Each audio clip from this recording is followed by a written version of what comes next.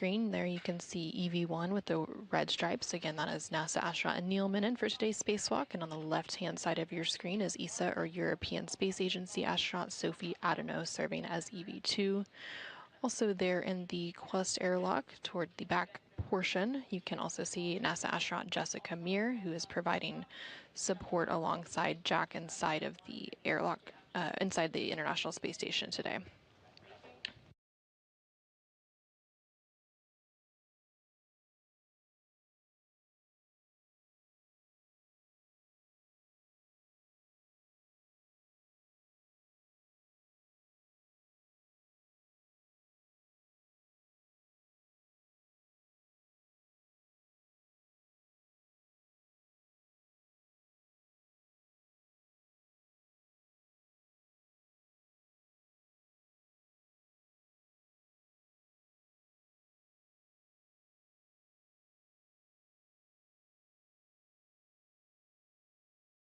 Houston airlock, step 18, expended MEDOX canisters, serial number 0020 and serial number 0022. We copy 0020 and 0022.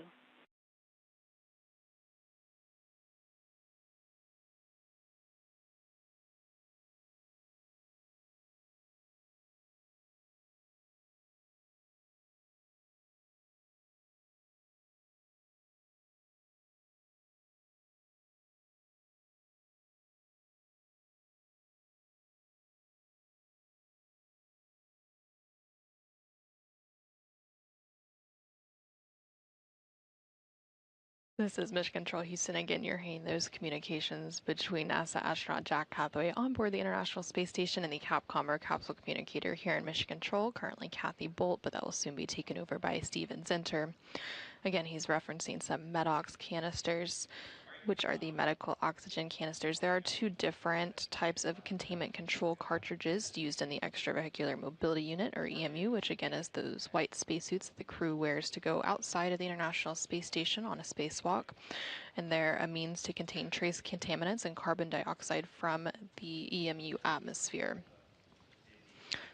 Again, the EMU, or extravehicular mobility unit, contains the suit assembly as well as the life support system. So those canisters are part of that life support system, providing carbon dioxide scrubbing. And then the spacesuit is basically a self-contained spaceship, so it provides... 21, in-suit pre-breathe clock resume, GMT 1118.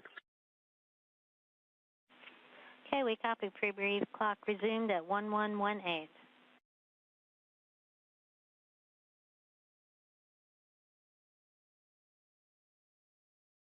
So the suit provides oxygen for breathing and suit pressurization, water for cooling, carbon dioxide scrubbing, battery power, and more.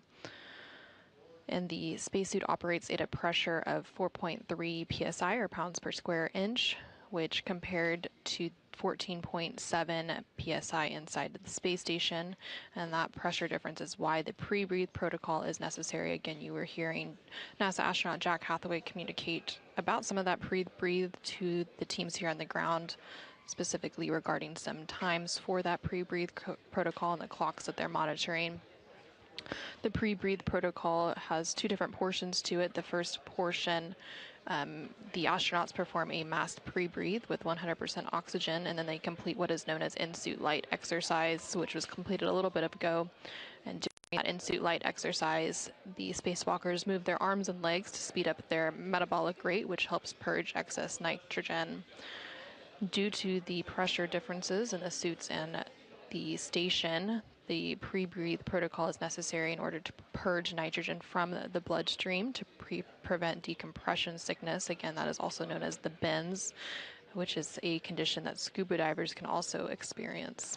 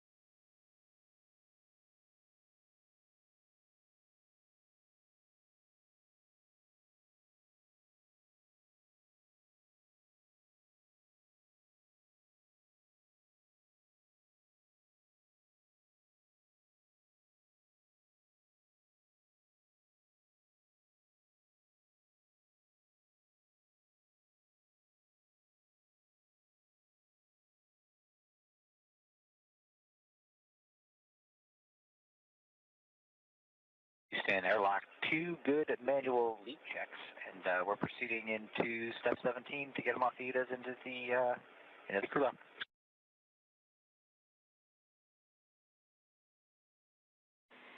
Okay, we copy all, and we'll go with that plan. And just letting you know, I'll be handing over to O2 Capcom shortly, and wish you guys the best of luck for the rest of the day.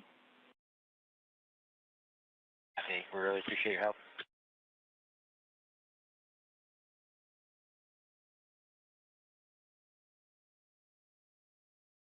This is Mission Control Houston as teams continue to prepare for today's upcoming spacewalk. Again, that is US Spacewalk 98. You heard a few different call-outs there. Again, those call-downs coming from NASA astronaut Jack Hathaway as he prepares NASA astronaut Anil Menon and ESA, or European Space Agency astronaut Sophie Adenot, who you can see there on your screen, for their upcoming spacewalk. They were referencing moving into the crew lock. So right now they are in the equipment lock portion of the Quest airlock, and then they will begin moving into the crew lock portion right beyond that hatch that you can see there in the center of your screen. From there, they will conduct final communications checks as well as final suit system checks before they switch their suits on to internal battery power. Now, before they began that movement into the crew lock, they did complete some initial suit leak checks and confirmed that everything was looking good for both of the spacesuits that the spacewalkers are wearing for today. As they make their way into the crew lock, both of the crew members will don or put on the safer unit, and there you can see NASA astronaut Jessica Meir carrying one of those units over to NASA astronaut Anil Menon with the red stripes there on your screen. The SAFER stands for the Simplified Aid for EVA Rescue. It is sort of like a jet pack that is attached to the back of the spacesuits.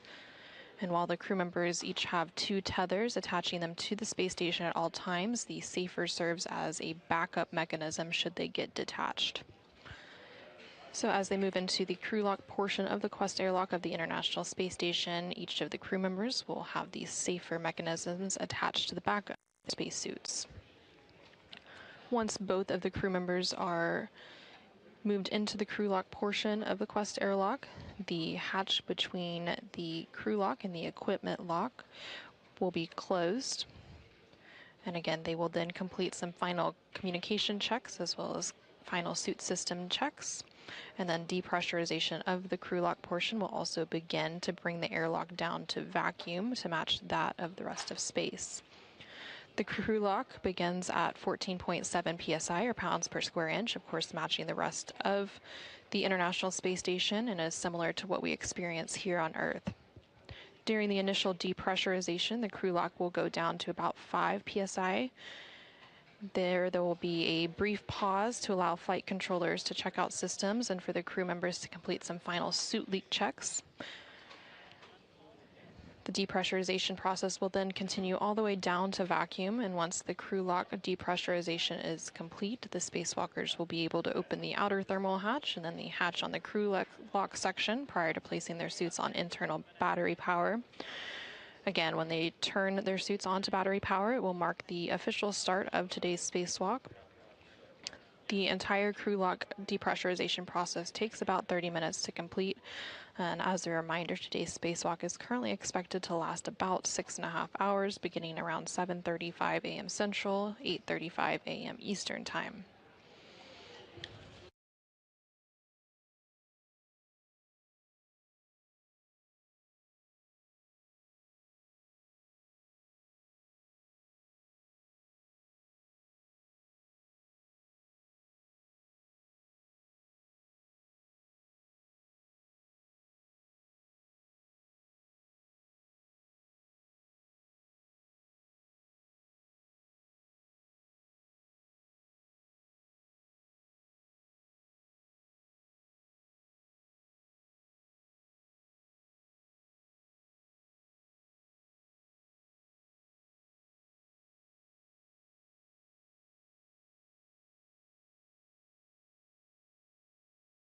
That's because of how that battery seats.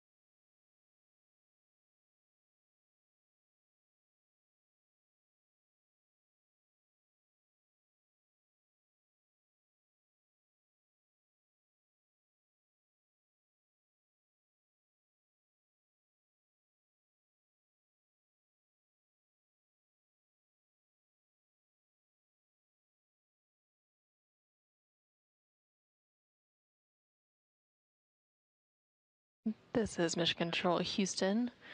There on your screen, you can see a live look inside the equipment lock portion of the Quest airlock on board the International Space Station.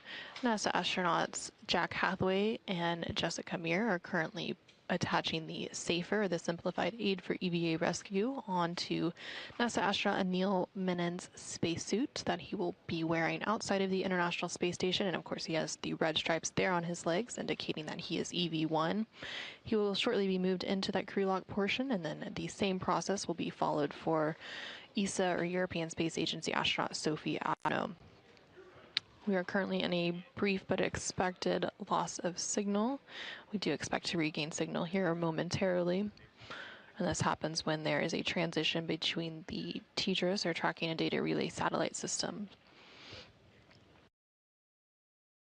Today's spacewalk is expected to last about 6.5 hours, and it's the 3rd of this month. Copy, setting a 5.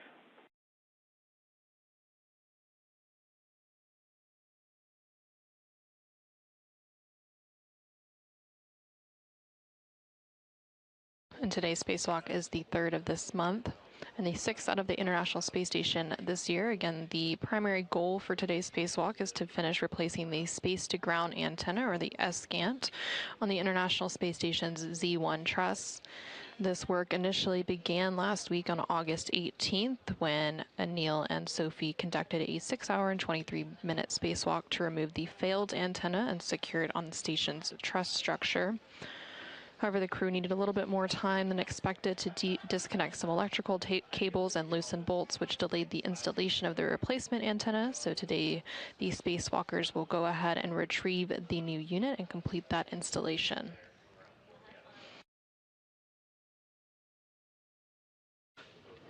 Once both NASA astronaut Anil Menon and ESA astronaut Sophie Adenot are moved into the crew lock portion of the Quest airlock on board the International Space Station, the hatch between the crew and equipment lock will be closed, and they will begin that depressurization process.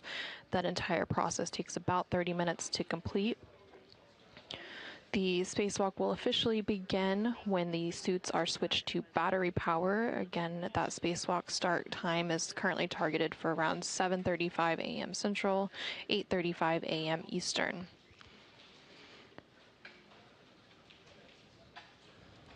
Once they complete that depressurization, the spacewalkers will then open the outer thermal hatch and then the hatch on the crew lock section. NASA astronaut Anil Menon, serving as EV1 with the red stripes, will exit first, and then he will be followed by ESA astronaut Sophie Adenot, who's serving as EV2 today with the unmarked suit. They will then go ahead and set up their tools and tethers, turn on their helmet cameras, and begin to set up the SSRMS, which is the Space Station Robotic Manipulator System, basically the Canadarm2 robotic arm. And then they will make their way to External Stowage Platform 3, or ESP3, to retrieve the spare SGANT, which stands for the Space-to-Ground Antenna. Additionally, when they first exit the Quest airlock, NASA astronaut Anil Menon and ESA astronaut Sophie Adenot will perform what are called buddy checks, basically examining each other's suits and tethers to make sure that everything is in order before they move away from the airlock. After that is complete, NASA astronaut Anil Menon, serving as EV1, will go ahead and retrieve the foot restraint from an external pallet, and he will set up the Space Station Remote Manipulator System, again, that robotic arm that he will be strapped into for the duration of today's spacewalk. So he will strap his feet into a portable foot restraint, or a PFR, at the end of the Canadarm2 robotic arm, and then he will be maneuvered to various work sites, carrying the spare antenna from its current location on the External Stowage Platform 3, which is on the Port 3 truss of the space station. It will be moved to the work site at the Z1 truss to be installed and then subsequently activated by ground controllers here in Mission Control. The robotic arm will be primarily operated today by NASA astronaut Jack Hathaway, and he will be assisted by NASA astronaut Jessica Meir from inside the International Space Station. And while NASA astronaut Anil Menon, serving as EV1, rides the arm to the spare antenna work site and begins releasing some bolts, EV2, who is Sophie Adenot, will be assisting from the truss structure. Anil will remove the spare antenna, and the arm will then move to the installation location at the Z1 truss. And at that point, EV2, which is Sophie Adenot, will then translate back along the truss. So they will be making their way to ESP3, which is on the port 3 truss of the space station, remove the spare escant, which again is the only spare that is left on board the International Space Station. They maneuver it to its installation location on the Z1 truss to complete the replacement of the faulty space-to-ground antenna that was removed last week. Once it's installed, there will be some system checkouts by the ground control team here in Mission Control Houston, and it will restore the full redundancy to the space-to-ground communications system of the International Space Station. Once the installation of that spare is complete, the next task is to retrieve the failed SCAN. Again, that failed SCAN or space-to-ground antenna was removed last week and temporarily stowed. So it will be the job of ESA astronaut Sophie Adenot to go ahead and retrieve that failed antenna from its temporary stowage location, and then she will pass it along to EV1, who is NASA astronaut Anil Menon, and they will also clean up the work site while dropping off the tool bag at the airlock and heading outbound for the next task. To stow the SCAN, again the failed one, they will be installing a couple of bolts. And then after that is complete, EV1 and Anil Menon will return to the arm ingress location. Again, that is where he would have got into the portable foot restraint of the SSRMS, which is the Canadarm2 robotic arm. And while Anil is doing that, Sophie will then translate back to the airlock to prepare for ingress. Again, this is expected to be a 6-hour and 30-minute spacewalk to complete both the spare SCAN retrieval and installation, as well as retrieving the failed SCAN and stowing it into its permanent stowage location. If time allows, the crew will also attempt a get-ahead task to replace a retroreflector on the forward port of the Harmony module to improve navigation data for visiting spacecraft. And the space-to-ground antenna is a dish-shaped unit and one of two that sit side by side on the Z1 truss. Last November, SCANT-2 began experiencing periodic pointing issues during auto-track operations, meaning it wasn't properly gimbaling or orienting itself to communicate using NASA's Tracking and Data Relay Satellite System, or TDRS. And as a result, the flight control team switched operations to SCANT number 1, which continues to provide that high-rate video, voice, and telemetry for flight controllers here in Houston and at other control centers around the world.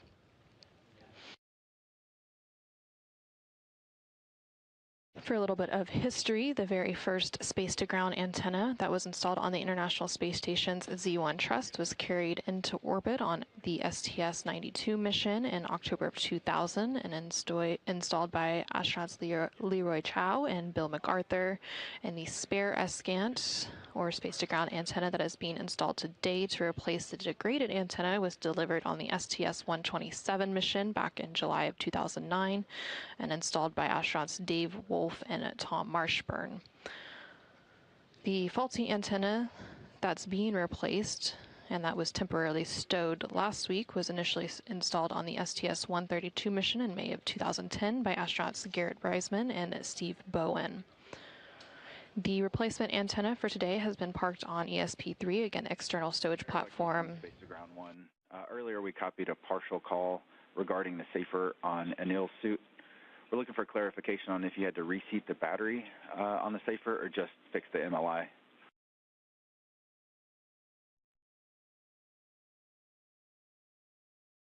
Yeah, we were just reseating some MLI, so it was in a more comfortable position. Nothing wrong with the safer at all. Everything is nominal. Copy, thank you.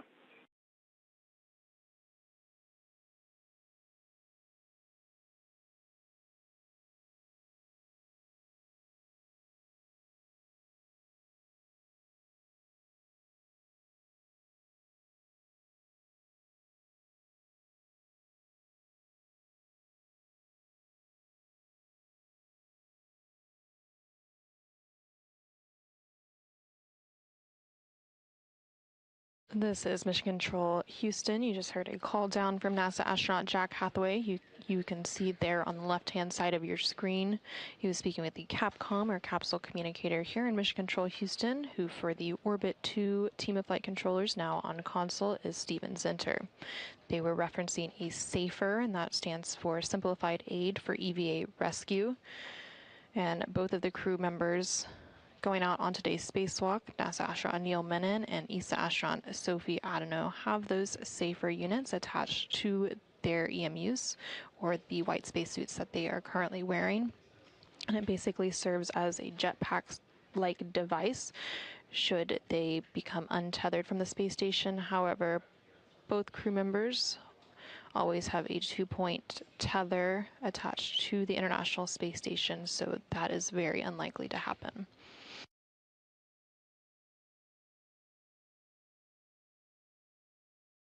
And there in the center of your screen, you can see both NASA astronaut Jack Hathaway as well as NASA astronaut Jessica Meir. They're currently assisting ESA, or European Space Agency, astronaut Sophie Adenot into the crew lock portion of the Quest airlock.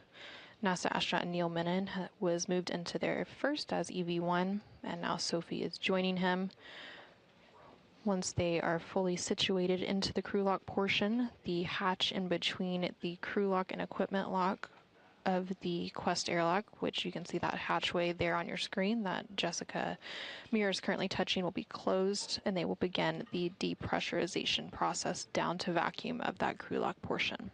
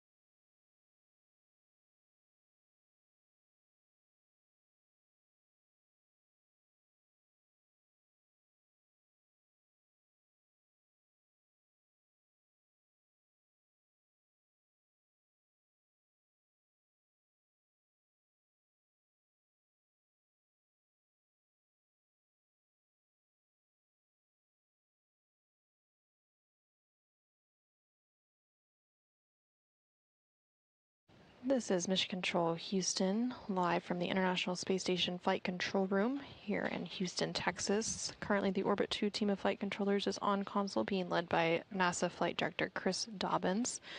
And the Orbit 2 team is responsible for executing today's spacewalk. Again, today's spacewalk is US Spacewalk 98. Serving as EV1 is NASA astronaut Anil Menon, and serving as EV2 is ESA, or European Space Agency astronaut Sophie Adenot.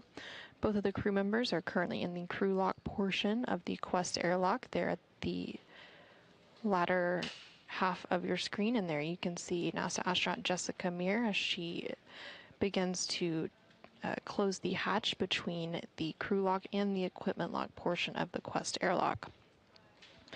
Once that hatch is closed, they will begin the depressurization process. That entire depressurization process takes about 30 minutes to complete. Currently, the crew lock and the equipment lock, as well as the rest of the International Space Station, are sitting at a pressure of about 14.7 psi, or pounds per square inch, which is similar to the pressure that we experience here on Earth. However, the EMUs, or the white spacesuits that the crew members wear to go out on a spacewalk, are at a pressure of about 4.3 psi, and then the crew lock will be depressed down to vacuum to match that of space.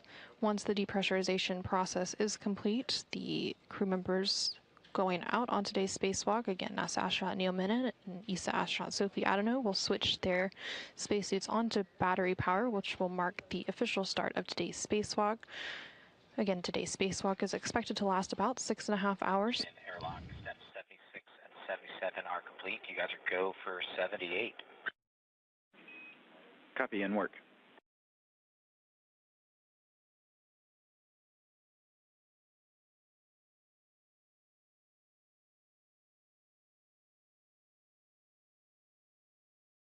And you just heard a call down there from NASA astronaut Jack Hathaway. He's communicating with the Capcom, or capsule communicator, here in Mission Control, who for the Orbit 2 shift is Steven Zenter. The Capcom serves as the single voice link between the teams here on the ground and the crew on board the International Space Station. Throughout today's spacewalk, the Capcom will continue to communicate with the crew inside the International Space Station, but there will also be a ground IV who will be communicating with the crew going on today's spacewalk, and the ground IV for today is currently coming on console, and that will be NASA astronaut Anne McClain. And you hear them reference several different numbers throughout today's preparation, and those are all referenced to various procedure numbers that the crew, as well as the teams here on Mission Control, are following in preparation for today's spacewalk. Maybe speed pressure 3.4 and 3.4. Airlock Houston on 1. You are now hot mic on Space Ground 1.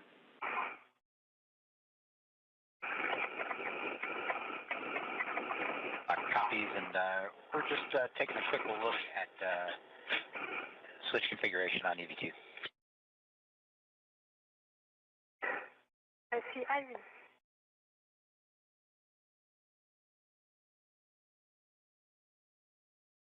Yeah, Houston, we're just want to double check. We're seeing suit pressure on EV2 of 3.4.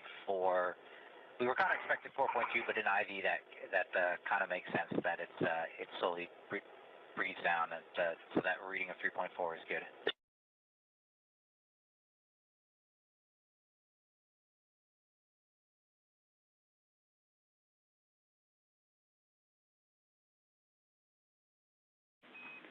That's a good value for us, Jack. We expect it will increase. This is part of the MEDOX changeout results. Okay, cool. That all makes sense to us. We just wanted to do a quick double check. And I think I lost the bubble on where we are. You guys are still working through 80 and 81, is that right? That's correct. We'll give you a call when we're done. But EV crew is hot mic on Space Ground 1, if you didn't copy that. Okay, copy. We're standing by as you guys work through the steps, and EV1 and EV2 are hot mic on the big loops. Copy. Copy.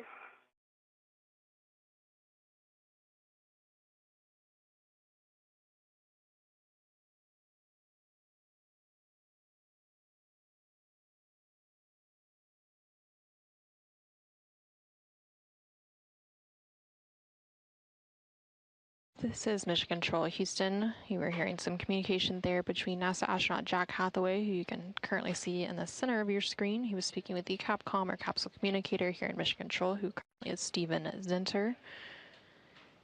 They were referencing some pressure readings on the EV2 spacesuit. EV2 today is ESA, or European Space Agency astronaut Sophie Adenot. The EMU, or the Extravehicular Mobility Unit, which is the white spacesuit that the crews wear outside the International Space Station. On one, we are ready for you to pick up in step 81 and subs. All right, we're going to work our way starting in 81.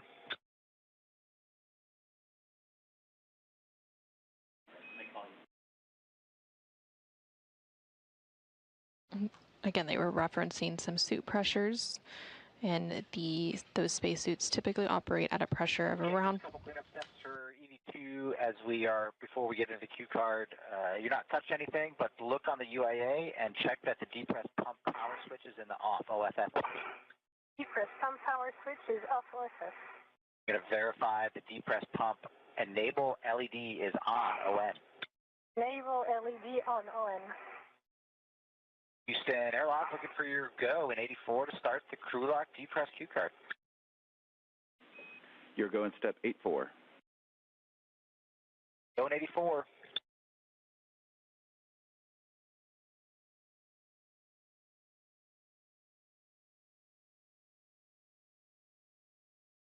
All right, Anil and Sophie, I'm on the crew lock depressed Q card, step 1. So on the UIA, if you'll take that depressed pump power switch to the on ON position.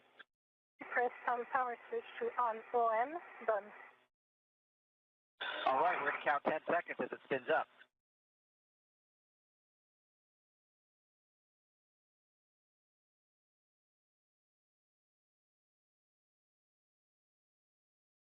EV2, you can reach out and take the depressed pump manual isolation valve to the open position, and you'll get an alert tone. EV2 depressed pump man ISO valve to open now.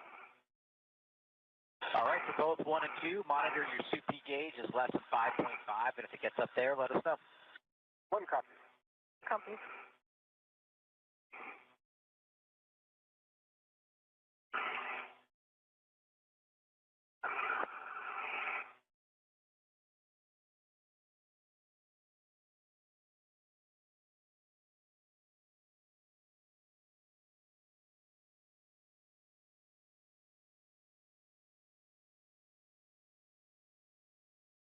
This is Mission Control Houston inside the International Space Station Flight Control Room, as teams continue to work through procedures for today's spacewalk, US Spacewalk 98.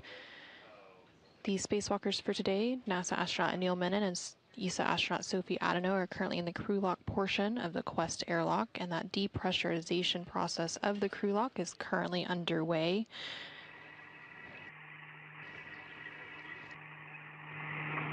The crew lock pressure is now at about 12.4 psi, or pounds per square inch, and it began at a pressure of about 14.7 psi. It has to be depressed down to vacuum to match that of space, and then once that is complete, they will be able to open the thermal hatch and the hatch of the crew lock to exit the International Space Station to begin today's spacewalk. During this depressurization process, they will initially take the crew lock down to a pressure of about 5 psi, or pounds per square inch, and at that point they will go ahead and pause the depressurization process to complete some final suit leak checks and system checks before finishing the depressurization process.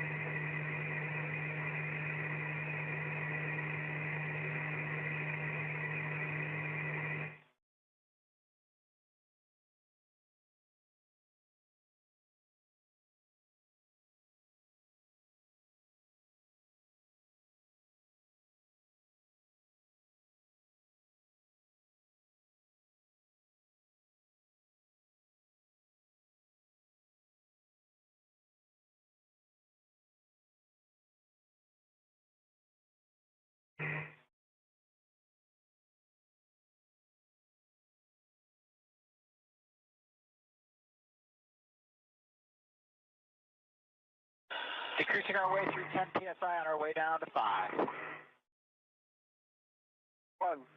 2.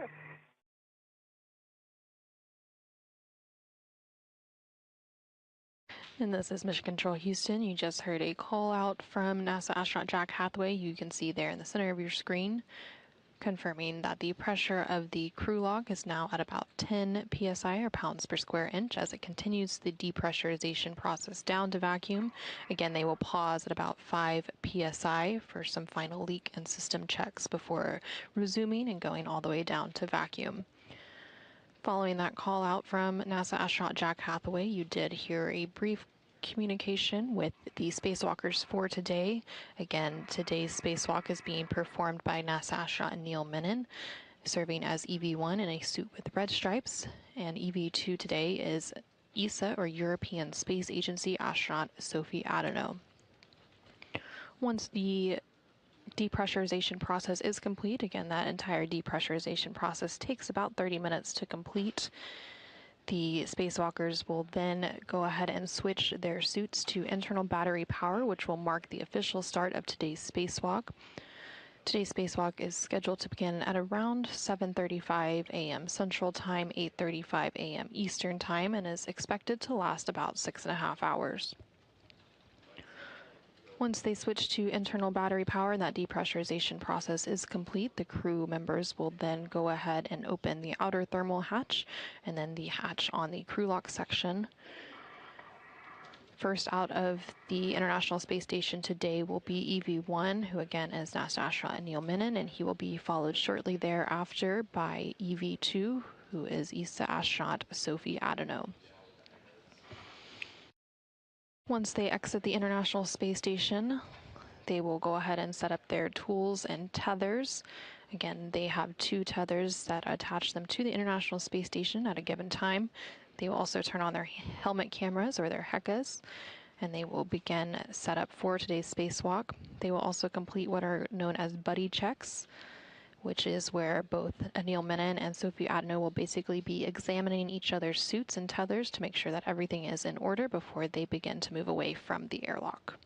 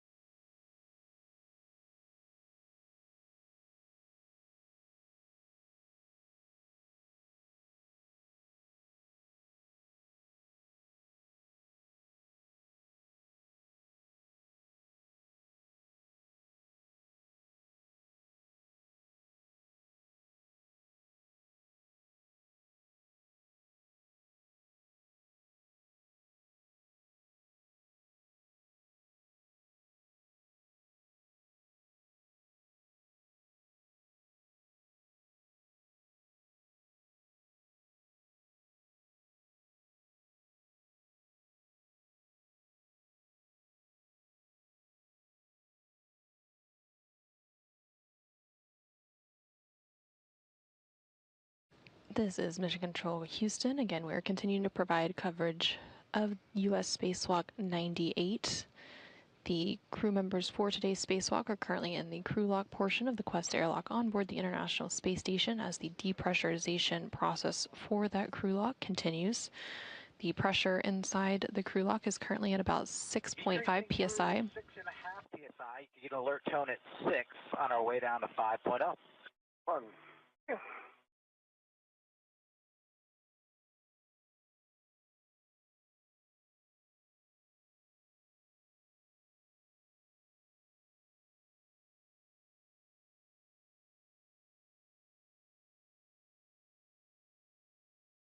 And you just heard that confirmation there from NASA astronaut Jack Hathaway that we had passed that 6.5 psi or pounds per square inch inside the crew lock as it continues its depressurization down to about 5 psi.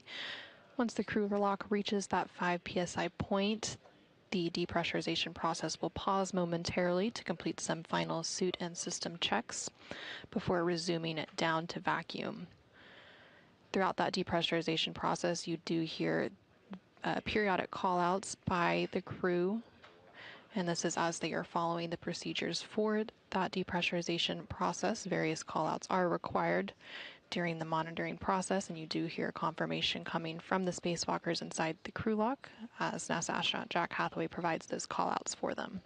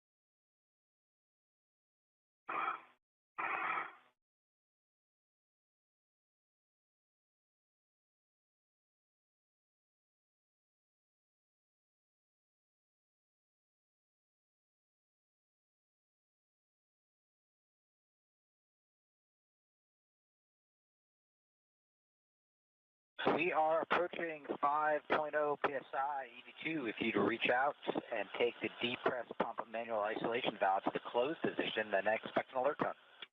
See.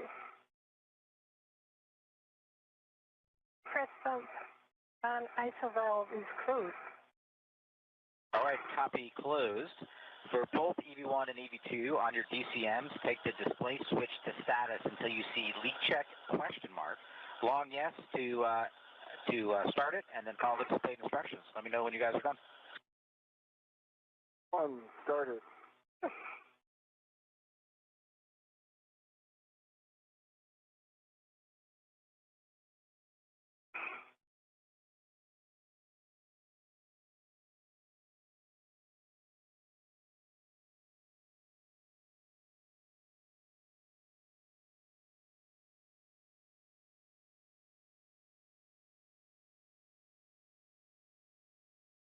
And this is Mission Control Houston.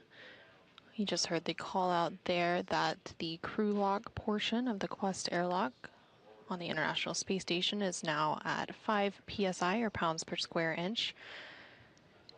The depressurization process of that crew lock has now been paused to complete some final suit leak checks and system checks before the depressurization process will resume.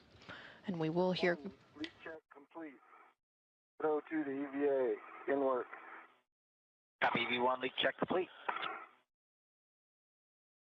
And we just heard confirmation that the first suit leak check is complete and they are complete. Heading O2 to EVA in work. Copy EV2 leak check is complete, and let me know when both of you are in O2 actuator to EVA.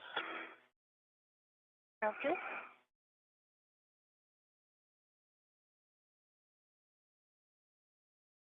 And we just heard confirmation there that we do have 2 good suit leak checks. So they will complete some final system checks here on the ground. Both EV1 and EV2 are O2 actuator to EVA. All right, Sophie, take the depress pump manual isolation valve to open. Expect an alert tone. In work.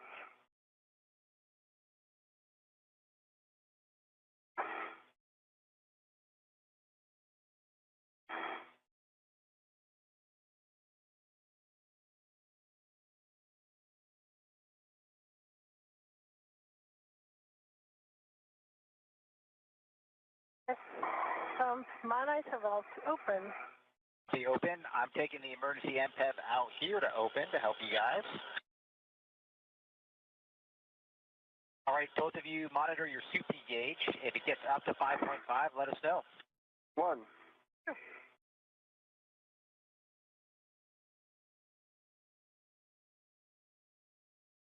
And this is Mission Control Houston. Following those suit leak checks and system checks at 5 psi or pounds per square inch inside the crew lock, that depressurization process has now resumed.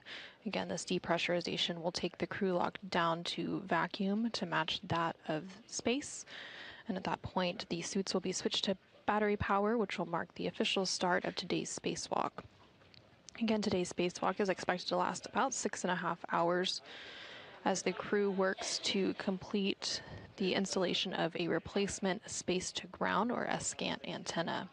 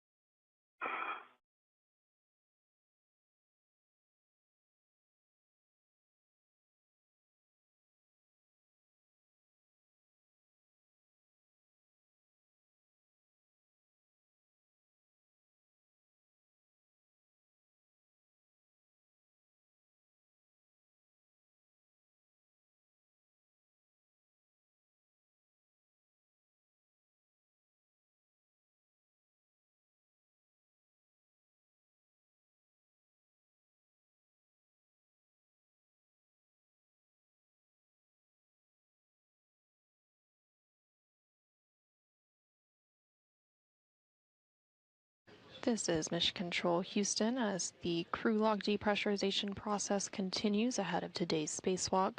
That crew lock is now just under 3 psi or pounds per square inch. Once it reaches about 2 psi, the crew will go ahead and complete some additional procedures related to the manual isolation valve, and they will also report initial tether configurations ahead of egress.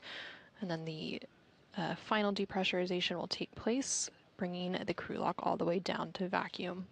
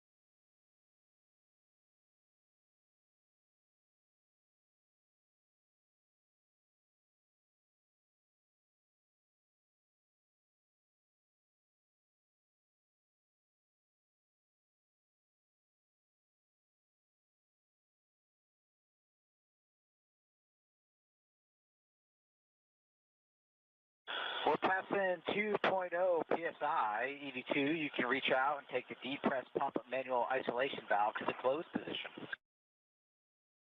Depress pump man ISO valve is closed. Copy closed, and on the UIA, you can take the depress pump power switch to the off OFF position. Depress pump power switch is off OFF. Copy OFF, and as always, it's a pleasure getting you guys to close the vacuum, and we will pass it off to Ann and the team down in Houston for the rest of your adventure today. Thank you, Jack and Jessica, and hello, Ann. Good morning, Anil and Sophie. It's game day. Let's do it. We'll take your initial tether config. All right, I'll start off with EV1. Starting on the left, I've got a left keyring extender that's attached to a small hook on my waist tether, closed lock, black on black. Large hook is unlocked on that same D-ring extender. And moving over to the right, I have a D-ring extender.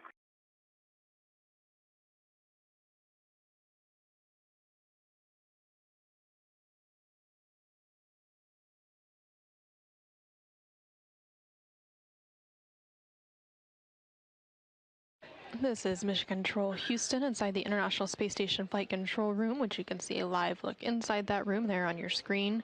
The Orbit 2 team of flight controllers being led by NASA Flight Director Chris Dobbins are on console. Red reel, closed lock, black on black. And then that anchor hook is on my MWF. On my red reel, I also have EV2's anchor hook, closed lock, black on black. I'm going to hand it over to Sophie to go through her tether config. Okay, thank you, Anil.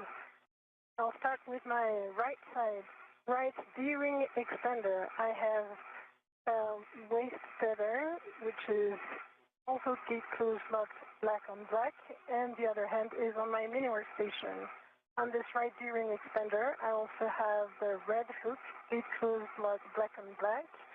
Going to the red reel, which is unlocked. On this red reel, I have the green hook, gate closed locked black on black. Red reel also leads to the yellow hook, gate closed locked black on black, which is on the green reel. This green reel is locked confirmed, and I see the anchor hook that is going to EV1's red, and I see it's gate closed locked black on black. On my left side, I have a D-ring extender with the small hook gate closed locked black on black, going to the airlock waist tether, and I see both large hook of the waist tether gate closed locked black and black, and the airlock waist tether small hook is gate closed locked black on black on the airlock D-ring extender that gives a good load path to station.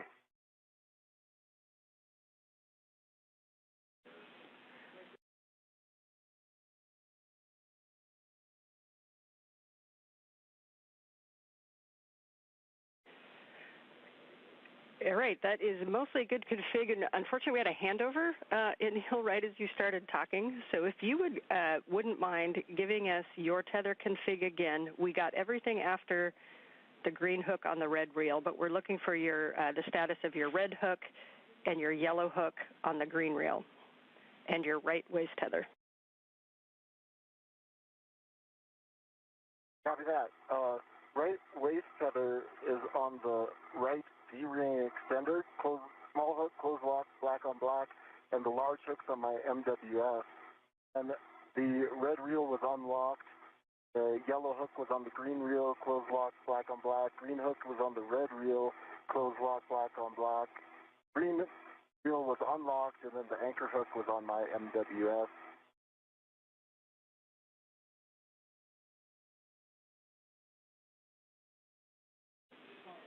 And Anil, we just need the status of your small red hook, please. Red hook, closed lock, black on black on my D-ring right side.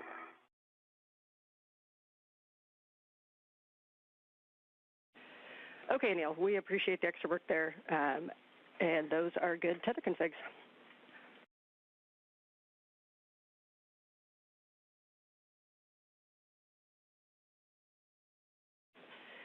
And for both of you, we're just above 1 PSI. We're expecting about 11 more minutes in the depress.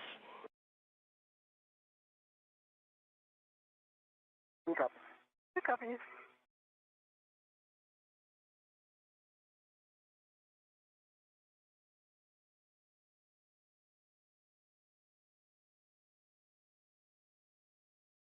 This is Mission Control Houston. You just heard NASA astronaut Anil Menon, who is serving as the ground IV, working through the initial tether configurations for EV1 and EV2. Again, for today's spacewalk, EV1 is NASA astronaut Anil Menon, and EV2 is ESA, or European Space Agency astronaut Sophie Adenot. They reported those initial tether configurations ahead of egress, or exiting the Quest airlock of the International Space Station. That egress will come once the crew lock depressurization process is fully complete. There's about 10 minutes remaining in that depressurization process. The crew lock is just above about 1 psi, or pound per square inch. Again, it has to go all the way down to vacuum before that egress process can begin. Throughout today's spacewalk, you will hear NASA astronaut Anil Menon, serving as the ground IV, speaking with the spacewalkers and walking them through the procedures for today. And then also there is a CAPCOM, or capsule communicator, who is Steven Zenter, and he will still be responsible for communicating with the crew members still inside the International Space Station.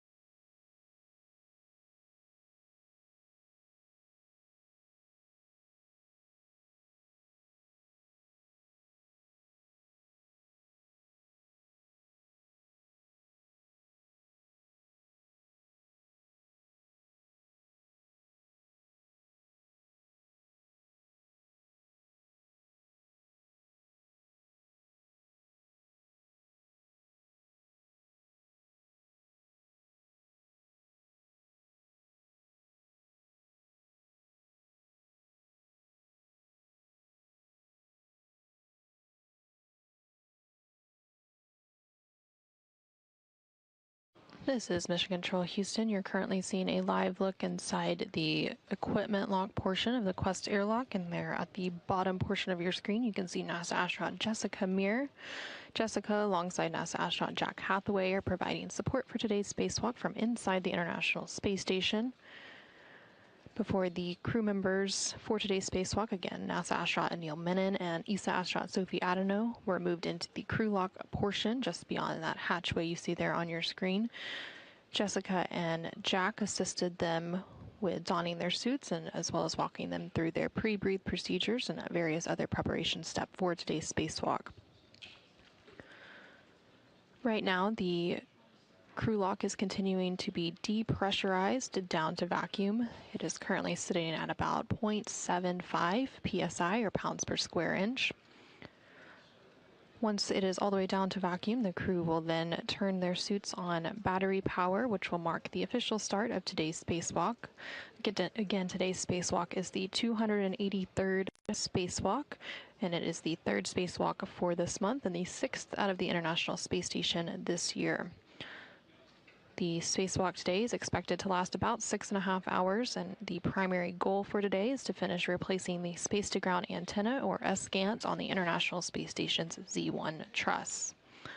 This work initially began last week on August 18th when Anil and Sophie first ventured out of the spacewalk, or ventured out of the space station for a 6-hour and 23-minute spacewalk, and they were able to remove the failed antenna and secured it on the station's truss structure. However, they needed a bit more time to disconnect electrical cables and loosen bolts, which delayed the installation of the replacement antenna. So today, Anil and Sophie will go ahead and retrieve that new unit to complete the installation process section and place their suits on internal battery power. They've been working through the depressurization process for about the last 25 minutes or so. The entire process takes about 30 minutes to complete. Again, the crew lock section is continuing to be depressurized down to vacuum. It's currently at about 0.65 psi or pounds per square inch. The pressure of the suits that the crew members wear for their spacewalk, or the extravehicular mobility units, which are those white spacesuits, sit at a pressure of about 4.3 psi, and the internal pressure of the International Space Station itself has a pressure of about 14.7 psi, which matches that of about what we experience here on Earth.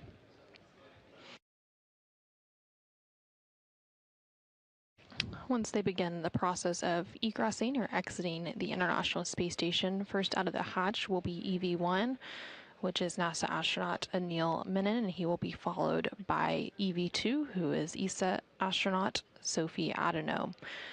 Anil, serving as EV1, has the suit with the red stripes, and Sophie, serving as EV2, is wearing an unmarked suit.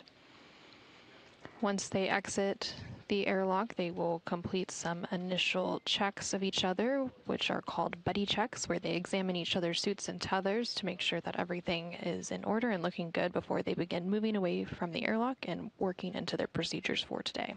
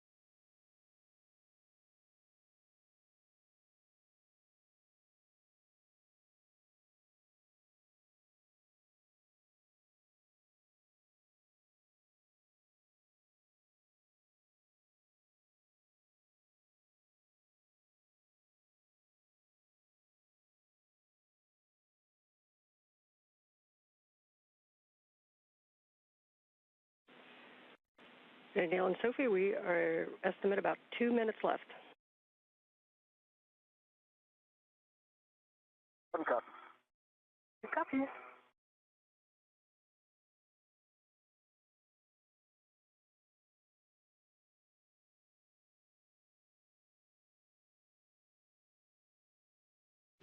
This is Mission Control Houston. You just heard NASA astronaut Anne McClain, who is serving as the ground IV here in Mission Control for today's spacewalk, speaking with NASA astronaut Anil Menon and ESA astronaut Sophie Adenot, who are currently in the crew lock portion of the Quest airlock of the International Space Station as they continue the depressurization process down to vacuum. They reported that there's about 2 minutes remaining in that depressurization process. The crew lock right now is sitting at a pressure of about 0.5 psi. For today's spacewalk, again, the crew members will be installing a replacement S-GANT, or space-to-ground antenna, on the International Space Station's Z1 truss. Last November, S-GANT number 2 began experiencing periodic pointing issues during auto-track operations, basically meaning it wasn't properly gimbaling or orienting itself to communicate with NASA's Tracking and Data Relay Satellite System, or TDRS. And as a result, the flight control team switched operations to SCANT number 1, which continues to provide high-rate video, voice, and telemetry for controllers here in Houston and around the world. But following today's SCANT installation, the redundancy for that space-to-ground antenna system will be restored.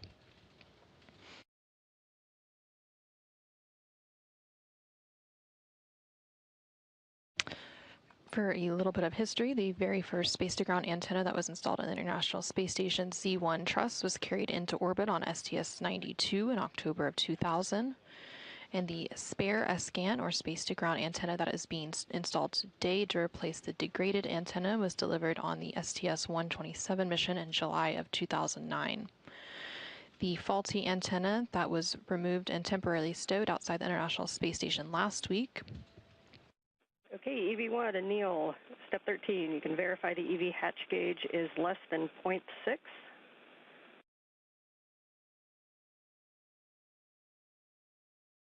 EV hatch gauge less than 0.6. Copy. You are going to open the EV hatch and stow it. One copies go. In work.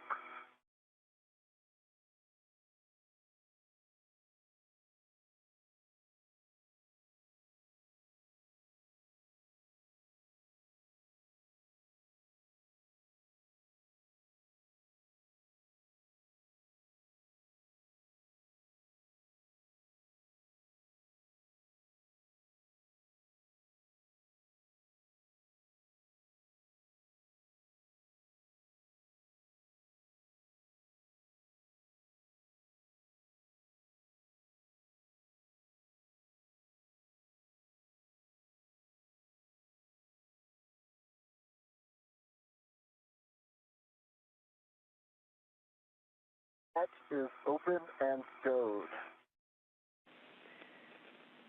Copy. And for airlock, you can take the emergency MPEV to closed. Emergency MPAD is closed. Copy. Thanks. Okay, staggering switch throws. EV1 and 2, you can switch power to BAT and expect warning tone. Okay, one will go first. Yep. Power BAT. 2 in work. Power BAT. Copy for 1 and 2. You can now switch your display to Pro to verify functional display. One has a functional display. 2 functional display. Copy. Sophie, on the UIA, switch power EV1 and 2 to off OFF and check all 4 LEDs off OFF. To switch power EV1 OFF, all LED off, and switch power EV2 OFF, and all 4 LEDs off. Expected H2O is OFF on my DCM.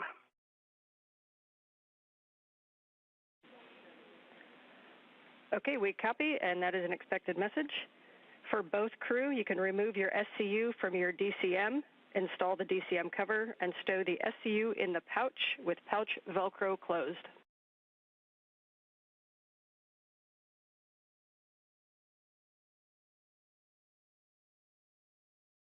One copies in work. 2 copies in work.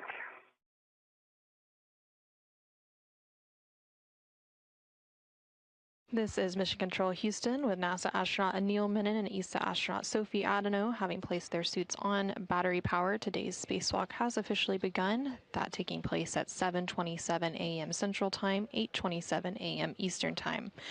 Again, today's spacewalk is the 283rd spacewalk in support of space station assembly, maintenance, and upgrades.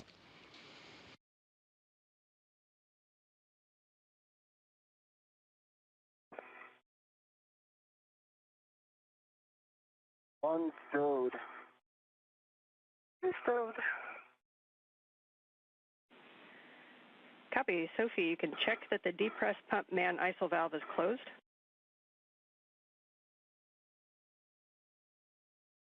Depress pump my alpha valve is closed.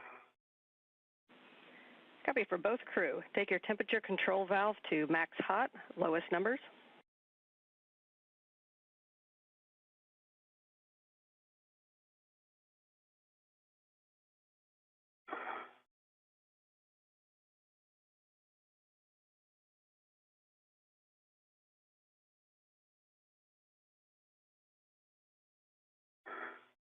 One's max hot.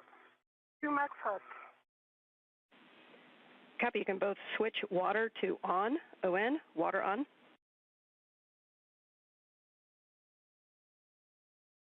One, water on.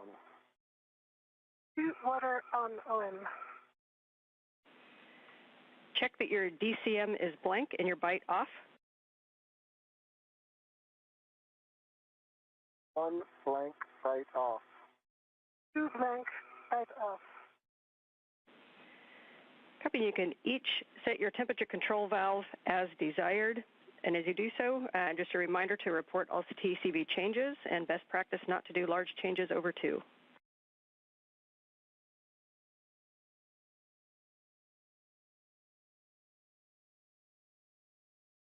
One set 6 TCV. 2 TCV 5. Okay, we copy both, and you can report your suit P gauge. We're about to have a handover, so you can set your visors as required, and I'll get your suit P on the flip side.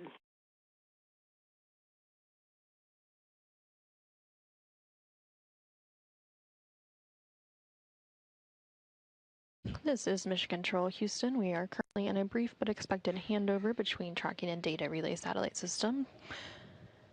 We do expect to regain that communication with the International Space Station and the crew for today's spacewalk here shortly. You are continuing to hear some communication from the ground IV, which is Anne McLean. I see that your EMU TV is on, the one that's up high that we don't use. You can press that button if you reach it.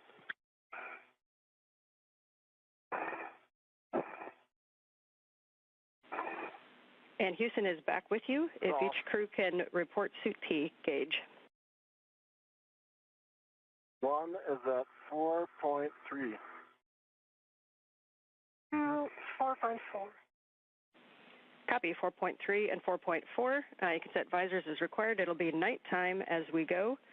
We see good suit parameters for both of you, so we do not need step 14, and we'll take care of 15 on the ground, and that takes us to egress. So Anil, you are go to open the hatch thermal cover. You'll unhook the strap from the magnetic plate D-ring, move the hook to the tether point, cinch the strap, and report Sharpie lines.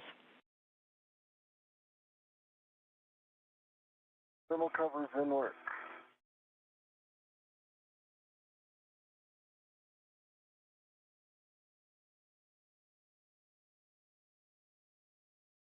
This is Mission Control Houston. Again, you're hearing communication from the ground IV here in Mission Control, who today is NASA astronaut Anne McLean. There on the upper portion of your screen. Thermal cover is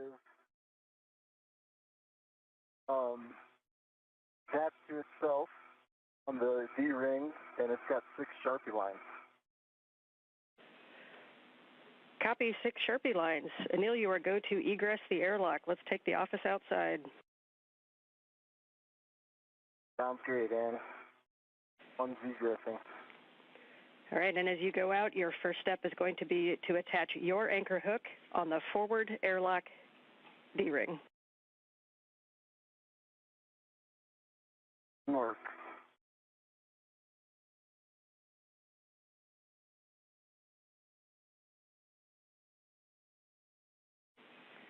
And Sophie, as you get a little more room in the airlock, your first step is going to be to transfer the medium ORU bag if you'd like to prepare that. In work.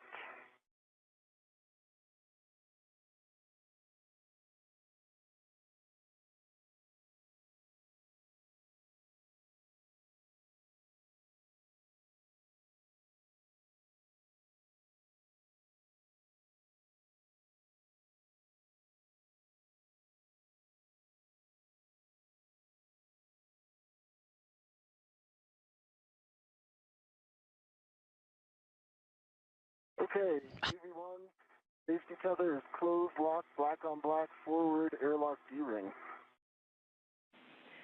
Copy. You can take EV2's anchor hook to the aft D-ring. This is Mission Control Houston. You're now seeing a view outside of the International Space Station. EV1, who today is NASA astronaut Anil Menon, has opened the thermal cover and is making his way outside of the International Space Station. And he is attaching his anchor hook. And then following that attachment, EV2 will follow. Black on black to the aft D-ring. We both have good load path. The EV2 to disconnect their waist tether when desired. Copy. I'll wait until I'm outside. Good words, Anil. You can now retrieve the ORU bag from Sophie and stow it on the airlock toolbox. And Sophie, just please report to us. You're ready? And just report to us if you're going to keep the large small ret on the bag or in the airlock. The large small bag will be placed on the airlock, but it's going to be Anil releasing it as soon as he has his own ret on it. Okay, I see the ORU bag. Okay. It towards you. Got a hand on it. I'm searching for the handle. Okay, I've got the handle. Copy, you've got the handle. It's still let it on the airlock.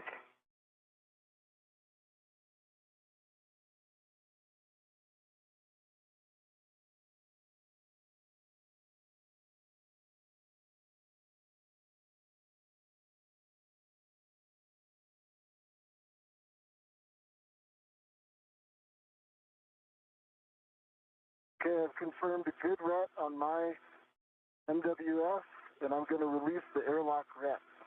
Copy, I am ready. Released.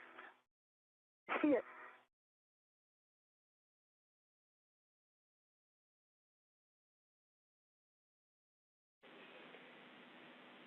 All right, nicely done. And Anil, as you go to stow that ORU bag on the airlock toolbox, Sophie, you can prepare crew lock bag 1.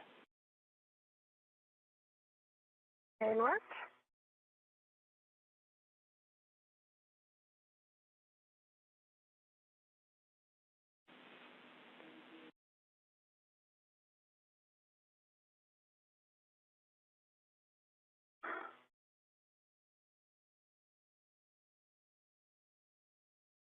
This is Mission Control Houston. There you're seeing a live view of NASA astronaut Anil Menon, who is now outside of the International Space Station, and following him soon after will be ESA astronaut Sophie Adenot.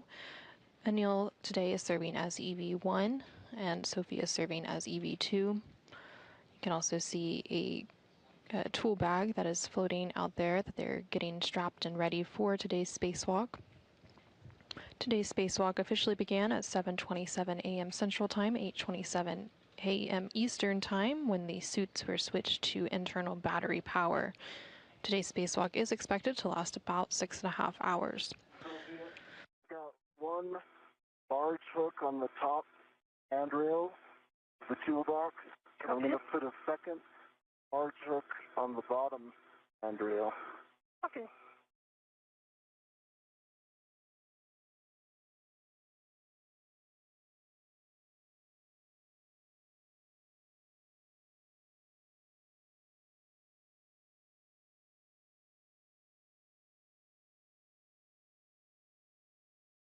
Okay, two hooks are down. And get my ret and come back to you. Copy.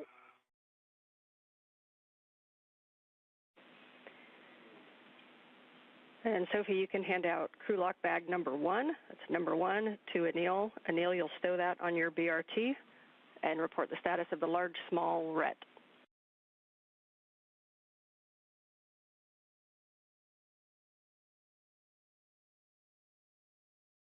2 copies.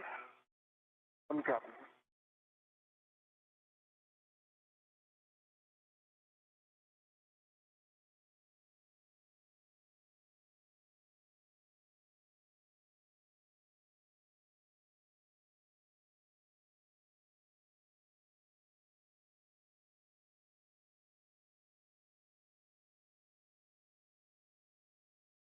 This is Mission Control Houston. Again, you're seeing a live look at NASA astronaut Anil Menon, currently outside the International Space Station as he continues to prepare some tools and bags for today's spacewalk, and then he will be joined outside of the Quest airlock here shortly by ESA astronaut Sophie Adenot. I'm pushing it towards you. You see it? Stand by 1 sec. I'm going to just get the rat ready. Yes.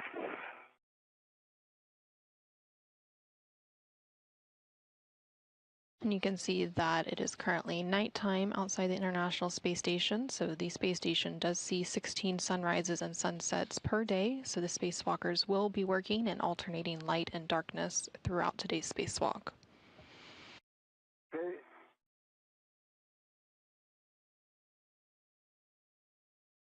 Got a hand on it. Swing it towards me. Copy.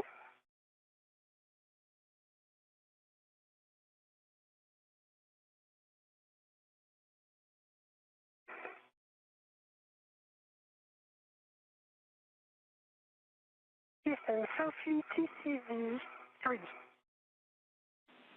Copy TCV 3 for Sophie. Okay, Sophie, I'm confirming a good ret to my BRT, so I'm releasing the ret to you. Copy. Are you ready? Stand by 1.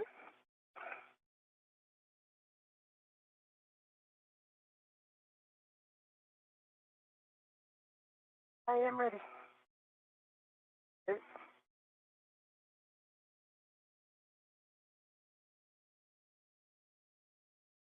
That's coming. I've got it.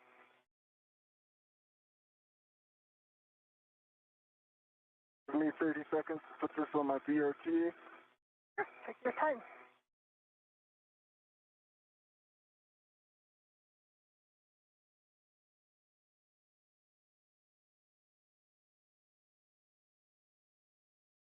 This is Mission Control Houston. You just heard NASA astronaut Anil Menon reference a BRT, that is the body restraint tether. Each crew member is tethered to 2 parts at any given time. They also have a unit known as a SAFER, or Simplified Aid for EVA Rescue. And you are, let's go. Copy, go. Okay, and Anil will have you kind of go to the aft side, and Sophie for the forward side, so you can lead that translation. And I was planning on rotating towards the starboard side. Did you want me to go aft or starboard okay? Forward, starboard. Yes, that's fine. We like your plan.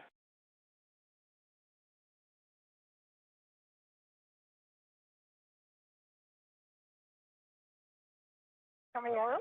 I see you coming out. Safe room. Good, so.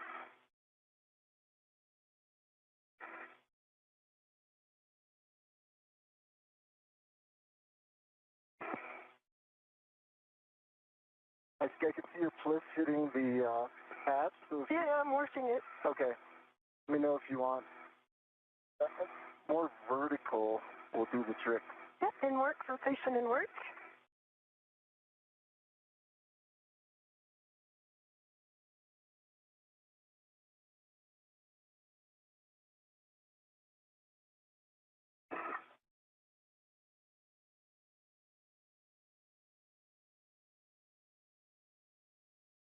This is Mission Control Houston. EV2, which today is ESA astronaut Sophie Adenot, is now making her way outside of the Quest airlock, and you can see And clean. Copy. You?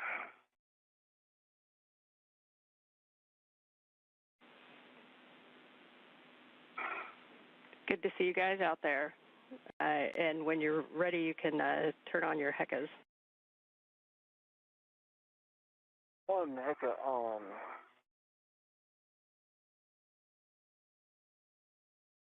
this is Mission Control Houston. Both NASA astronaut Anil Menon and ESA astronaut Sophie Adenot are now outside of the International Space Station.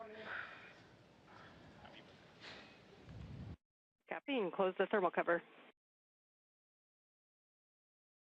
By one, I'm just relocating my left waist tether. You heard them referencing a HECA, that stands for the HD EMU camera assembly, basically the cameras that are attached to their spacesuits that you will see point of view camera views during today's spacewalk. Pretty good. All right, so you're clear, so we can close the thermal cover, correct? Yep. Okay, I'm going to kick it your way. And I'm pushing it. Nice. Nice.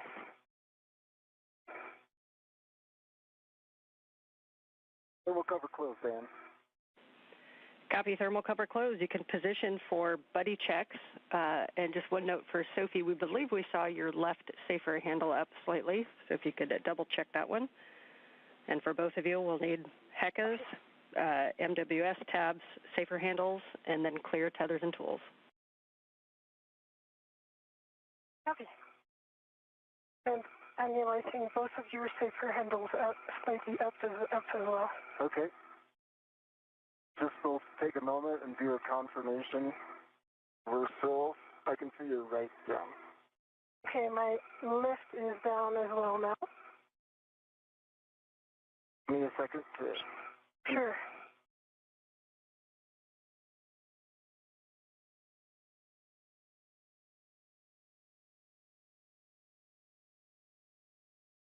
This is Mission Control Houston with NASA astronaut Anil Menon and ESA astronaut Sophie Adenot now outside the International Space Station. They are currently performing a buddy check. Okay, well, why don't I start with the buddy check here. I can see one green light.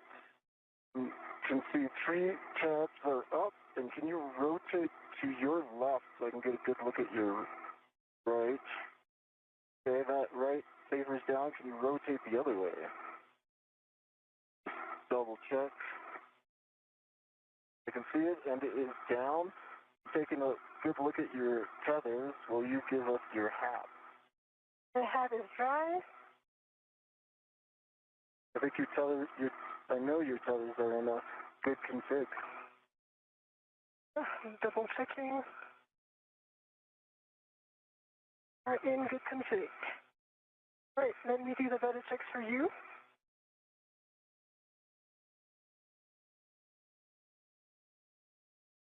I see 3 tabs up. I see 2 safer handle down. Can you move slightly your PGT just so that I'm sure about the right one? Didn't work? And that's, no, there's 1 centimeter. You can push it down a tiny bit more.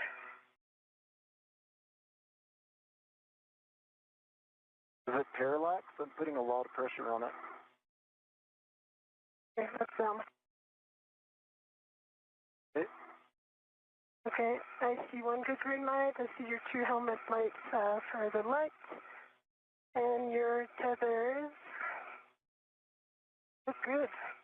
I see the acrylic bag, which looks good as well. I like that. I'm going to move to the forward, starboard side to clear some room for you. Copy. And Anil will take a baseline hat from you as well.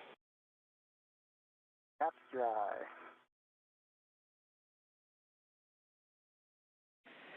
Okay, we see good buddy checks on both of you. So at this time, you are go to start translating. Sophie, you are going to lead the translation, and you're going to the port Cedar-Kurt. Anil, you're heading to S1 for the APFR setup. Okay, leading the translation. And as you do this translation, just keeping an eye on the tethers to make sure that they go where you want them to go.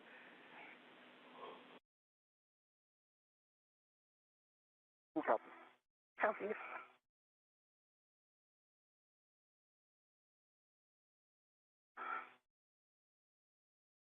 This is Mission Control Houston. We did just hear confirmation that NASA astronaut Anil Menon and ESA astronaut Sophie Adenot have completed their buddy checks. During those buddy checks, each of the crew members examined the other one's suits and tethers to make sure that everything was in order before they began moving away from the airlock. They also reported on their baseline HAP status, and the HAP is the helmet absorption pad inside of their EMU, or the extravehicular mobility unit. They're now moving into the next portion of today's spacewalk procedures. And during this part, NASA astronaut Anil Menon will make his way to the APFR, which is the adjustable portable foot restraint, which will be attached to the space station's robotic manipulator system, which is the candidate arm to robotic arm. Also inside the International Space Station, NASA astronaut Jack Hathaway is preparing for his portion of today's activities. He is prime for the robotic operations from inside the International Space Station. So once the robotic arm is set up and NASA astronaut Anil Menon has safely entered his feet into the foot restraint, NASA astronaut Jack Hathaway from inside the space station will begin maneuvering that robotic arm.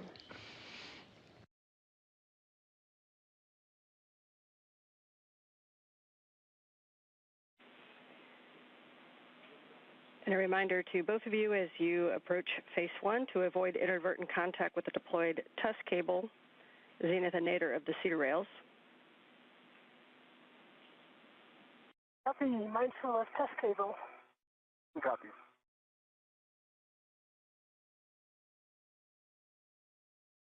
How about the seat spur?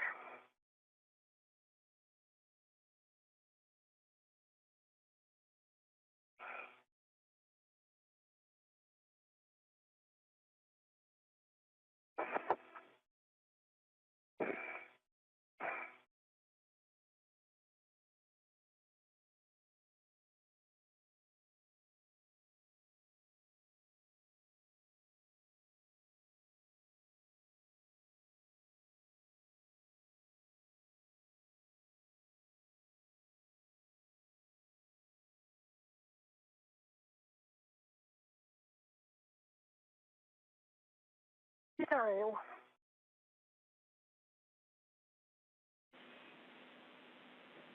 Copy, nicely done. And you're heading to the port CETA cart, and you'll be looking to position yourself to get the APFR. That'll be in WIF 3, which will be the top left when you get to the CETA cart. Anil, you know where you're going well. You're heading toward what'll be mile marker 6870, 6870. 6870.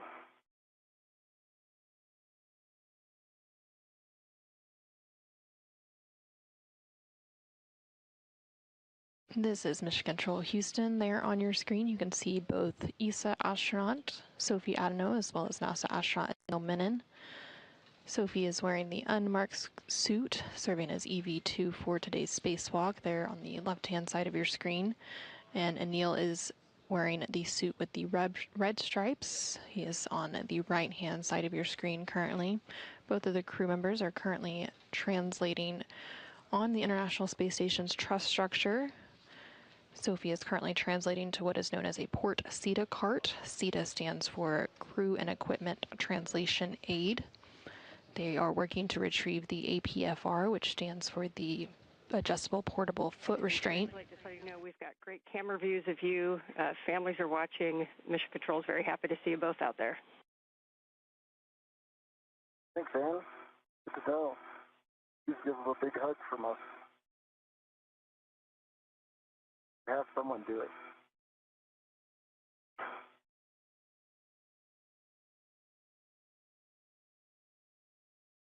Where's CETA cart?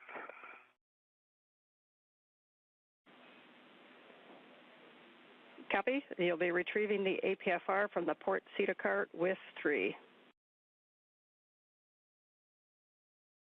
Copy.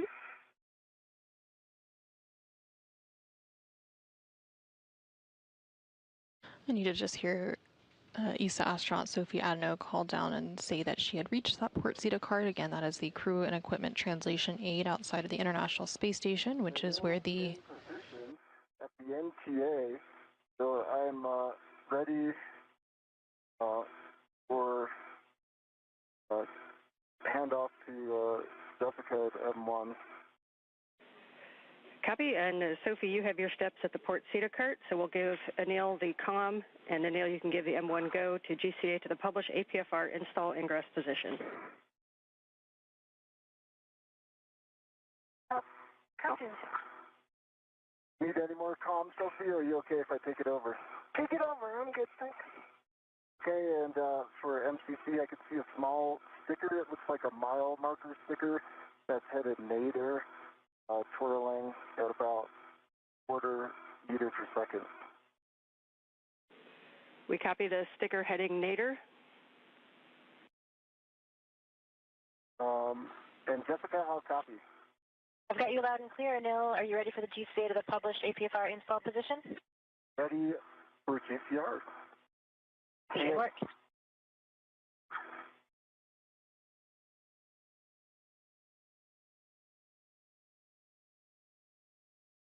And I know you've got good clearances, Jessica, but I've also got good clearances, and I'll keep you abreast. All right, we copy, Anil. You'll be helping with clearances. We're starting motion station aft in 3, 2, 1.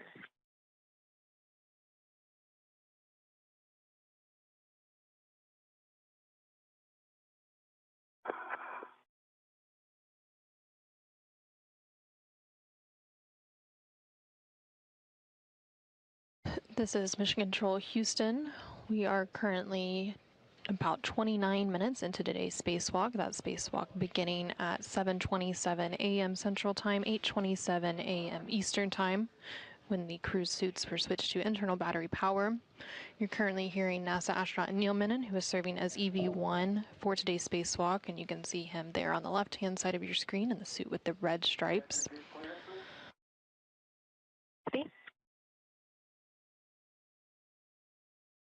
60 centimeters to go.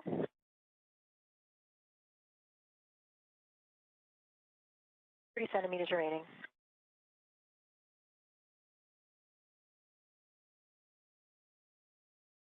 NASA astronaut Anil Menon is currently speaking with... We're ramping out. We are at the published position. Will that work for you? It worked last time, so I call GCA complete. Okay, stand by for brakes. Anil is currently speaking with NASA astronaut Jessica Meir.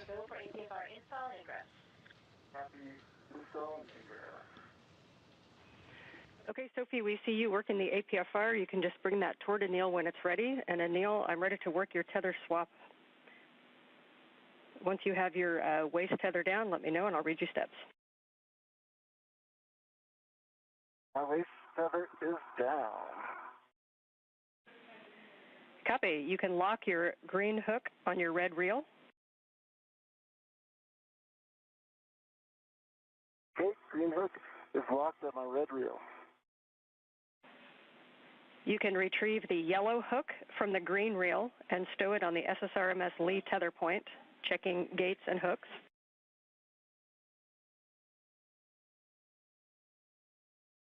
Okay, I'm in work.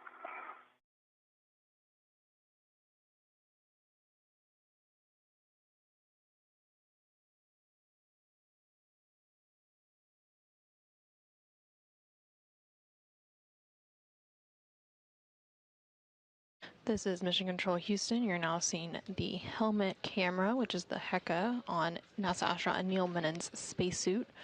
We will see these views throughout today's spacewalk. They're providing some point-of-view visuals for each of today's spacewalkers. NASA astronaut Anil Menon is currently working alongside ESA astronaut Sophie Adenot as they prepare the SSRMS, which is the Space Station Robotic Manipulator System, which is also known as the Canadarm2 robotic arm. They will be working to install the adjustable portable foot restraint to that robotic arm. NASA astronaut Anil Menon is also currently working on some tether swaps, moving over to that space station robotic arm.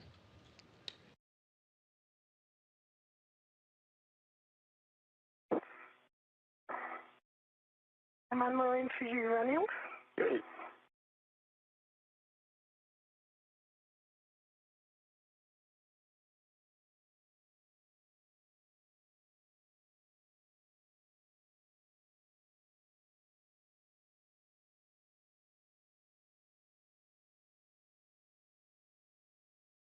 Okay, the yellow hook is closed lock black on black on the lee handrail.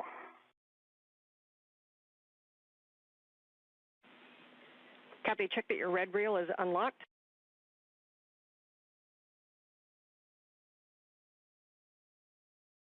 Red reel is unlocked. Copy. You can lock your green reel.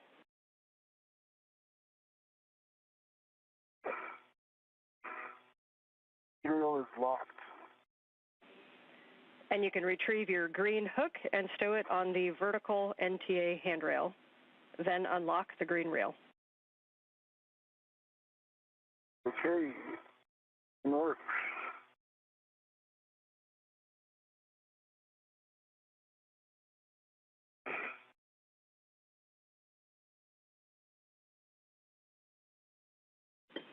And Sophie, as Anil does that, if you want to look at the APFR, I can give you settings to confirm that we'll be using to install. Copy.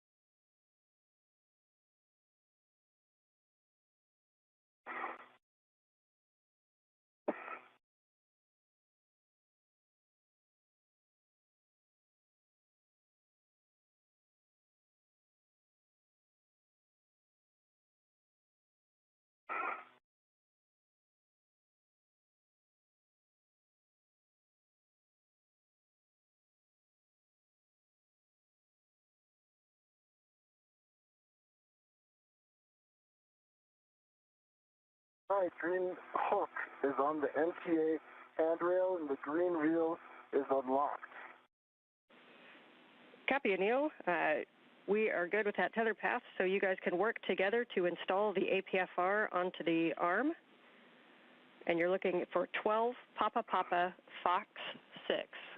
That's 12 Papa Papa Fox 6. Confirm Papa Papa Fox 6 confirmed. So we are good, and I confirm pitch knob can be depressed. Okay, I'm Copy, in a good pitch knob, spot thanks. then, Sophie. If you can send it my way, once I have control of it. Just sending it your way. Okay, I have control. Yes. Put on your ret if you can. Yes. Just going to position it.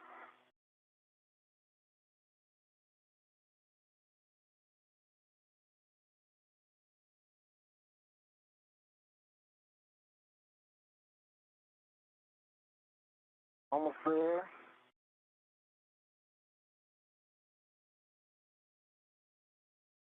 This is Mission Control Houston. We're about 36 minutes into today's spacewalk. Black and color, black on black. Good pull, good twist test. And I'm going to release this ret to you, okay? Okay, and I am ready.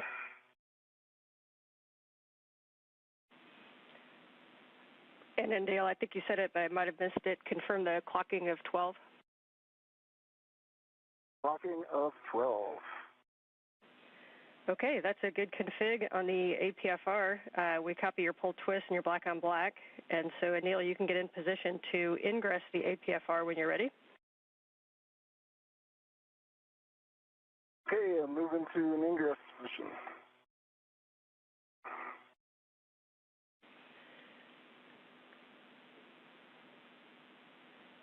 We copy. And Sophie, if you want to wait and just make sure Anil's in a good position prior to starting your translation, you may. Copy. Observing. And so you know you guys are working incredibly You guys are working incredibly efficiently right now. So we're just over half the time that we've allotted for the arm setup, and you're just about done. So really nice work this morning. Thank you, Ann. Thank you. Saving that for the boom.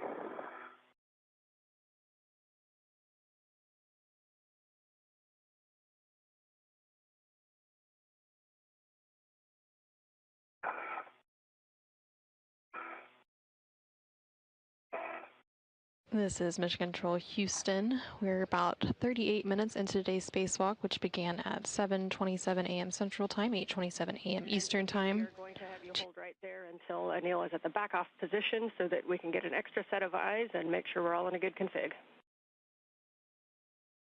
Copy, observing and sending by. The crew outside of the International Space Station for today's spacewalk are NASA astronaut Anil Menon, who you can see there on the left-hand side of your screen in the suit with the red stripes. He is joined by ESA astronaut Sophie Adenot, who has the unmarked suit as EV2. They recently completed the installation of the APFR into the SSRMS, which is the articulating portable foot restraint onto the space station's robotic arm. NASA astronaut Anil Menon is now working to ingress or attach his feet to that foot restraint on the robotic arm, and once that step is complete, then ESA astronaut Sophie Adenot will begin translation or movement to ESP-3, which is the external stowage platform 3 on the space station's truss. You're doing great, Anil. Thank you, Phil. I believe my tether is in front of my leg where I want it. Yeah, in front of your left leg. Okay.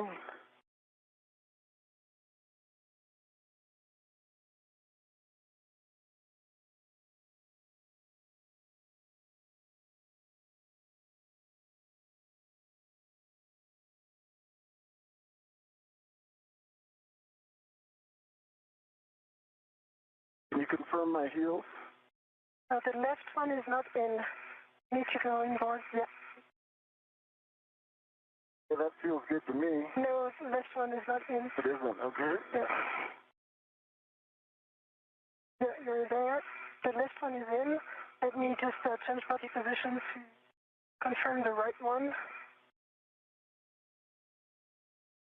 Yes, the right one is in as well. So you're in great spot right now. Nice to have you here. Okay, Ann, I am in. So, ready for CA and next step. Copy, and Anil will take a baseline glove inspection and a HAP check, please. HAP dry. Gloves are nominal. Copy, and again, Sophie will hold you there. Anil, you can give M1 go to GCA to the publish APFR back-off position. All right, I'm setting my TCB to 4. And to M1, you are go to GCA to published back-off position. All right, we copy. Brakes are off. We're getting set up. And we copied EV1, TCV 4.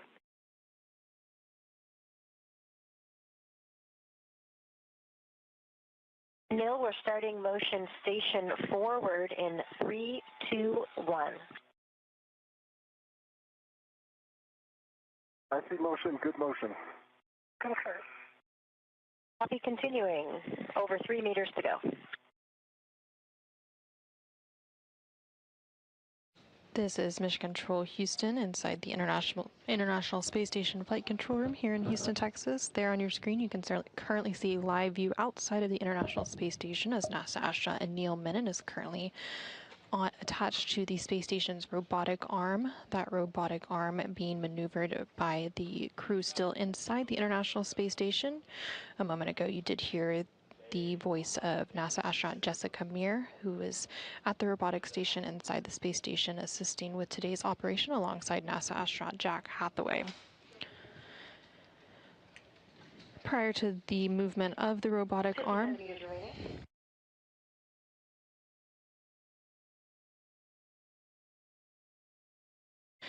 Prior to the movement of that robotic arm, NASA astronaut Anil Menon strapped his feet into an articulating portable foot restraint. Good to go. Once you're at the backup Oh, position. looks good. Sorry. We're at the back off position, and now we'll get set up for the JoeCast immediate. Okay. Okay, with that, Sophie, as they get reconfigured, you are go to start your translation toward ESP3. Reminder is a warning to avoid contact with grapple fixtures. That's on the that's zenith of the FSE. So at this time, you can translate starboard under the MT, and you'll be dropping your green hook on handrail 3217, which is just on the outboard edge of the starboard CETA cart.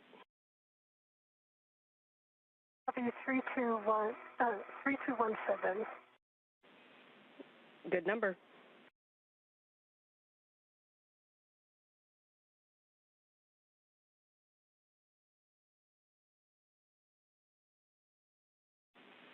And I think that the CETA card will block the mile markers, but if not, it's mile marker 5760. Okay.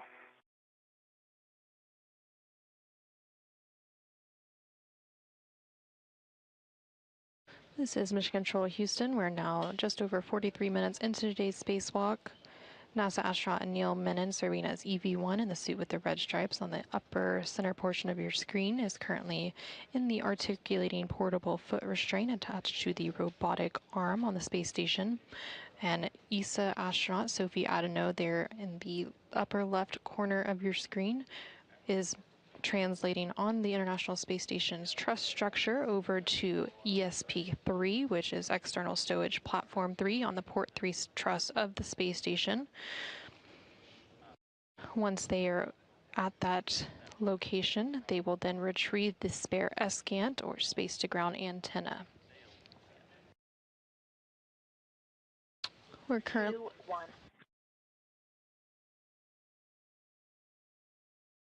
See motion, good motion.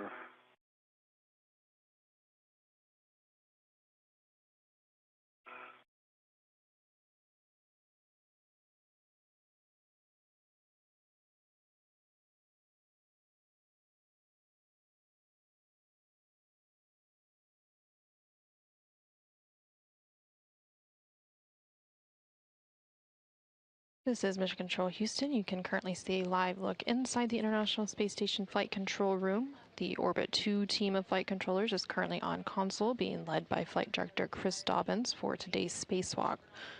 Back with you after a handover. Got you. Starboard CETA cart. Copy, starboard CETA cart. Congratulations on your first MT translation. Thank you, Anne.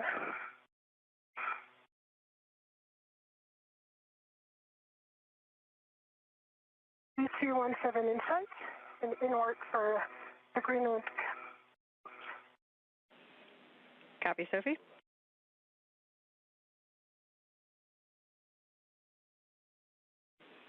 And as you put your green hook down, you can start to give a recon to your translation path. The diagonal beam that we've talked about is probably down there to your lower left. And again, if that doesn't look tenable, then you can always translate outward more first. Copy.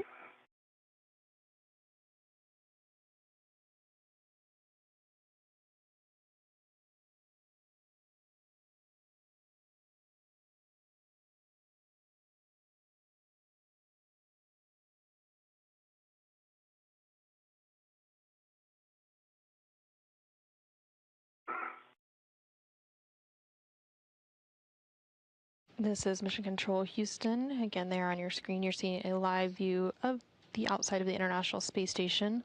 And there in the upper portion of your screen, you can see the space station's robotic arm, which is attached to the end of that robotic arm and an articulating portable foot restraint as NASA astronaut Anil Menon, who today is serving as EV1. Anil and EV2, which today is ESA astronaut Sophie Adenot, are currently making their way over to External Stowage Platform 3, or ESP3, on the Port 3 truss of the space station to retrieve the spare space-to-ground antenna, or SCANT. Copy, green hook on 3217, nicely done. So you can continue your translation starboard, and you can use that diagonal I-beam if you'd like, or let us know if you choose to go starboard first. Okay. I'm going to choose symmetrical diagonal compared to the one that we've reached. There are far less cables, and my body position as well as feathers will be much better. Okay, moving out to intermediate, Anil. Okay.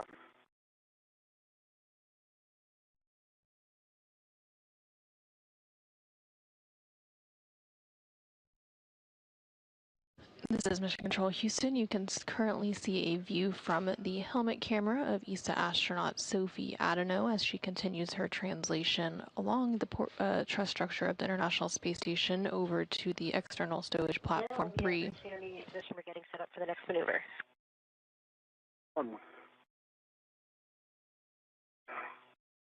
And you also just heard some... And Sophie, if you're going to take the 90-degree path, you're looking for mile marker 5490, and you should see an I-beam headed straight down toward Earth that has WIF 19 on it. That's mile marker 5490. 5490 in sight. So I'm not going to take this one. I'm going to take the opposite diagonal.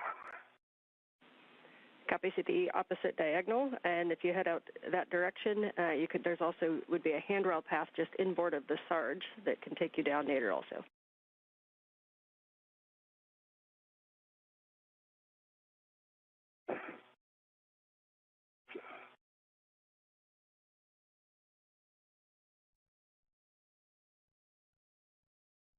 This is Mission Control Houston. Again, you're seeing a view from ESA astronaut Sophie Adenot's helmet camera as she continues to translate to the External Stowage Platform 3, where she will meet NASA astronaut Anil Menon to be able to retrieve the spare space-to-ground antenna, which will be installed later today on the Z1 truss as part of today's spacewalk objectives.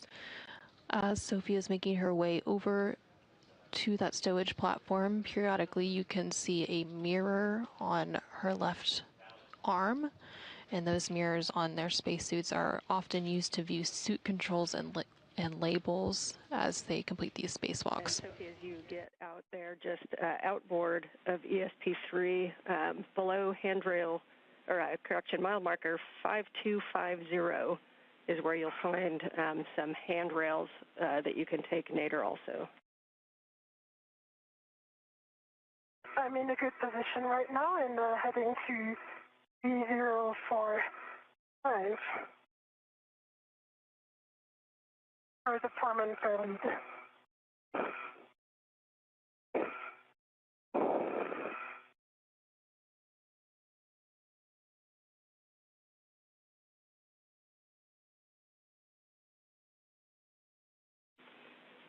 Copy, we see you. Nicely done.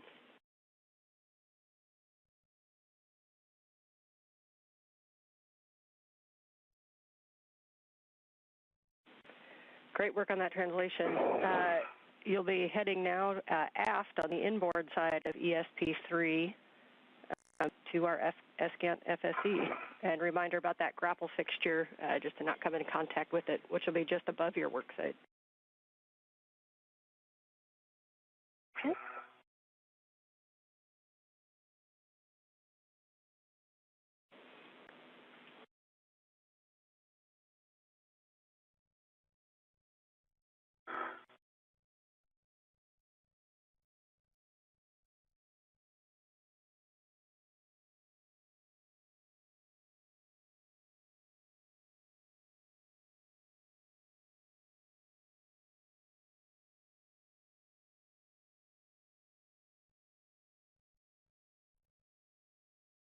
Anil, we're ready to take you to the ESP3 position. We're starting motion in 3, 2, 1.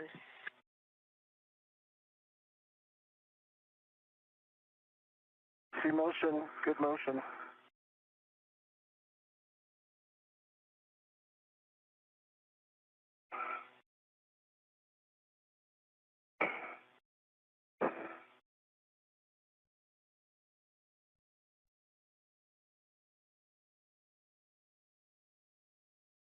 This is Mission Control Houston. We're just over 52 minutes into today's spacewalk, which officially began at 7:27 a.m. Central, 8:27 a.m. Eastern Time.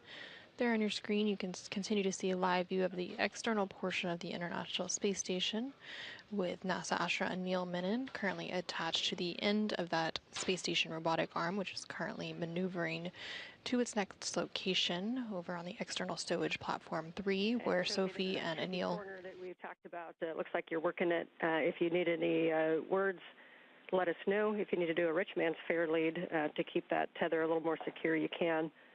I know they don't loop around handrails as well as they do in the NBL.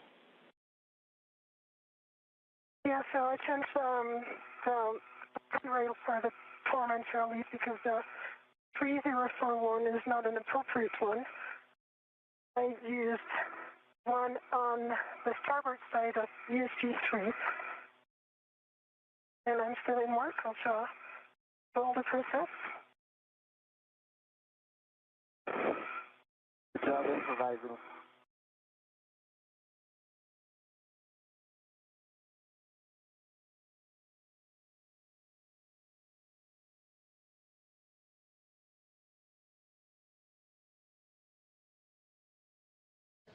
This is Mission Control Houston. There on your screen, you can see a side-by-side view of both of the spacewalkers' helmet cameras. So there on the left-hand side of your screen is the helmet camera of NASA astronaut Anil Menon, who today is serving as EV1. He is currently attached to the space station's robotic arm and with his feet attached to the articulating portable foot restraint as he makes his way over to ESP3, which is external stowage platform number 3, where both Anil and Sophie will be retrieving the spare S-Scant or space-to-ground antenna for installation later today on today's spacewalk.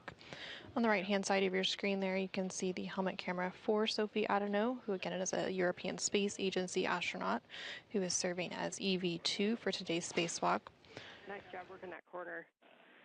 You'll see 8305 is off to your right, and that should lead you straight up to the FSE.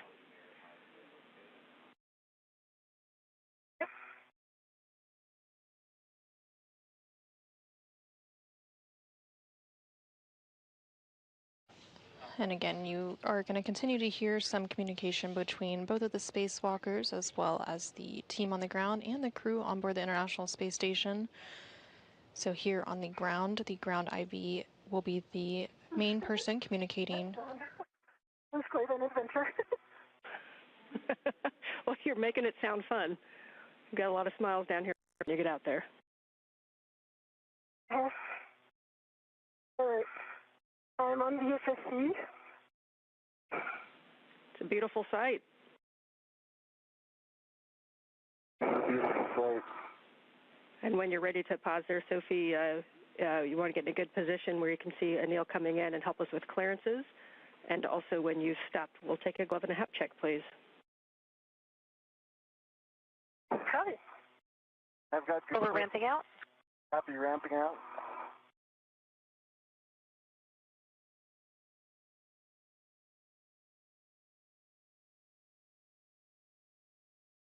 This is Mission Control Houston. ESA astronaut Sophie Adenot has made her way over to external stowage platform at number 3, or ESP3. And she was communicating with the ground IV, who for today's spacewalk is NASA astronaut Anne McLean here in Mission Control Houston. I have a good view on Anil on the weather antenna on the grapple fixture, the 2 grapple fixtures. So I'm in a very good condition to get clearances. I've also got good clearances, and I'm tracking my crew lock bag and the antenna as well. Okay, and a reminder, Sophie, you can help us out with the clearances to the WETA with Anil and also to those 2 different grapple fixtures, the one that'll be past his head and then the one that'll be on his left side. Good clearance view. I think I've got really good clearance to the one past my head, and I've got my ratchet wrench out. Copy, read my mind. So with that, and we have got a good heck of you, so Anil, you can give the M1 go to GCA to the published ESP3 bolt access position. Okay, Jessica, your go to the published bolt access position. Okay, we copy, Anil. This is going to bring you body left, and I can see your crew lock bag just off to the left of your helmet there. Assume you've got eyes on that. Got eyes on it, Jessica. Thank you. And you might have to lean forward. This is if you're going purely body left, we'll have to lean forward. So let's observe. A lot of range forward. Okay, Anil, we're starting motion in 3, 2, 1.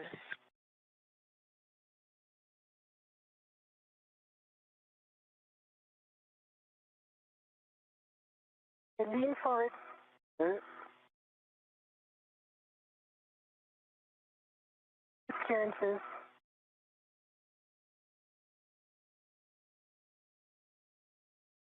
Continue leaning forward. That's good. Body position. You watch my left shoulder, and I'll keep good distance from the new dish. The first thing is the bottom of your spacer, but it's good right now. So keep leaning. That's great. Okay.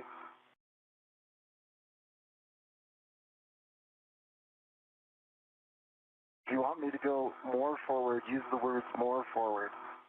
Copy, you're good. The next closest thing is going to be close to your head. I see it. Observe, the dish.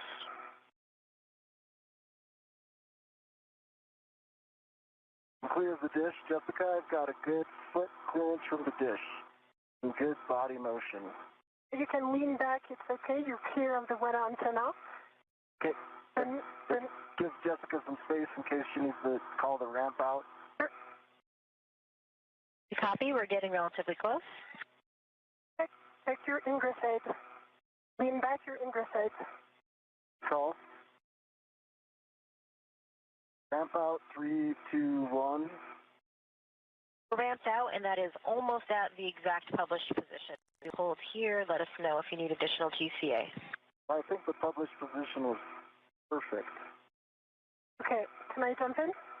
Yes. Okay. Are you ready for brakes? Complete. GCA complete, ready for brakes. Bringing brakes on. Brakes are on. Your go for FSC bolt removal. Okay. Sophie has some words. Yes. Go ahead. The closest obstacles are the dish itself. You can see it closest to your hand. I'll observe your ingress aid so that it doesn't go out. And the second closest one is right above your helmet. You have about 20 centimeters to the top of the grapple fixture. So I'll observe those two. Do not extend your body upwards. Okay, I will not pitch. I will not pitch back. I will not pitch towards my back. Yeah, and so if you had to make one error in terms of body position, keep your knees bended. That's going to be better. I mean, it's okay, but don't extend your knees. Okay. Okay, good word, Sophie. Thank you. And Anil, you've verified reach the FSC bolts, so you can now ret to the SGANT T handle. And Sophie will take that glove and hap check, please. Copy, inward.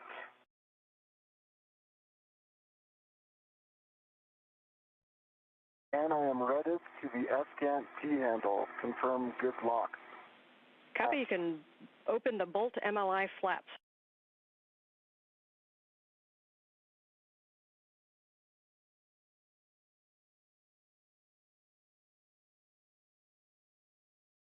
Nominal, hot dry. Copy, thank you, Sophie. Open. Port open. Okay, just as a caution, confirm that there's no platform motion before each brake torque attempt. So for Sophie, you're just going to be assisting and helping with those clearances. Anil, you can use the ratchet wrench to brake torque on the FSC bolts. Reminder that we're going to kind of go back and forth. So we're going to brake a half. We're going to go the other bolt and brake one turn, and then we're going to go back. So your first release is going to be exactly a half a turn on FSE bolt 2, which is the one that is closest to the FSE on the starboard side. Half turn on bolt number 2. Half turn, bolt 2, starting now. Starboard bolt. Yeah, that's concurred. That's the correct one.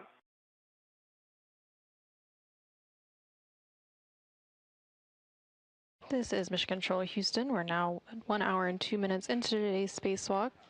Both NASA astronaut Anil Menon and ESA astronaut Sophie Adenot have made their way over to ESP3, which is External Stowage Platform 3, where the spare S-scan or space-to-ground antenna is stored. Your helmet is very close to the thing. If you're done with the torque bracing, that's good, but then you're really very, very close to the FHIC. To the grapple fixture, sorry. Thank you. Half turn, starboard bolt. Felt a significant decrease in running torque with that half turn. Copy, good words. We're happy with that. You're going to release bolt number 1, exactly 1 turn. Bolt number 1, which is the port bolt, the other one. Bolt, 1 turn. Sophie, I'm going to get into position to turn it. Tell me if I'll ask you for your feedback. You tell me if I'm in a good position. But for this bolt, it's okay. We're in good position.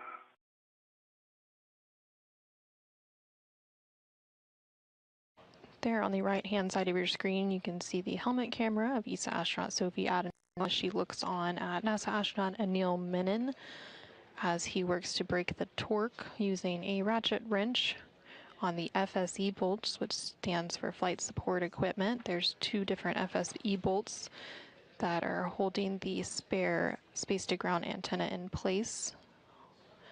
So he is currently working to release the second of those FSE bolts.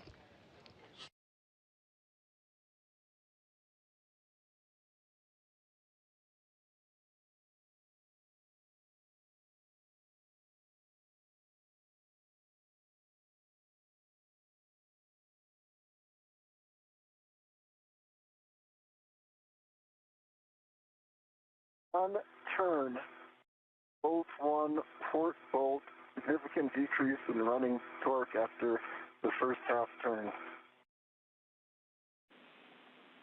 Okay, copy, good words. So you can stow the ratchet wrench in the crew lock bag and retrieve your PGT. And Sophie, as he's doing this, reminder that when he releases, we're going to have you in a position to stabilize the S-scan. We don't mind if you go on the zenith or nadir side, but we're thinking maybe the nadir side to get to a T-handle, but your call on which side is easier to get out to.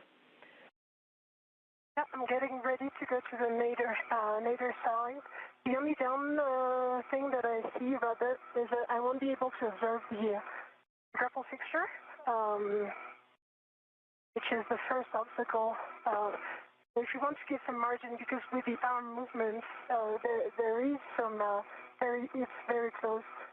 So we'd need some body down of the arm. I think I have good intuitive awareness now, so I'll just keep this same distance from the bolts. Your call on what you guys saw on the Hecka, and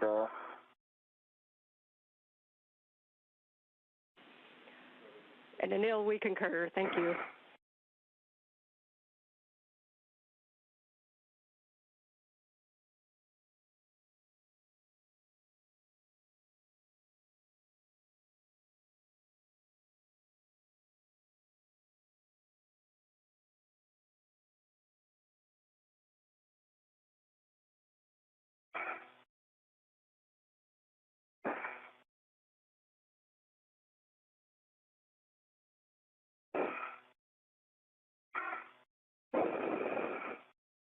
PGT is out and CAL 41 volts. I am in good body position for stabilizing the S-GAN antenna. Okay, Neil, your settings are Bravo 7 counter 2, Bravo 7 counter 2. Bravo 7, counter 2 set. You'll be releasing escant number 2, bolt number 2, the closest to the FSC. Expect 27 to 35 turns to fully release. Bolt 2, closest to the FSC, starboard bolt.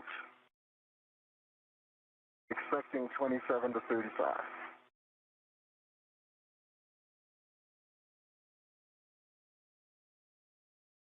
This is Mission Control Houston. There on your screen you can see the helmet camera of NASA astronaut Anil Menon while he is using the PGT, which is the pistol grip tool. This tool is used to bolt and unbolt various items on the external portion of the International Space Station and will be referenced throughout today's spacewalk. While he completes the release of this FSC, or Flight Support Equipment bolt number 2, using that pistol grip tool, ESA astronaut Sophie Adenot is currently stabilizing the space-to-ground antenna while the final bolt is released. 20.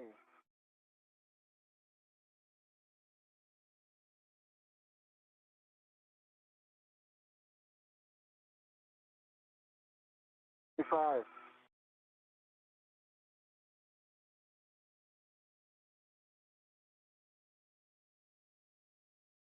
30.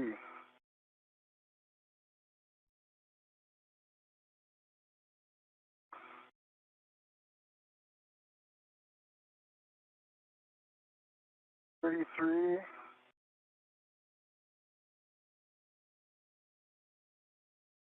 'Think the bolt's released. I'm just checking.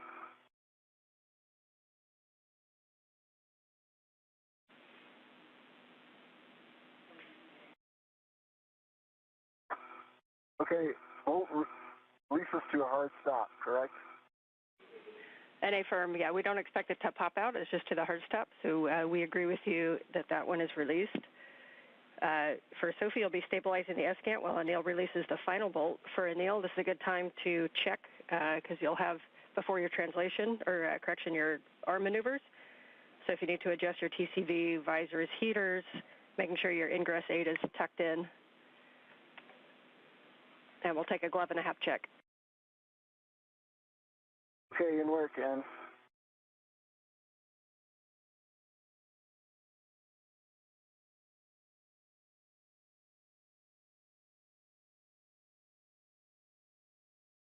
I'm stable and with one hand on the T handle and one hand on the FSC, good position to stabilize the antenna. The one thing I cannot offer right now is clearances for Anil, the WEDA antenna. So I will have to reposition once Anil has good control. Copy and good words. Thank you, Sophie. And will I be in a night for a period of this holding when I make it back to the boom? You have about 30 minutes, just under 30 minutes to a night pass. So it's likely going to be a little bit of both.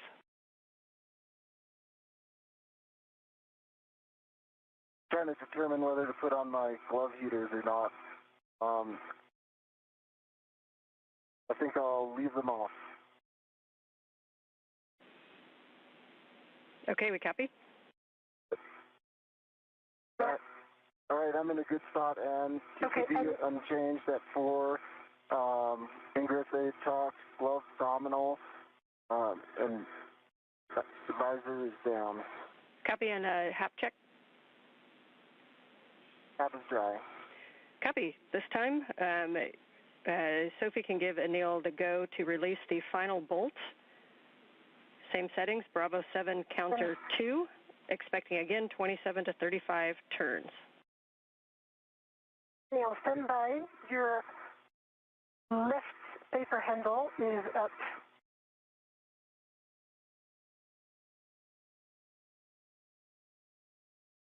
Yes, it is now down, and I confirm the right one is down as well. So you're a good config now. Okay, I suspect I'm doing that when I'm touching the BRT shoulder joint. Okay. Let's just keep an eye on it. I'll keep an eye. Don't worry. Got you.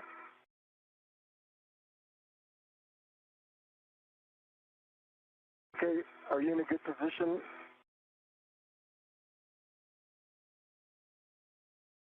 I am in a good position. You are go to release the bolt. Copy, go.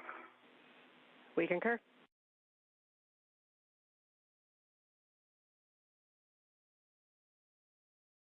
Five.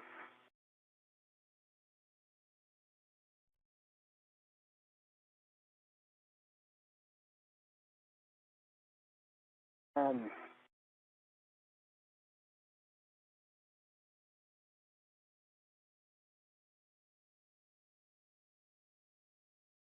15. This is Mission Control Houston. We are now about an hour and 12 minutes into today's spacewalk. NASA astronaut Anil Menon, who is serving as EV1 for today's spacewalk, is currently working to release the final bolt holding the spare S-scan or space-to-ground antenna in place on the external stowage platform number 3. Once that bolt is released, 35. they will be able to go ahead and relocate that spare antenna to its new permanent home on the Z1 truss of the International Space Station. Copy, Bolt 1 is released. You can stow your PGT.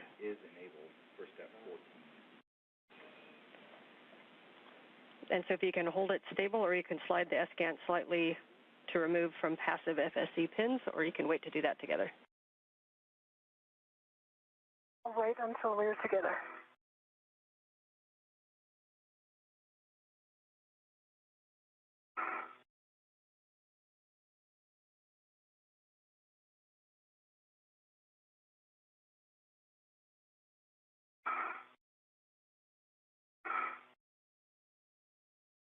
Hey, PGT is stowed. Got a hand on the S-cant. Have control of the S-cant. Copy, you can slide it slightly toward you to remove from the passive FSE pins. You ready, Sophie, for this? I am ready. Okay. I felt it slide off the pin. It is released from the SSP. That's a beautiful sight. You can see the rear plate is clear. Is clear, confirmed. Copy, rear plate is clear. Do you have controls? Okay, Sophie, you can get it back into position to maintain clearances. Okay, in work. And we heard that the rear plate is clear of the FSE, and it will maintain positive control. And when you guys are ready, you can give M1 the go to GCA to the published ESP3 backoff position.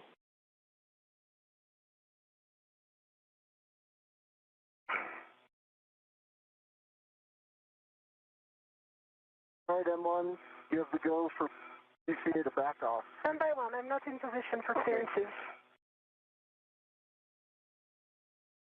Copy, Anil. We'll get set up and we will wait until Sophie's in position before we start moving. We're going to take brakes off now. Okay. Jessica, just for your awareness, I know we briefed this, but just to repeat, we're going to go super slow so I can make body adjustments and we can potentially pause motion if needed. Concur, we'll go slow and we'll be ready to listen to any pause you have. And a reminder, you have the grapple fixture just ahead of your head, and then it'll be the WETA behind you and then to your left. Sophie, let us know when you're in position for clearances. I am in position. Okay, we copy.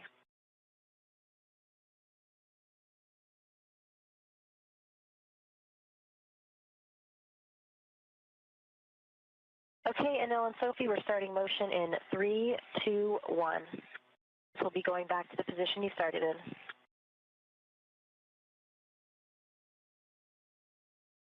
I see motion, good motion.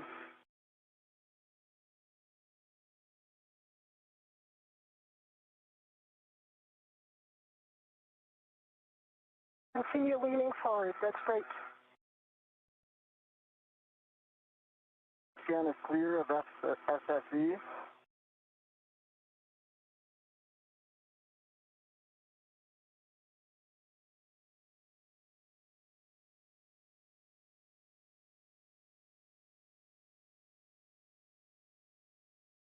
You're good on clearances, continue leaning forward like this. Okay.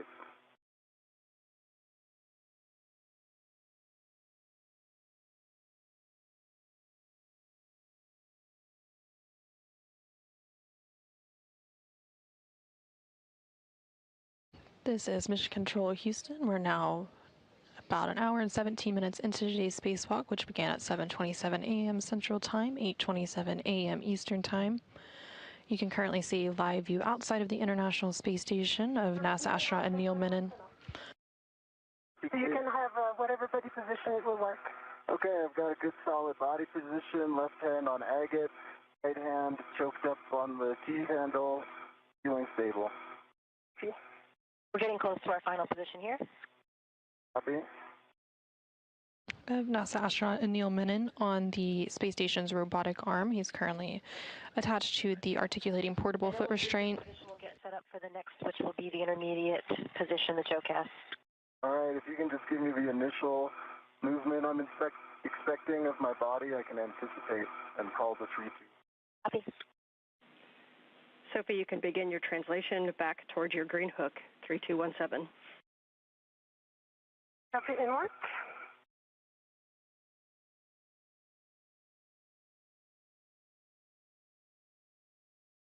Again, this is Mission Control Houston. NASA astronaut Anil Menon currently in the robotic arm. That will want you to call us when you are at your green hook location, and also when you're passing the NTA where Anil's green hook is located for coordination. And she has started her translation, so Anil, when you're ready, you can give M1 the go to maneuvers to the intermediate through the Z1 back-off position.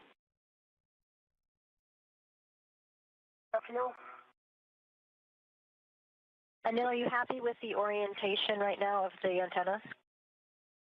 Yeah, I would prefer to reorient it with Sophie's help. It's got a lot of mass, so I think that's the best location to rotate it.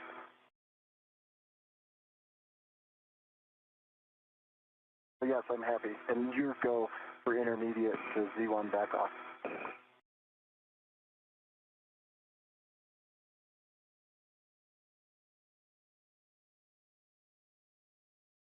This is Mission Control Houston. NASA astronaut Anil Menon on the robotic arm is currently being maneuvered over to the Z1 truss, and he is carrying the spare S-scan or space-to-ground antenna. And the view you see now is of the helmet camera of ESA astronaut Sophie Adenot, who is also translating over to that Z1 truss location where the spare S-scan antenna will be installed.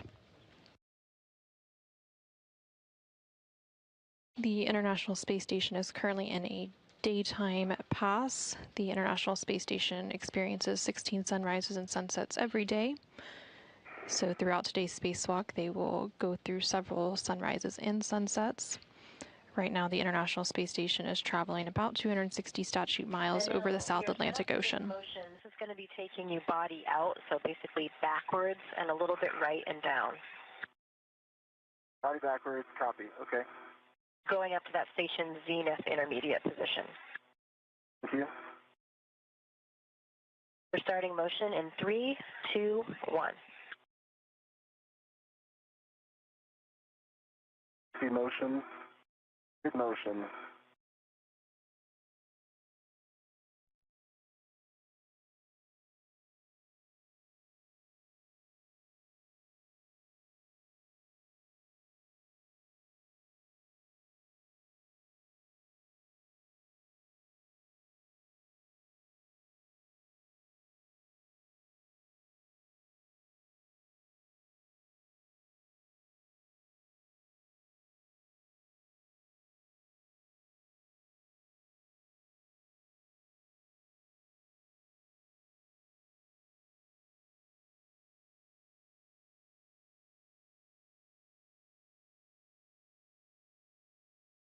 Arriving at my green hook location.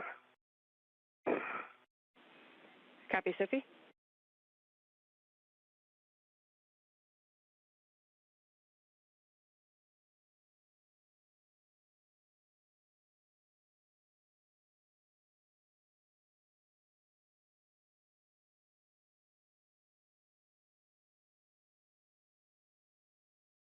Nil, we'll switch to course for the rest of the maneuver if you're comfortable. I can handle 33% more speed. All right, here it comes. Now we're talking.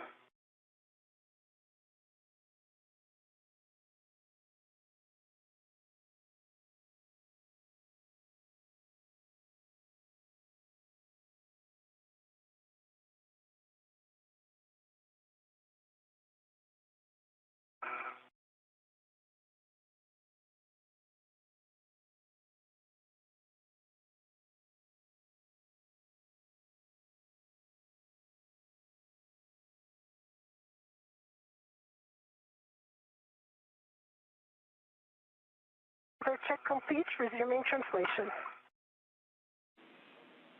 Copy, Sophie.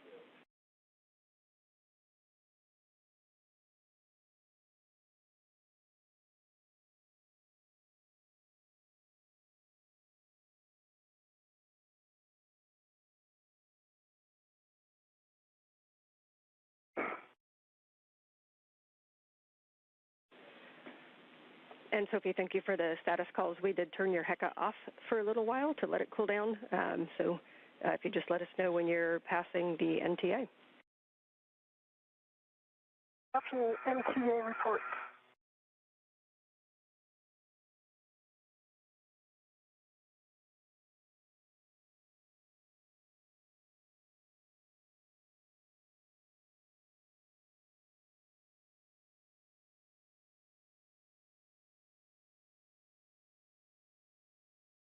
This is Mission Control Houston. We're now an hour and 23 minutes into today's spacewalk. There in the upper left corner of your screen, you can see the space station's robotic arm. That robotic arm being maneuvered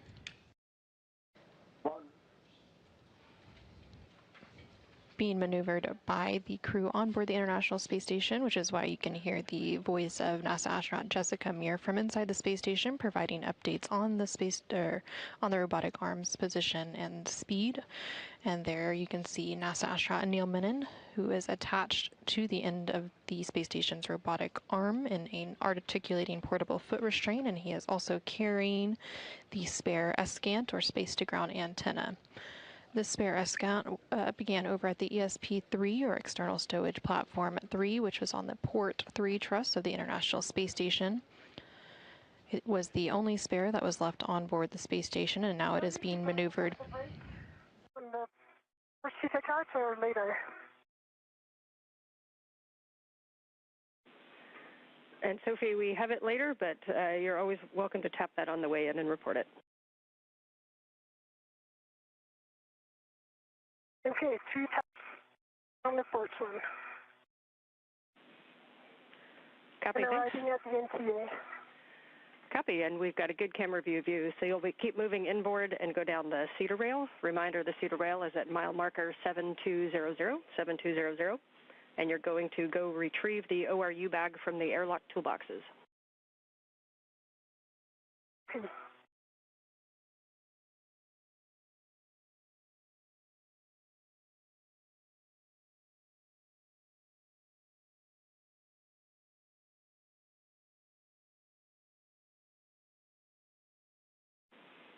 Sophie, as you come down to the airlock, just a reminder that Anil's tether is going to be strung down there, so just keep awareness of it and let us know if you have any issues or need to fair lead it. I see there will be some issue.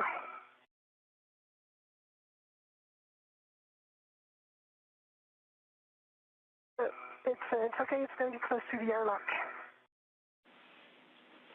Copy, and we're heading into a handover. See you on the other side. Okay.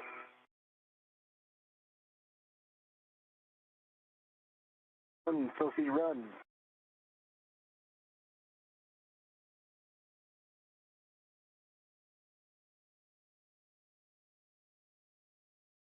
This is Mission Control Houston. We're currently in a brief but expected handover between satellites for the tracking and data relay satellite system. We do expect to regain those views here shortly. Currently, NASA astronaut Anil Menon is attached to the end of the space station's robotic arm and being maneuvered over to the Z1 truss, where he will be meeting ESA astronaut Sophie Adenot, who is manually translating over there for the installation of the spare space-to-ground antenna.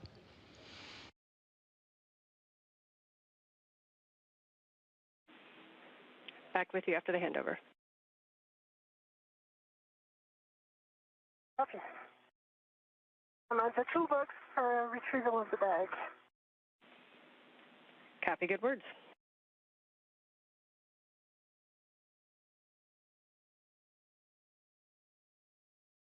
Friendly reminder, it's stacked down in 2 places. I see it. Thank you. No, we are ready to bring you to the next position. If you're ready, you're going to be moving body in and down and a little bit right. Are you ready for that maneuver? I'm ready. You go for Z1 back off. Okay, starting motion in 3, 2, 1. I see motion. Good motion. Control.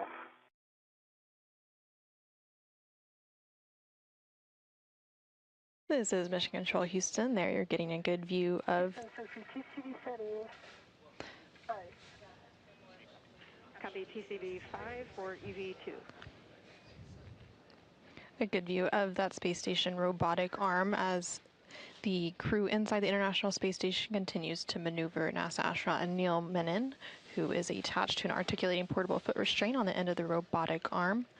He's being maneuvered over to the Z1 truss, and that will be the final location for the installation of the spare S-scan or space-to-ground antenna.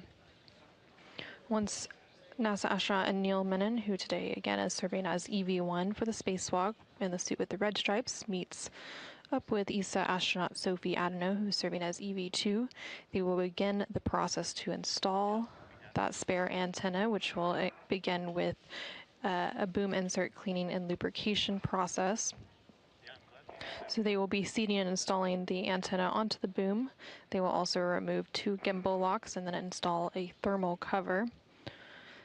The entire installation process on the boom also includes the hookup of cables and various connections. So again, you will continue to hear a lot about bolts and the pistol grip tool, which is the PGT, basically a space station power tool that is used to bolt and unbolt a variety of bolts and connectors on equipment outside of the space station.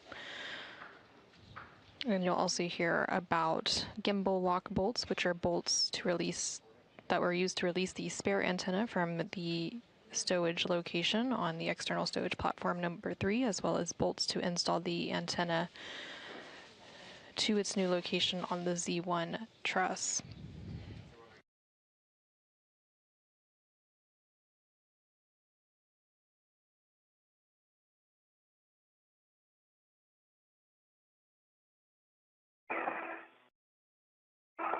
And Jessica, I've got good clearances to the boom and the failed antenna. Copy.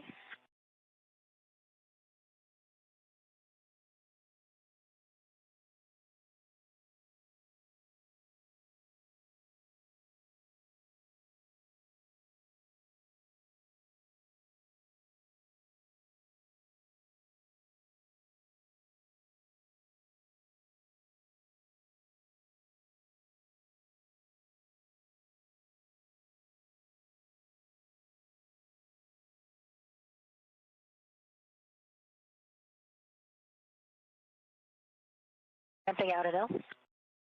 Copy?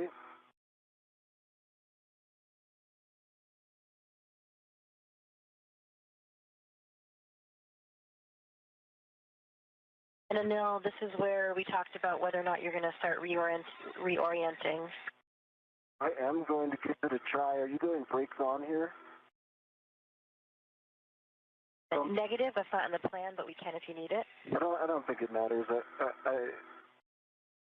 This is a hold point, correct? Well, Sophie gets up there. And this is the Z1 back off position. Yes, okay. Yeah, and As a Anil, reminder, I will attempt a reorientation. yeah, and Anil, reminder you'll be here for a little while while Sophie does the lubrication, and we are approaching a night pass. Copy, thank you, Ann. And Sophie, when you have a free finger, could you cycle your HECA power, please?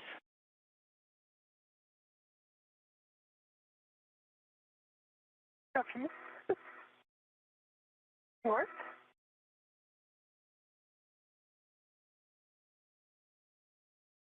Flag is on the VRT and was about to resume translation and hit is power cycle. Copy, and copy on the back. So you are go to move to the Z1 work site. You know that translation path well. Forward and up the airlock and out to Z1.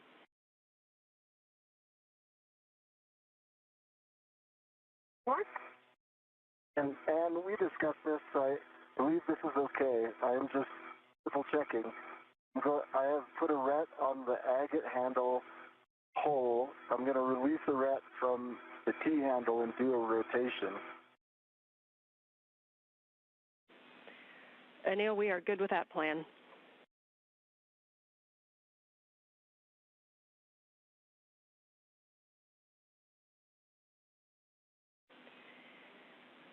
Sophie, for your translation out there, just a cautions associated with Z1. Avoid contact with the SASA, the CMG covers and shells, the heat pipe radiators, the big shiny mirrors, and the tied down S-gant on Z1, please.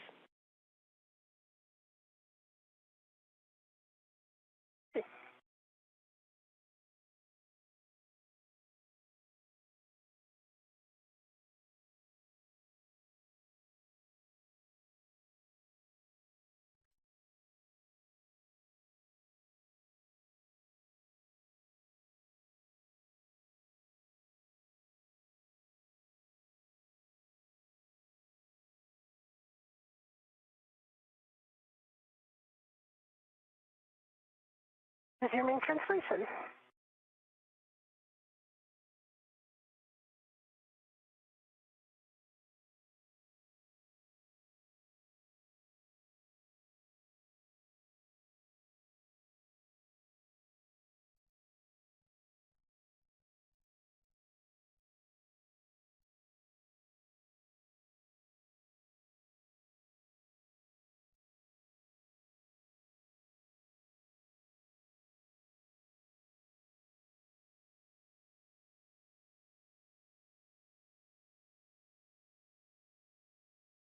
Okay, and rotation complete. Do you recommend I go back to the T-handle, or is it okay if I leave it on the agate?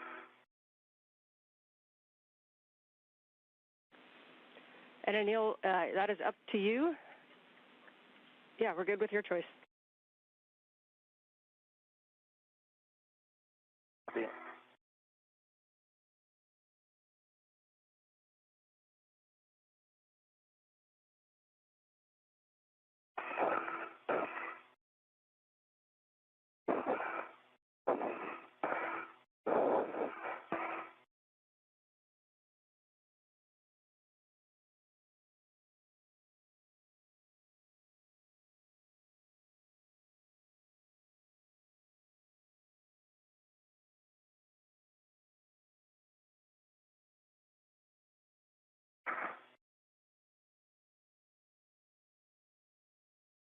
Doing great, Sophie. I see you there. Got eyes on you if you need anything.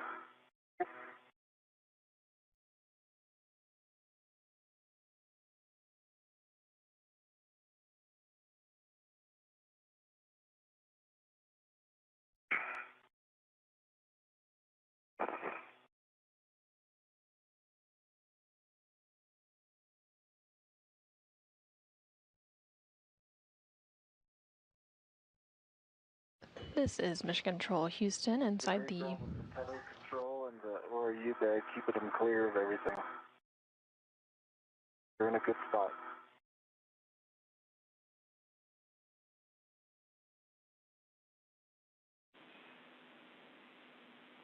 Welcome back, Sophie, to the adventures last week. We'll be stowing the ORU bag in between ZH-36 handrail and the lower boom handrail, and you'll be pulling out crew lock bag 4.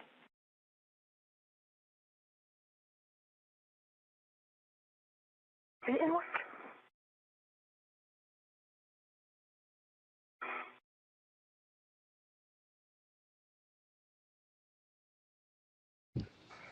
Again, this is Mission Control Houston inside the International Space Station Flight Control Room. We are currently about an hour and 36 minutes into today's spacewalk, which began at 7:27 a.m. Central Time, 8:27 a.m. Eastern Time.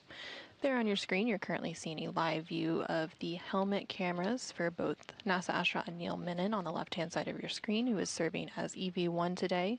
He is currently attached to the end of the space station's robotic arm, and he is holding onto the spare S-gant, or space-to-ground antenna, which was recently retrieved from the external stowage platform number 3.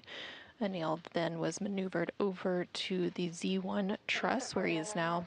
The back between 6052 and the boom. This is going to be better.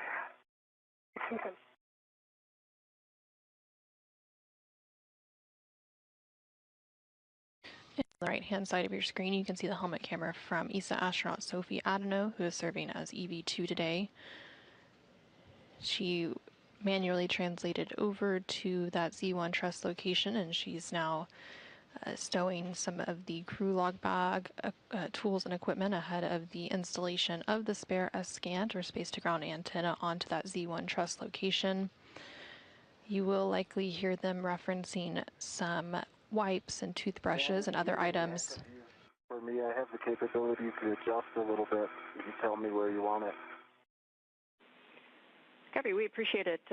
We can see the antenna in your hands, and we have a good view of Sophie and the HEC as well. So where you're at is great. Thank you.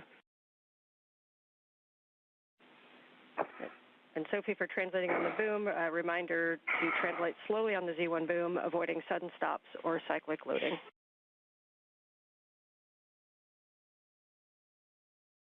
Copy.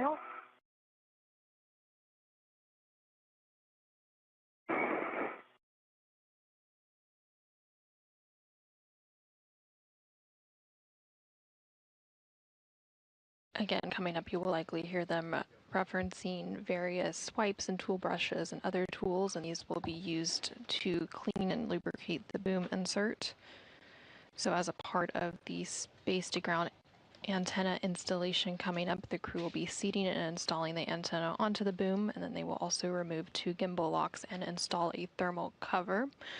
Additionally, the installation on the boom includes the hookup of cables and other connections. So you will be hearing a lot about bolts as well as the PGT, or the pistol grip tool, which is the space station's power tool that is used to bolt and unbolt various connectors on equipment outside of the International Space Station.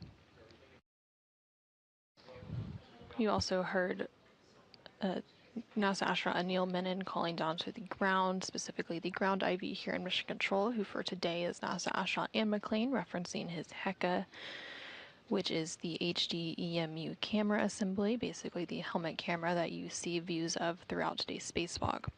While he is currently attached to the end of the space station's robotic arm, he is looking on at his fellow spacewalker, ESA astronaut Sophie Adenot, as she completes some of her tasks, maneuvering over to the Z1 truss and retrieving and stowing various bags and tools in preparation for that boom insert cleaning, lubrication, and installation process.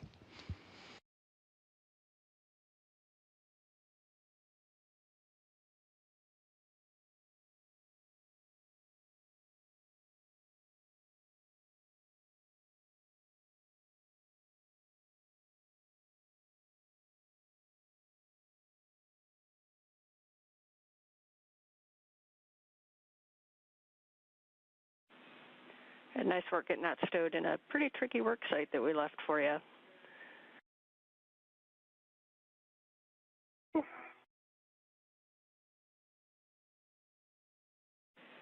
Once you're happy with that bag, we'll be retrieving crew lock bag 4 and tending it up toward the zenith end of the boom.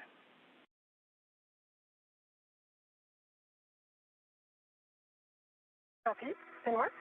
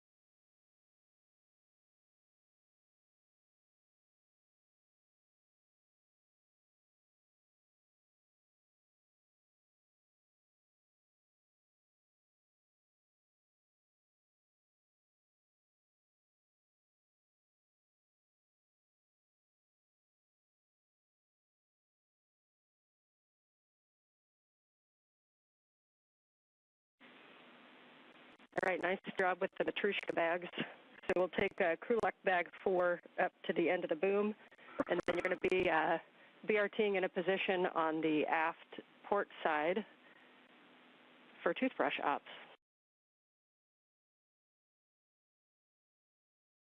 Copy, toothbrush up. Those cavity creeps.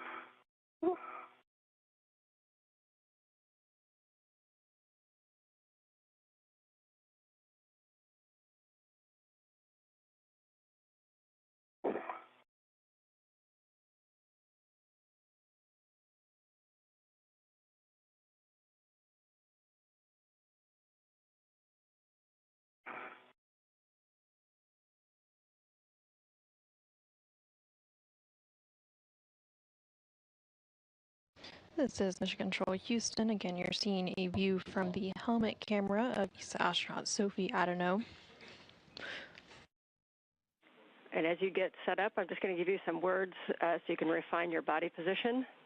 So right now you're located between bolts 1 and 2. Bolt 1 is on your left. That has the waveguide. Bolt number 2 is on your right, facing aft. We're going to do bolt number 1 second, that starboard one with the waveguide. We're going to be doing that one second, and we're going to want to move from farthest to closest.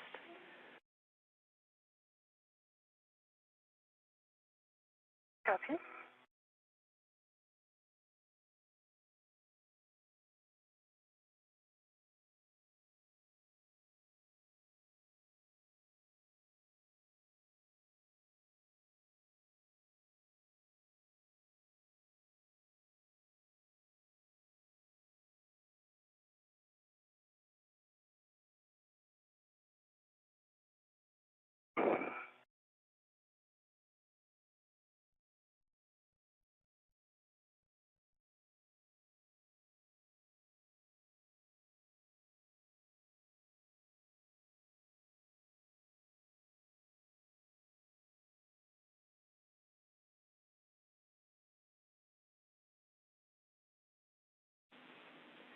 And Anil, you're doing great playing the part of the mutt ball stack mutt.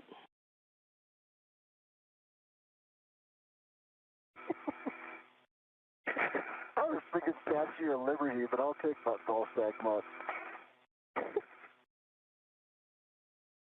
What do you prefer, to be a toothbrush like me or a mental segment? Definitely have the hard job.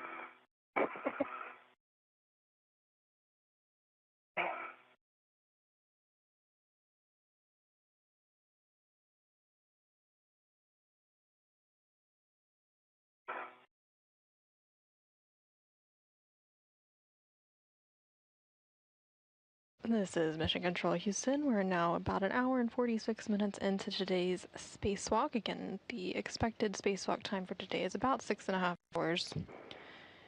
You can see a view of both of the spacewalkers' helmet cameras for today. So on the left-hand side is NASA astronaut Anil Menon, and he continues to be positioned. Hey, nicely done. So as you know, your first step is going to be to ret to one of those pieces of tape. Actually, first thing I want to do is take a look at those bolt inserts for visible FOD or damage, best effort.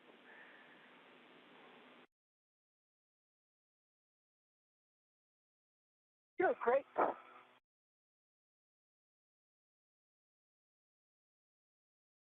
Don't see any damage. You see them in my HECA? We do see it in your HECA. Your words will probably be a little more helpful only for clarity of image, but we hear that you see no FOD or damage. No further damage. Copy.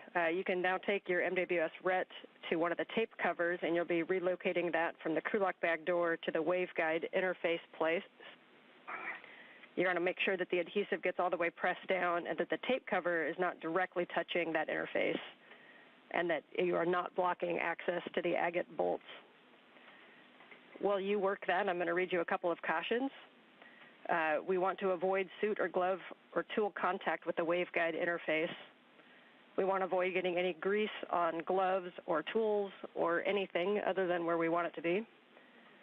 And we're going to wipe any excess grease or FOD away from the waveguide.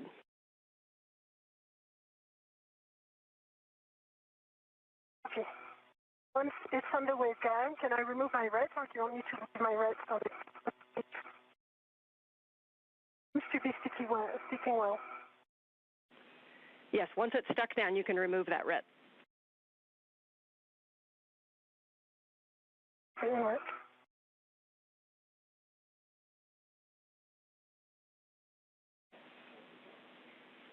And once released, you can then retrieve the cap keeper from the crew lock bag that has the EV wipes and toothbrushes.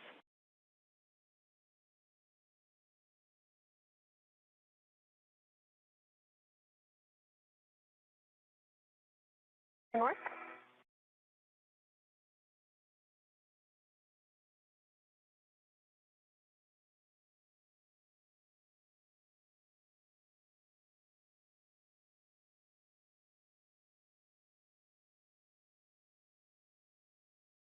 This is Mission Control Houston. Again, you're currently seeing live views of both of the helmet cameras for NASA astronaut Anil Menon on the left-hand side of your screen and ESA astronaut Sophie Adenot on the right-hand side of your screen. Copy. You can retrieve the AT with the EVA dry wet wipes from the crew lock bag, and you release the Velcro on the wet wipe.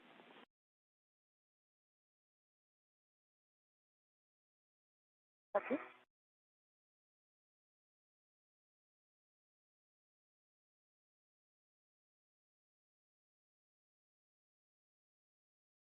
And you're going to continue to hear the ground IV, which for today is NASA astronaut Anne McClain here on the ground communicating with the spacewalkers outside the International Space Station. Right now, ESA astronaut Sophie Adenot is working through some steps in preparation to clean and lubricate the boom insert before the S-Gant can be installed. Again, the S-Gant is the spare space-to-ground antenna. Okay, see with the wet wipe and the toothbrush, we're going to start with bolt number 3 forward. You're going to insert the toothbrush into the wet wipe and didn't work. Copy.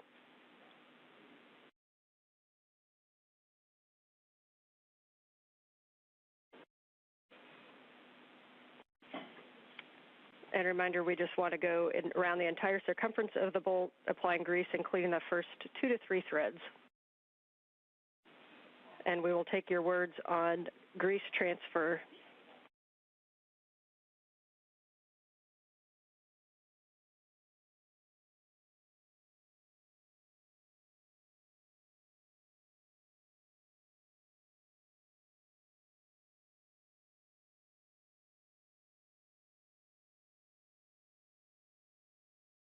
Sensor nominal. No thought on the toothbrush.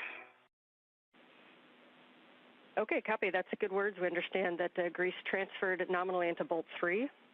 So you can reposition, if you need to, for access to bolt 1. This is the one next to the waveguides. This is our most important bolt.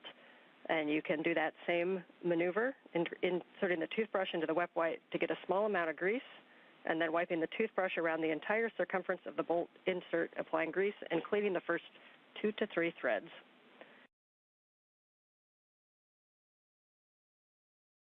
Copy. Inward. Auto number 1.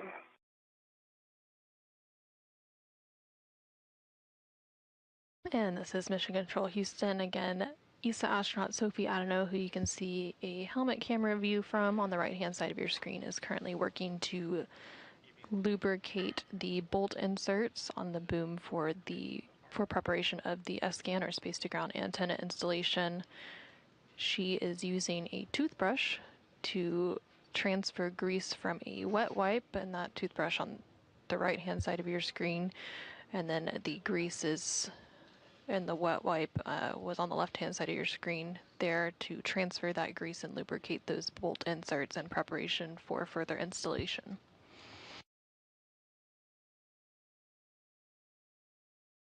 That's nominal. No thought on the toothbrush. Copy. No thought on the toothbrush, and bolt number 1 is nominal. Nicely done. We will now go to agate bolt number 4 on the starboard side between the 2 NZGLs and do the same maneuver, and we'll take your words on grease and FOD when you're done.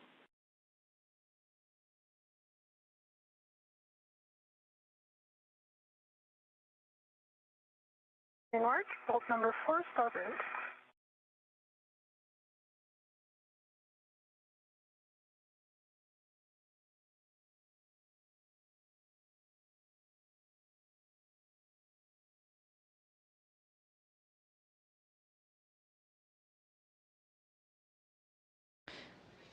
And again, this is Mission Control Houston. ESA astronaut Sophie Adenot there on your screen, continuing to grease the bolt inserts on the boom for the installation of the spare S-scan antenna. Sophie Adenot is serving as EV2 for today's spacewalk, and then NASA astronaut Anil Menon is serving as EV1. While Sophie completes this lubrication task, Anil Menon is still situated on the end of the space station's robotic arm. After the toothbrush and up nominal. Copy for bolt number 4. And final bolt will be agate bolt number 2 on the aft side. Same maneuver. Thank you. Bolt number 2 outside.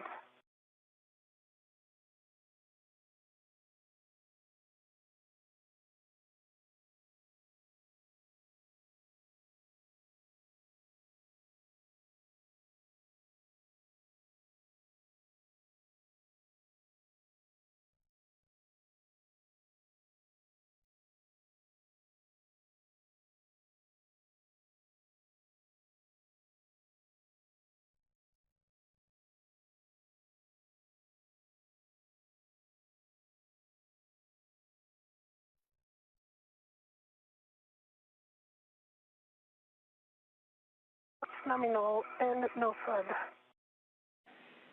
Okay, copy for bolt number 2. At this time, we're gonna talk a little bit about that grease transfer. So what we'll take from you is if you can do a HECA scan and look to see if there is any excess grease anywhere, including the upper boom surface, your suit, or any surrounding hardware.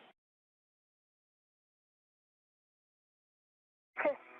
There is none on my suit. There's a tiny bit on the surface, which I'm going to clean right away with the dry wipe that's containing toothbrush number 1, so that it will contain toothbrush number 1. Okay, we copy and reminder that dabs pick up the grease the best and to keep that away from the waveguide. Okay, away from the waveguide.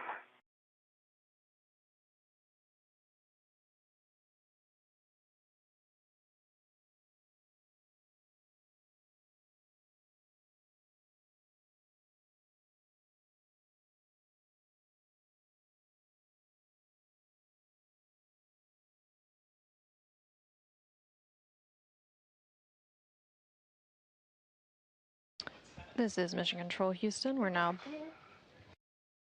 about an hour and 56 minutes into today's spacewalk. Currently on your screen, you can see a HECA view, or helmet camera view, from ESA astronaut Sophie Adenot. She is wrapping up some lubrication tasks. And I'm ready to put the toothbrush inside its wipe. Okay, we agree. You can stow the toothbrush in the wipe, and then you'll be stowing the cap keeper back in the crew lock bag, and the AET with the wipes back in the crew lock bag. Very nicely done.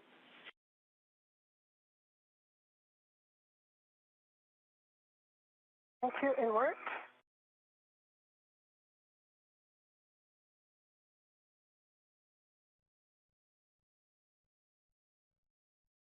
And Sophie is now cleaning up the workstation where she was lubricating the bolt inserts on the boom, which will be used momentarily for the installation of the spare S-scan, or space-to-ground antenna. She was ensuring that there was no excess grease left behind following that activity, and now she's cleaning up all of those various items, including the toothbrush that was used for that lubrication, and putting it into the crew lock bag where it will be stored for the remainder of today's spacewalk. Once that's complete. And Sophie, your choice after this, your next step is going to be to put the tape cover back. So if you have an extra ret that's inside the bag or on the cap keeper, you're welcome to grab it now. Otherwise, we'll do the same transfer that we did before with your MWS ret. Okay.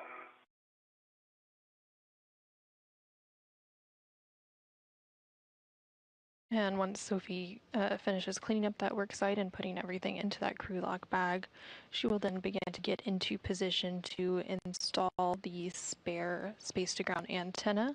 And currently that spare space-to-ground antenna, or SCANT, is being held by NASA astronaut Anil Menon, who is on the end of the space station's robotic arm. Once Sophie does get into position for that installation, then both Sophie and Anil will work together to complete that installation. As part of that installation, the crew will be seating and installing the antenna onto the boom, and they will also complete some hookups of cables and various connections. And they will is on the capkeeper. Copy, tape is on the capkeeper.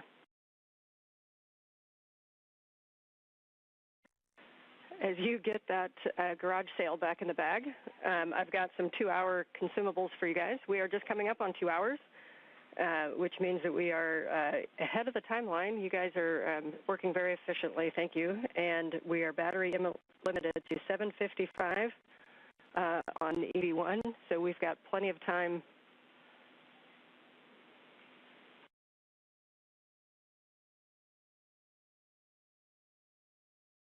One copy. Copies.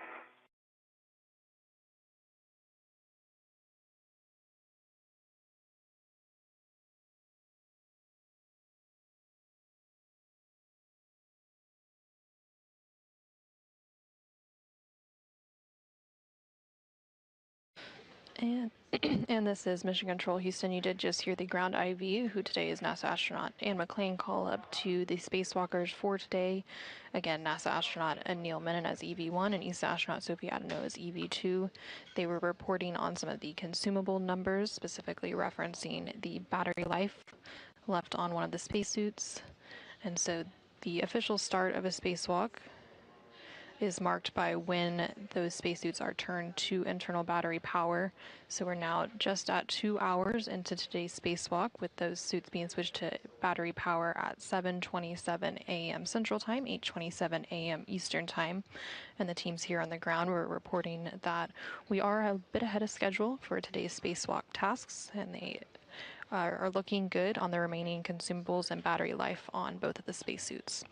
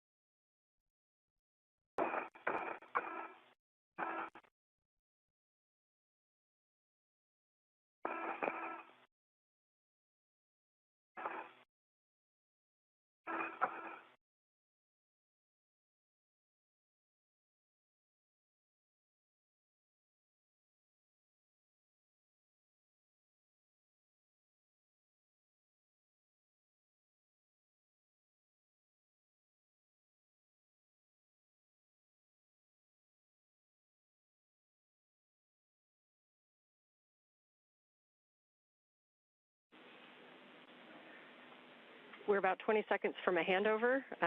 So we got a good HECA scan already, so we'll take a glove and a half check that I'll get from you on the other side of the handover, but you can get in a position for the spare scan install, which will continue in right after handover. Okay.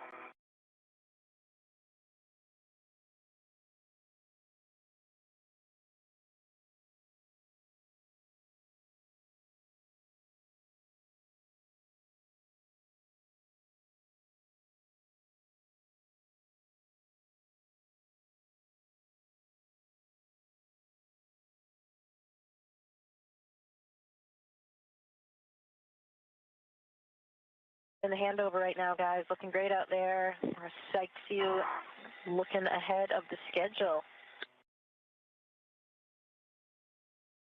Thanks, Jessica. Jack. Okay.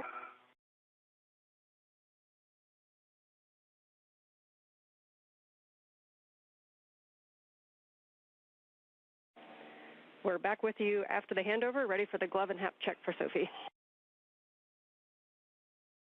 Try gloves nominal. Copy nominal. When you are in a good position for the spare S-scan install, then we can have Anil work with M1. So let us know when you're in a good position. We do not have camera views at the moment. Okay. And you will want to be on the port side of the boom looking at bolt 1. North.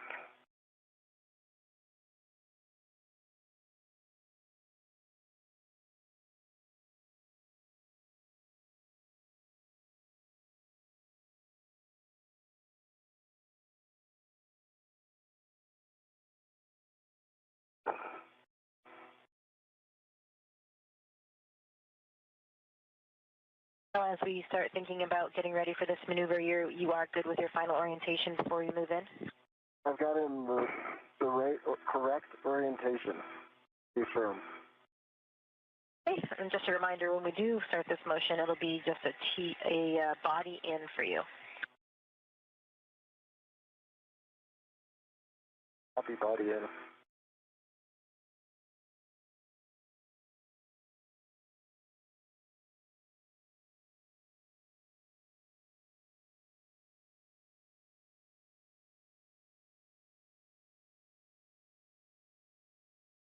This is Mission Control Houston. Again, we're about 2 hours and 4 minutes into today's spacewalk. Your visor may have slipped down a little. Yeah, it's, thank you. It's actually that I did not put it back.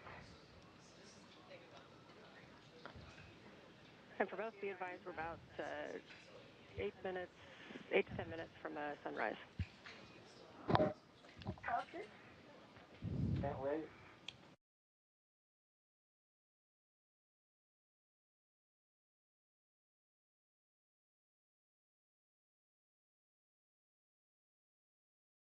All right, I'm in a good body position.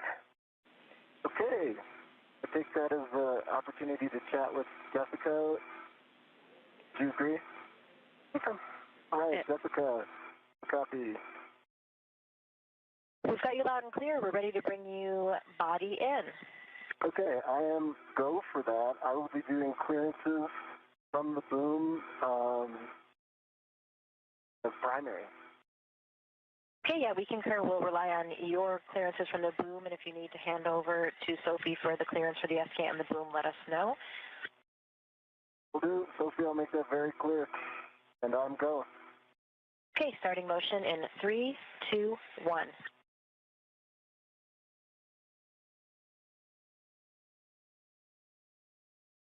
Two motion, and it's good motion. Okay.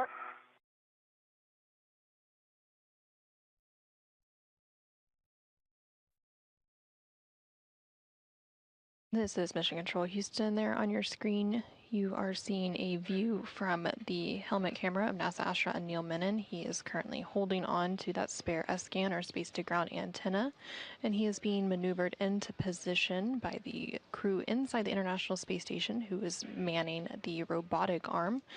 Anil is currently strapped into the articulating portable foot restraint of the robotic arm, and he is being moved into place to meet up with ESA astronaut Sophie Adenot, who you can see there on your screen, in order to install that spare antenna onto the Z1 truss of the International Space Station, where it will make its permanent home. 40 centimeters remaining. Shouldn't have an issue with that 40 centimeters. 25. Continue.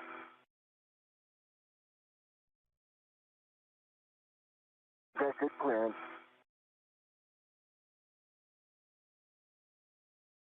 Okay, Anil ramped out, and this is the published position. I could take 10 centimeters body in. Okay, copy, 10 centimeters body in. This is also where we talked before about whether or not you need to be feet down. We'll just bring the body in for now. You can think about it.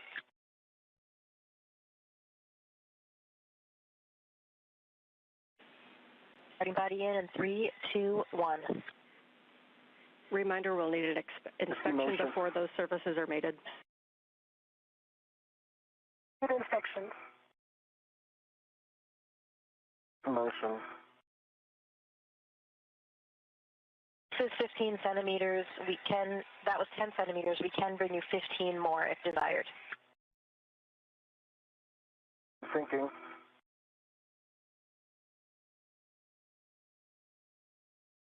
Let's go 10 more. Copy. Starting motion 3, 2, 1.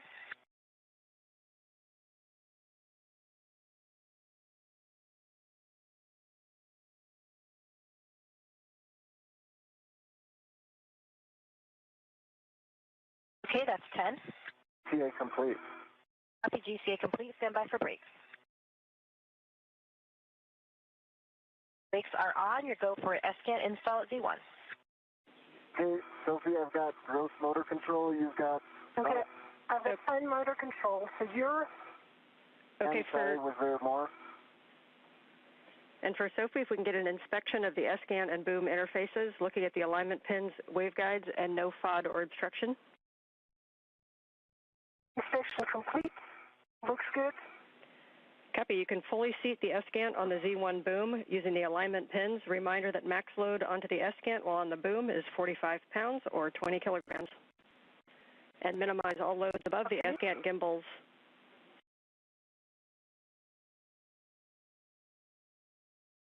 You rotate clockwise. Rotating clockwise. You have control. I have control. Need to slightly adjust body position again. Okay.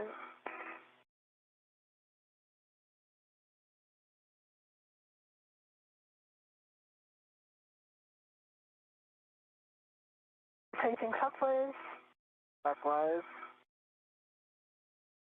Your rotation. Speed. Continue rotating clockwise. Continuing.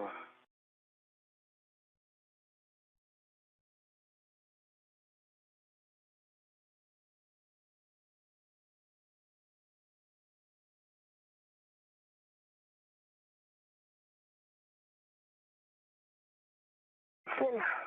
Off dock. And we see that in SOFGOT. Reminder now we are going to manually drive the S-scan bolts, the initial bolts, 2 to 3 turns. You can do that with your hands, the palm wheel, or the ERAD as we talked about. Your choice, and we can go in any order for initial turns. Can you release?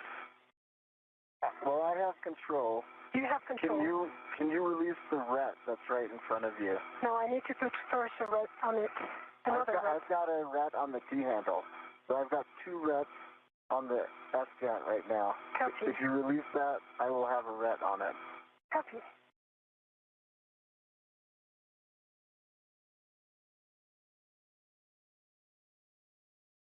I can probably give you some slack if that helps. It works. It's released. I'll just send it back to my DWS, okay? And if you get control, I will get the ERAD. Yeah, I'm just trying. Yeah, okay. The ERAD has control. You have control. I'm going to take a look as well. You know, that's going to be hard to do a hand start. We'll go with the ERAD. And understand we're going for the ERAD. Confirm. Copy.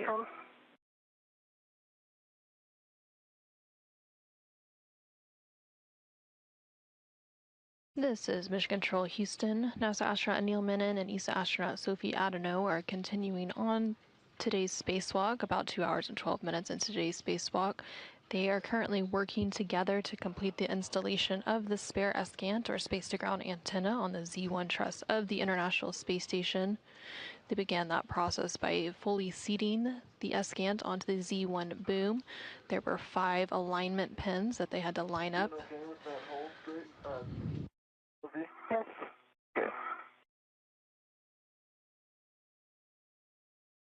And then once those pins were lined up, they moved into the process to begin driving the S-scan bolts.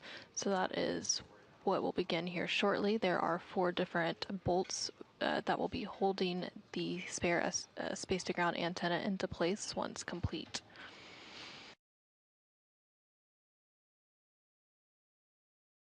What's your right when you're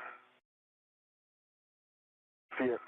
and what's also when you're removing your PTT, the IRS plate? I see it. Thanks. Today.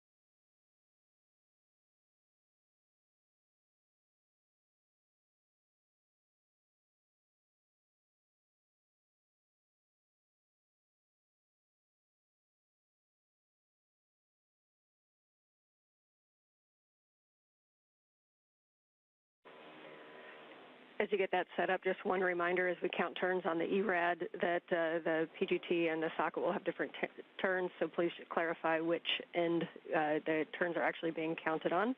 We prefer socket, but we know that sometimes you can only see the PGT, and that's fine too. One. Two.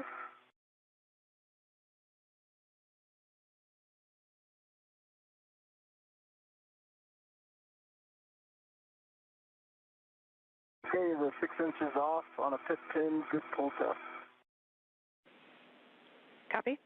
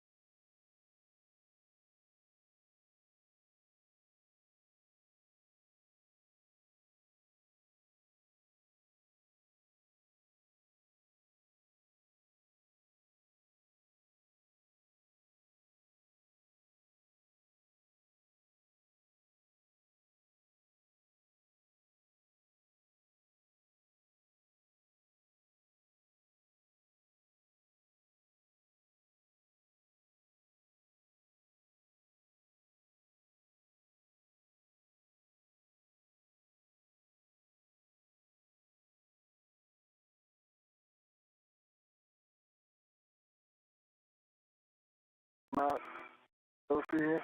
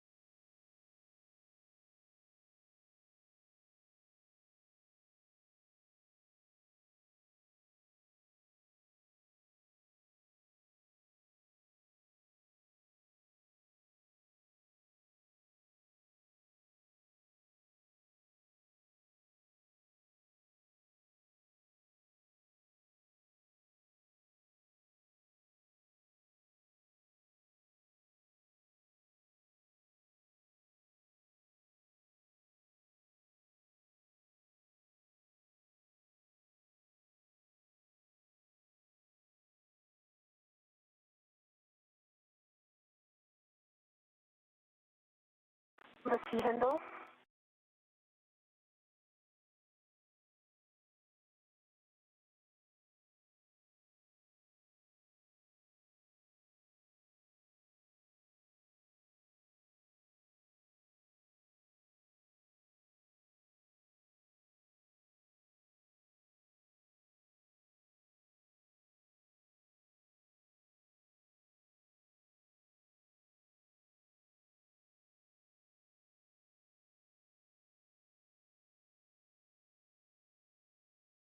Bolt 4, can you remind me how many turns I'm putting in Bolt 4? How many turns I'm putting in Bolt 4?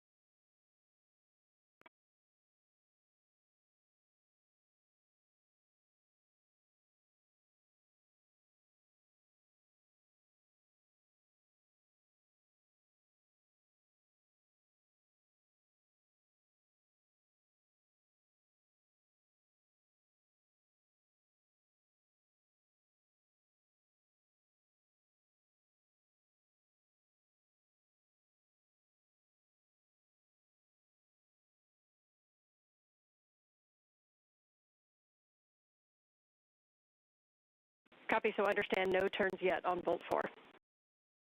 Bolt 4.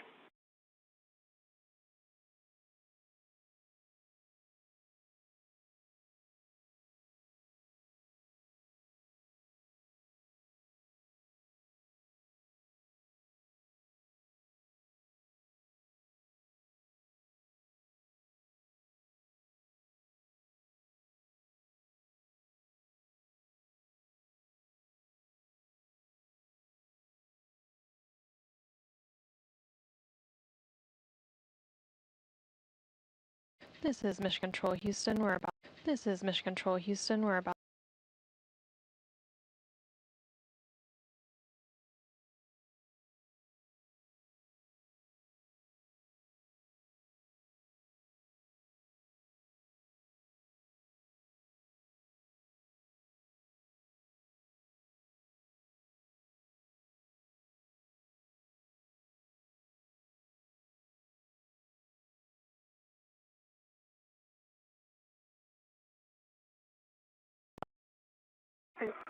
The antenna is flushed and I'm working. The antenna is flushed and I'm working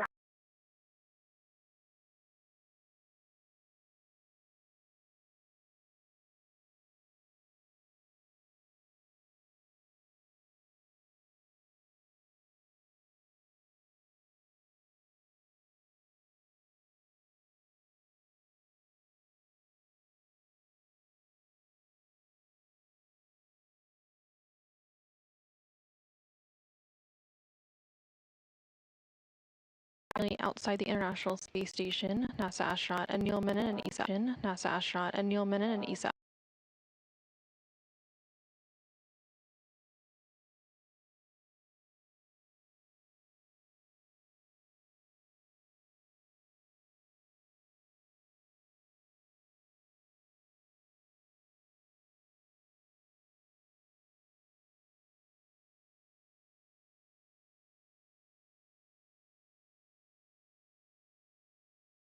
I have control, Sophie. I'm going to hold down the F-scan. I'm going to hold down the F-scan.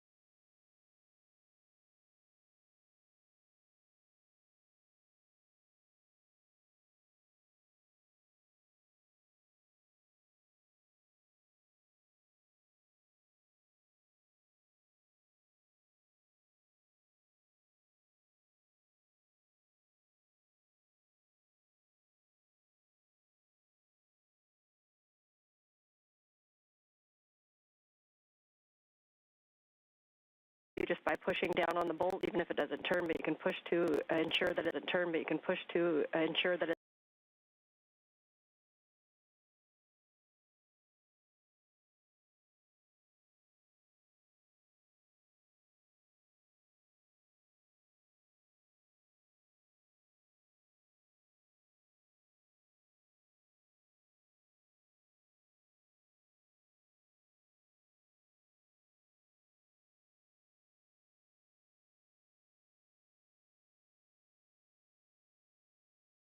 On it if I returning it.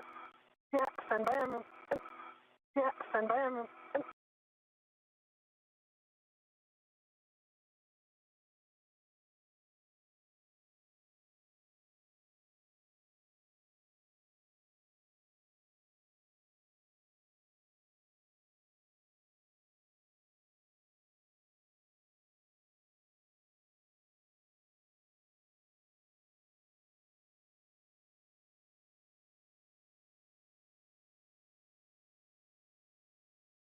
So I'm going to try.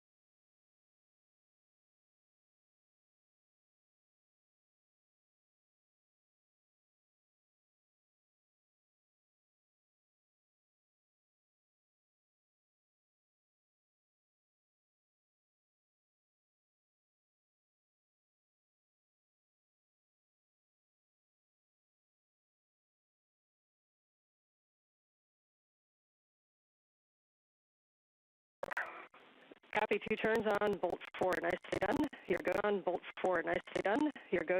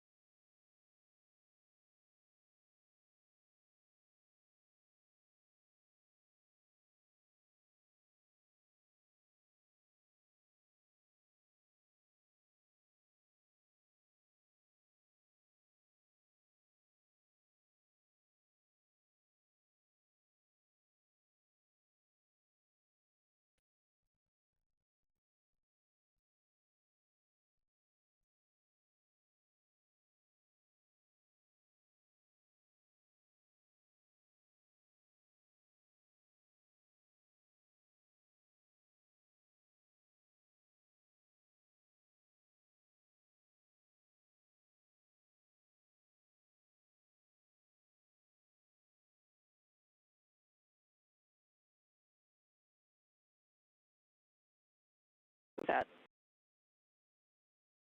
Yeah, that would be good. Yeah, that would be good.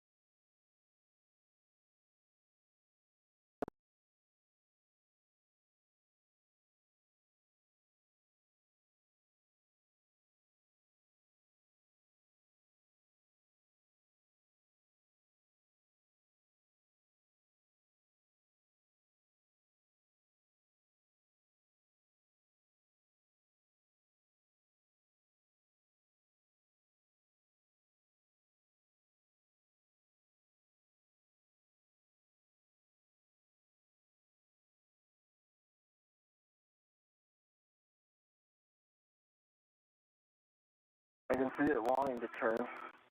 See it wanting to turn.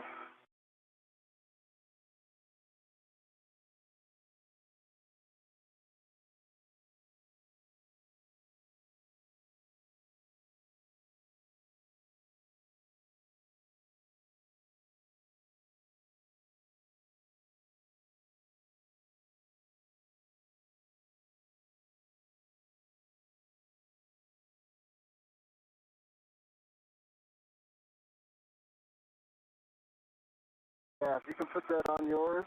Yes, and work. Yes, and work.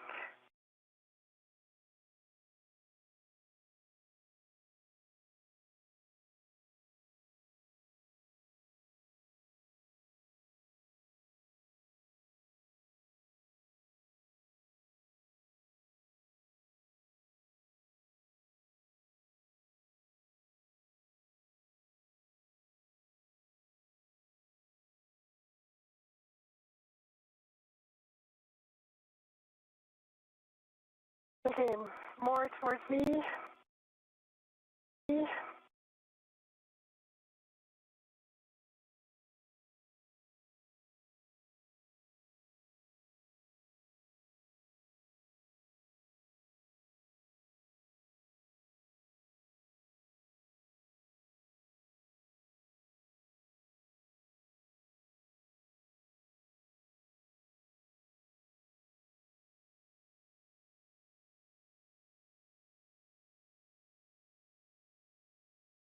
The final torquing on the bolts. We do have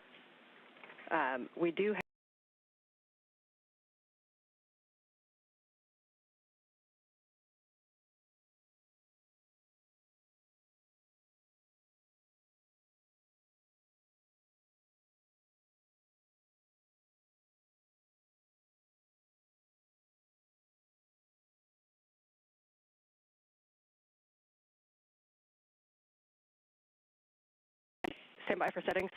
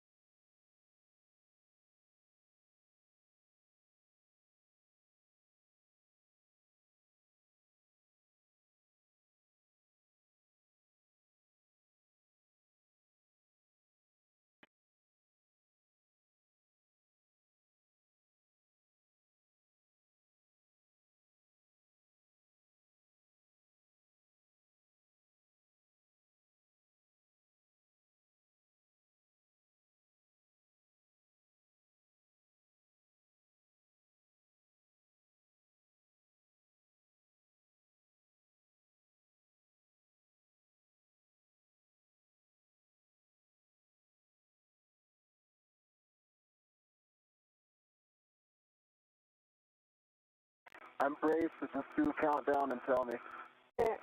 Down and tell me.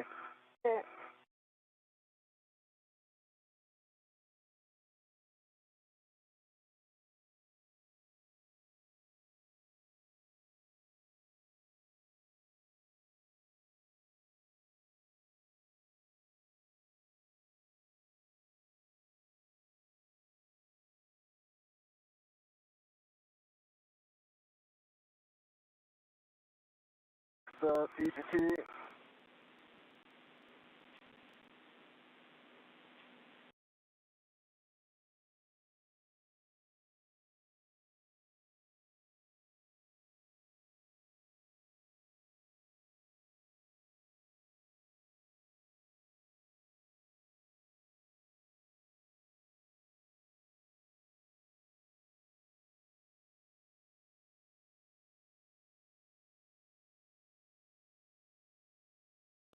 The voltage flush.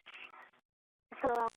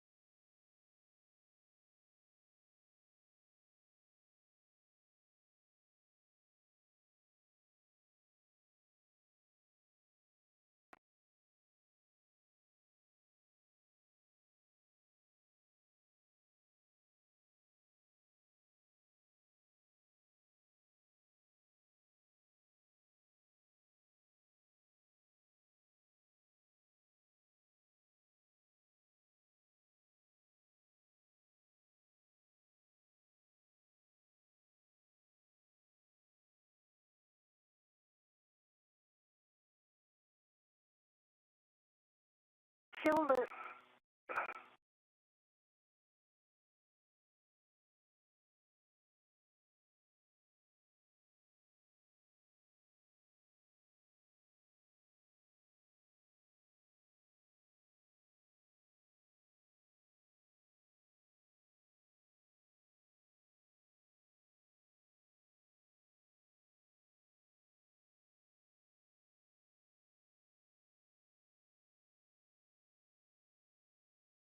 Put my Heka on it, and then if you look at it,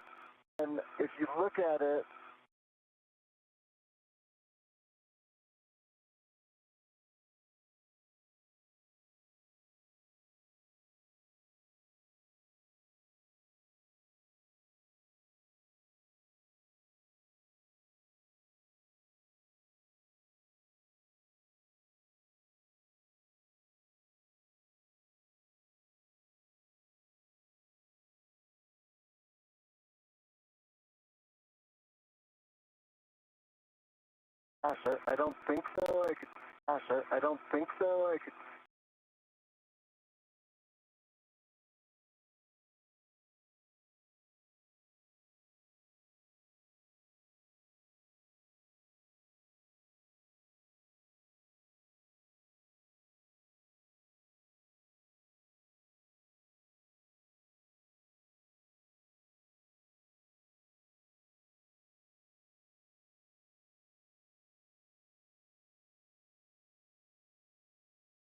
Maneuver.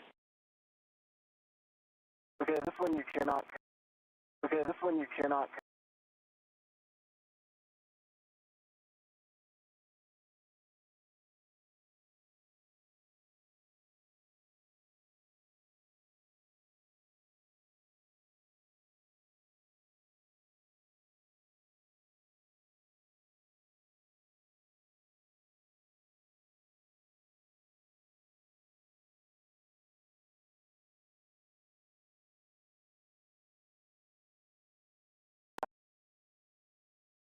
And could you confirm next bolt?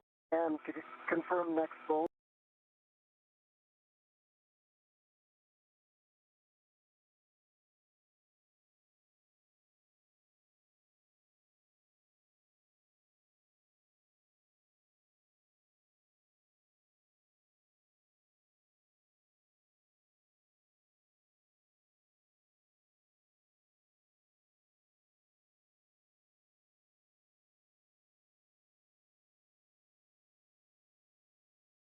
11.9 short.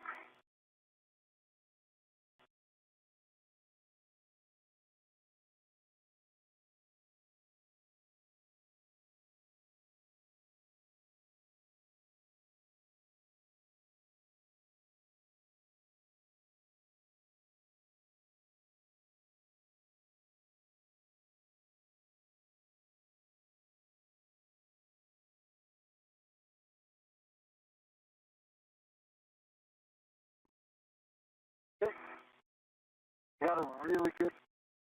Got a really good.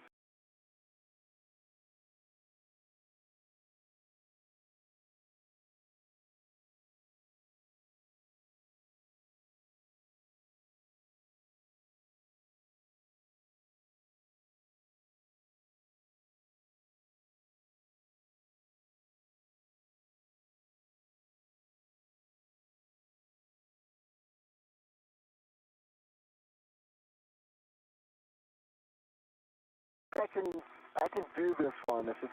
I have good view now. If it's. I have good view now.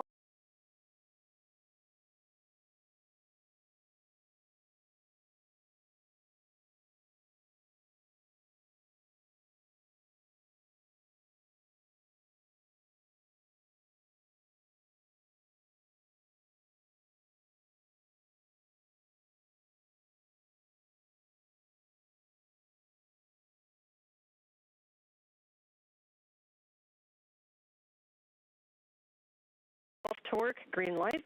Let us talk about that for a sec. Let's talk about that for a sec.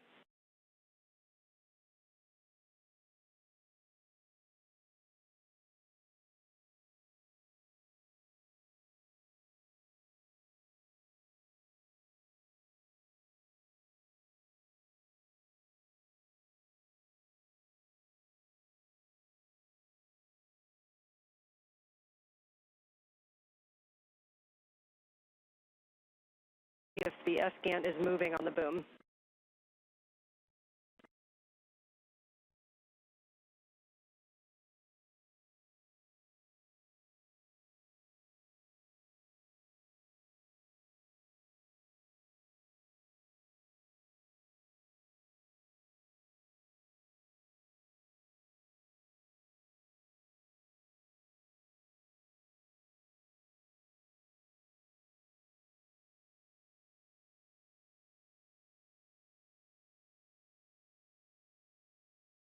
What?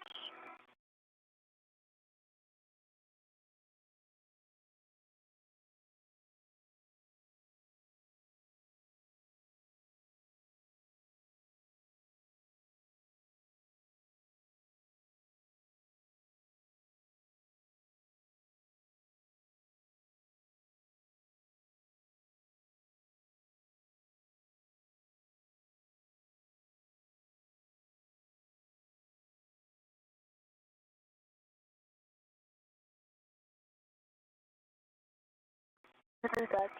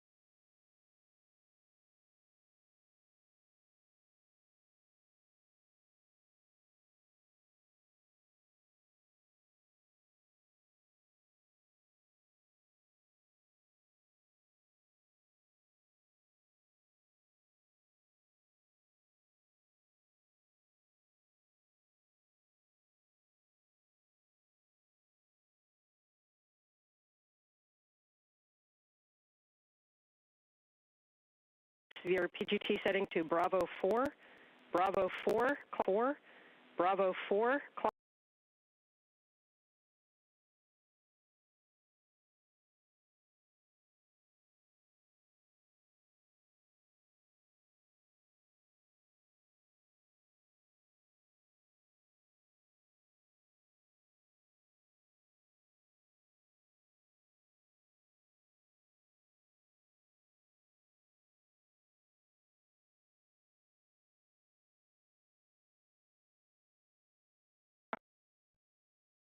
The crew is currently working to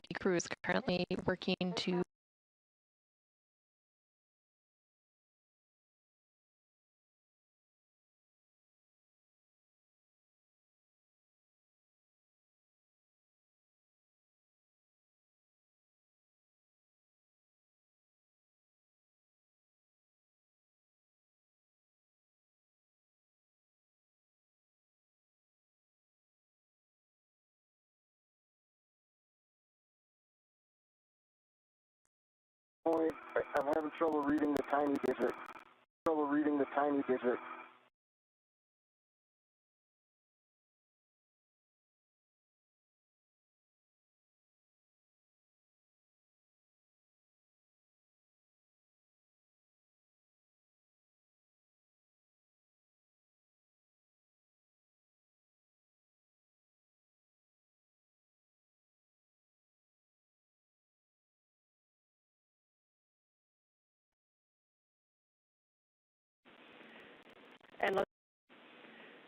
And let's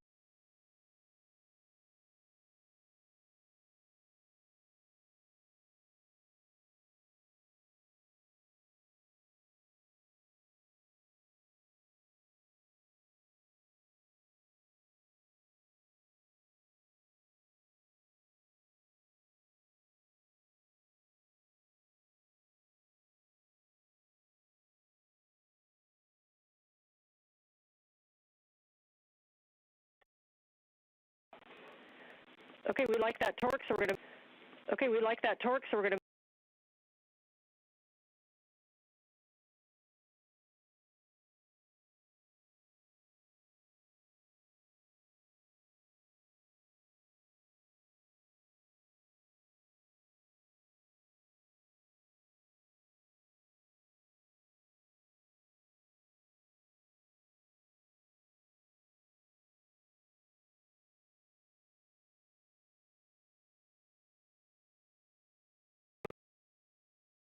Again?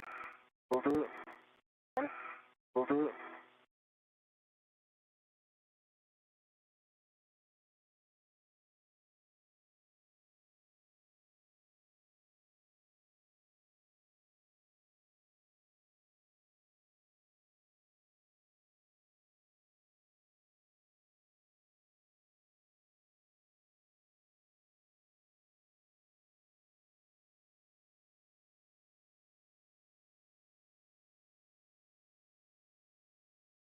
green light, checking.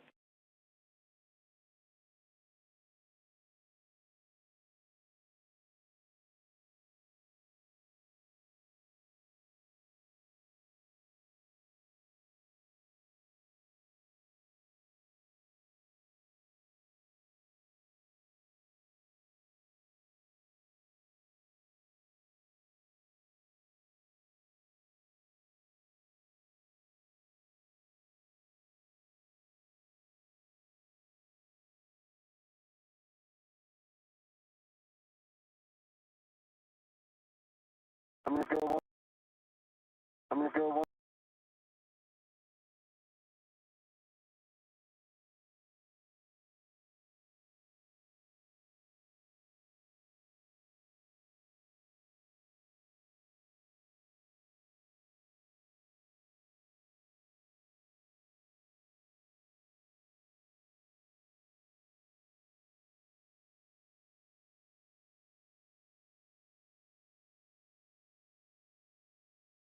We'll take another wiggle test, please.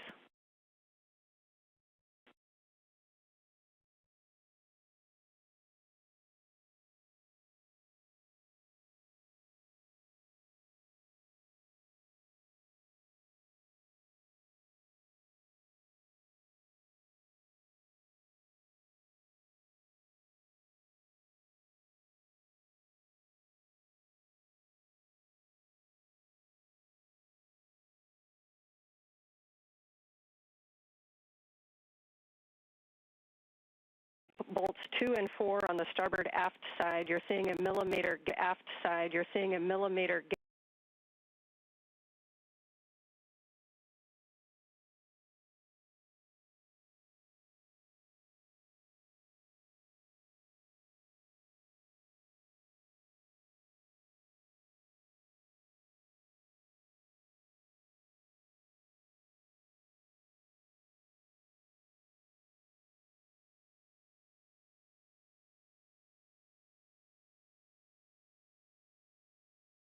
things set up. We're going to do the NZGLs and then come back to bolts. GLs and then come back to bolts.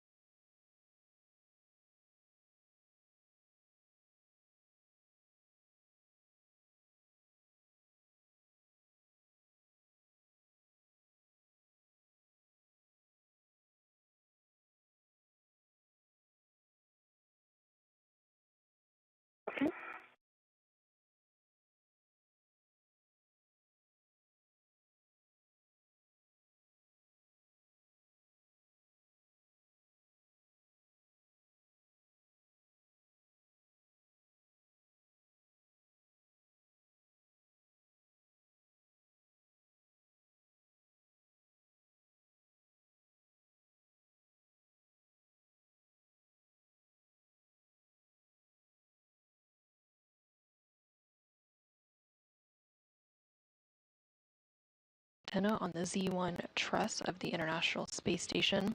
The International Space Station.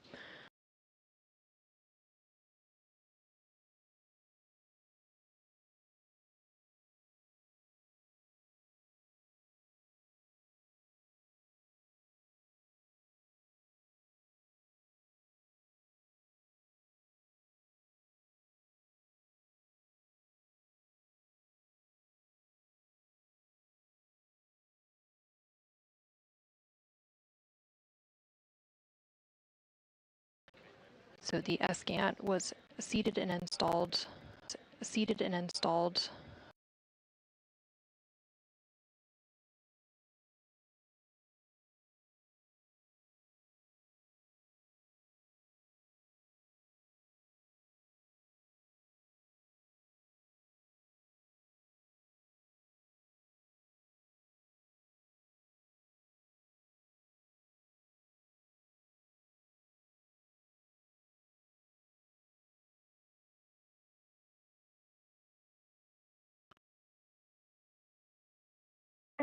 Good position for.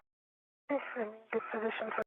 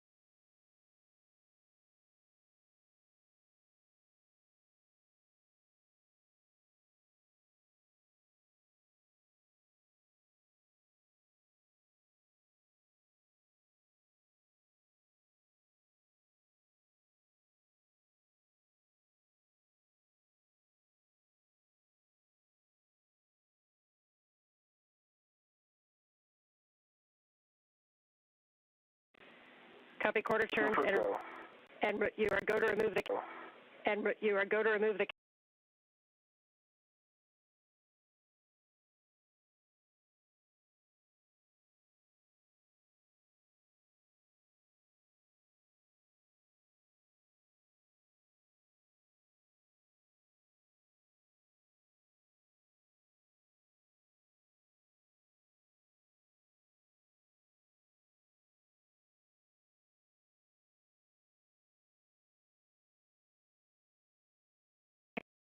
A6 is demated.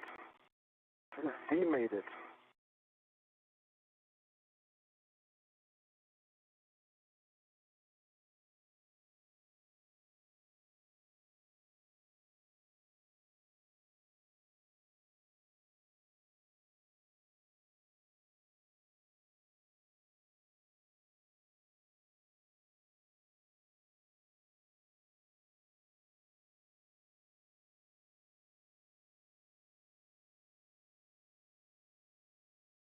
to J1 on the boom.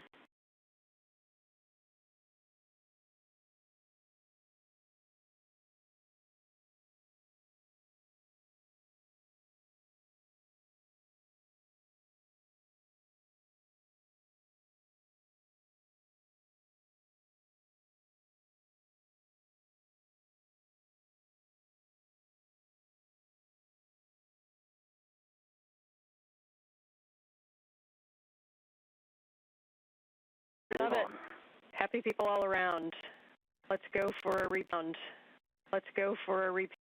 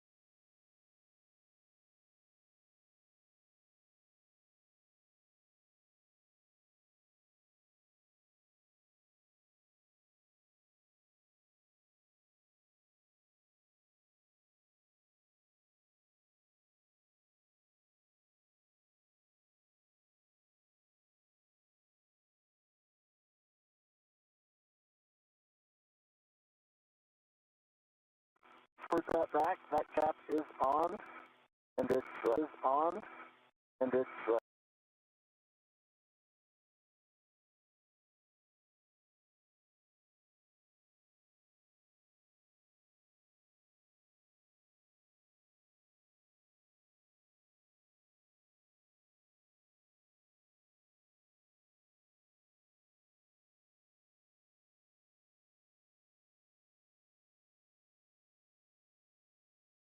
to that spring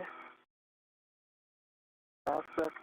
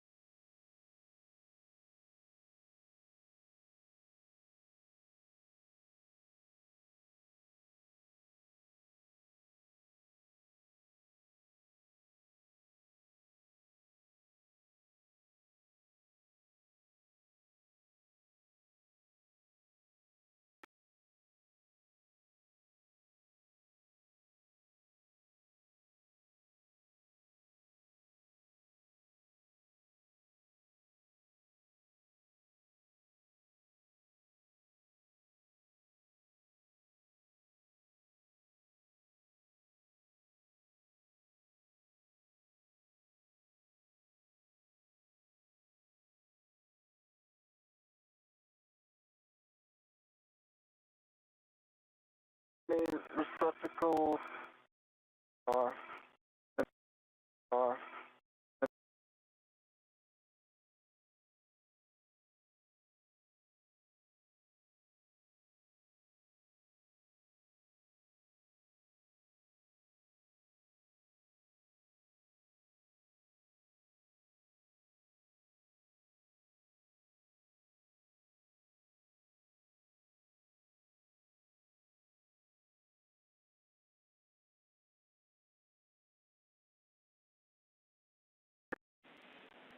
Okay, and you are go to mate P5, and you are go to mate P5.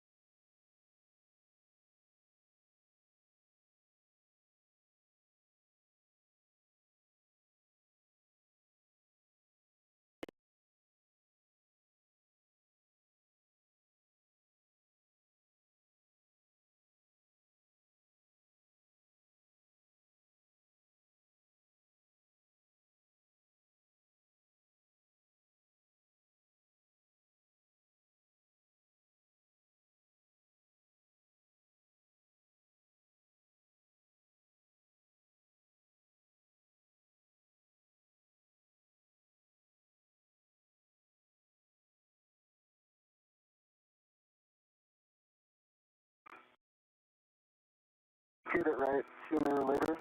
Get it right sooner or later.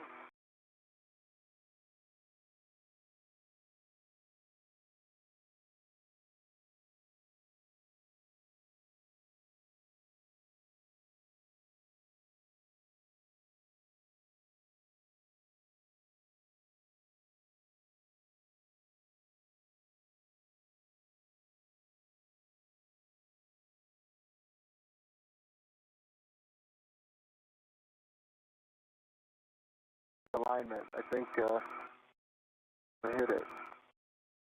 I hit it.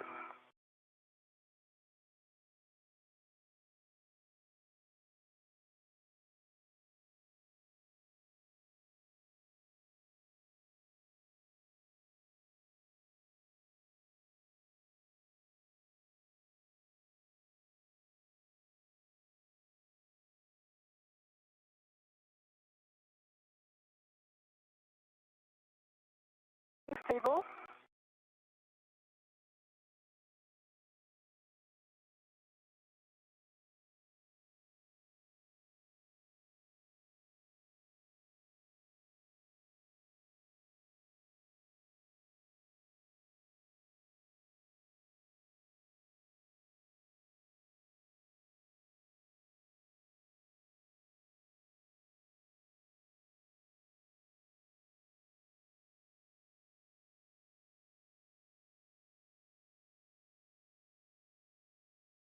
One side flush and one side not flush.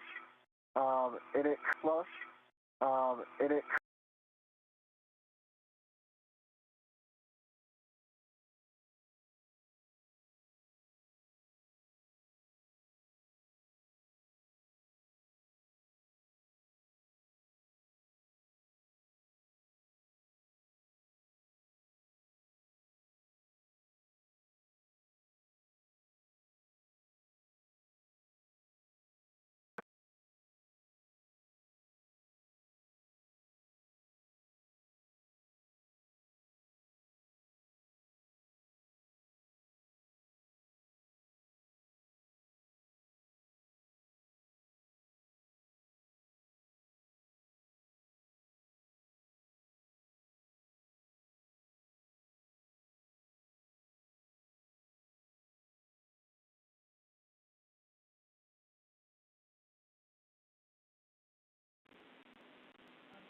On both sides. On both sides.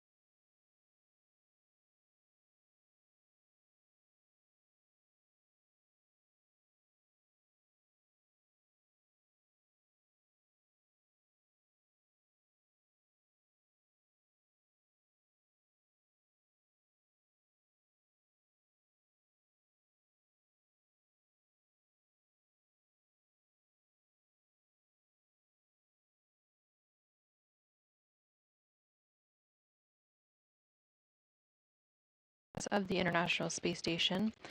They have already installed the bolts. They have already installed the bolts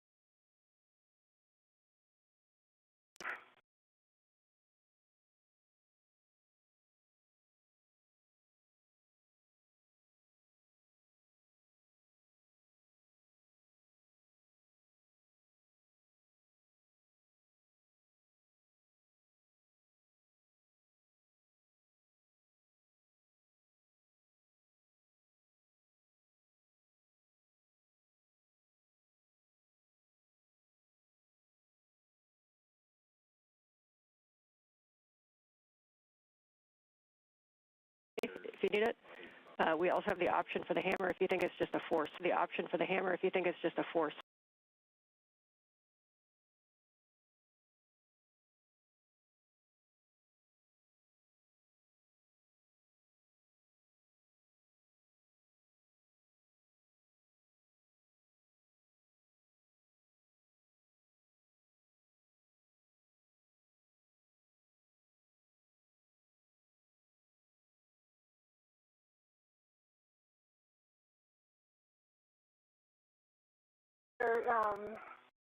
The easy position is going to be better from where you are. Easy position is going to be better from where you are.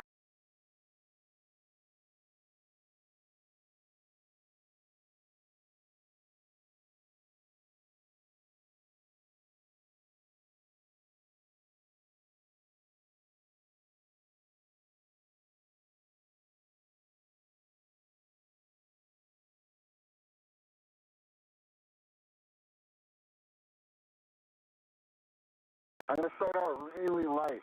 Yep. Yep.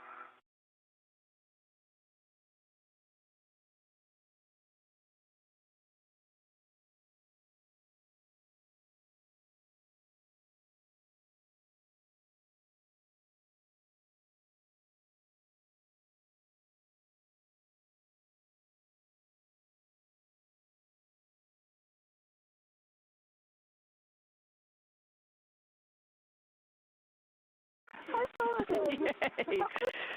Nice job, you guys. Nice job, you guys.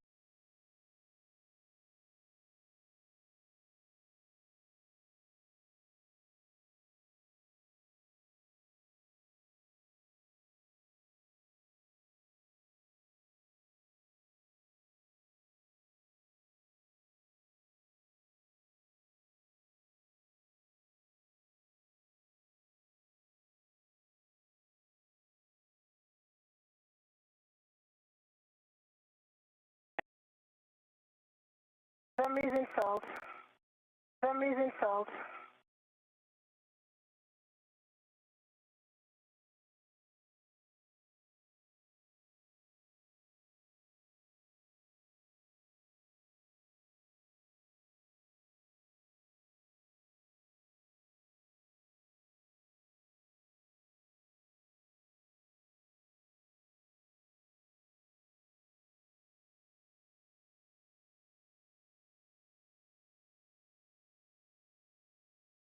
I'll tell you when they're set, but I'm ready to copy.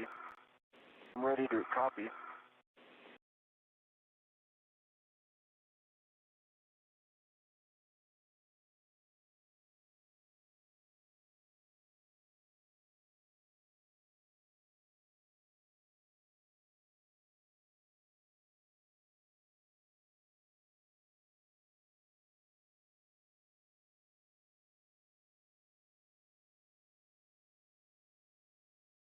Sophie's right in front of that one, so why don't you get it on there? Yep. So why don't you get it on there? Yep.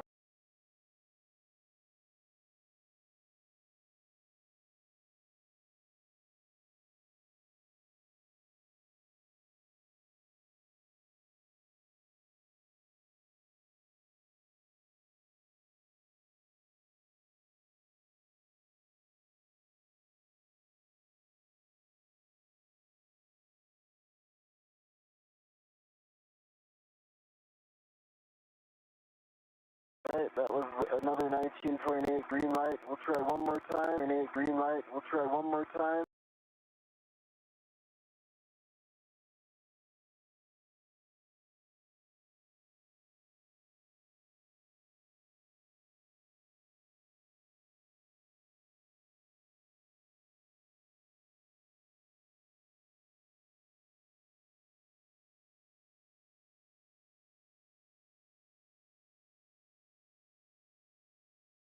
For bolt 2. Checking. Checking.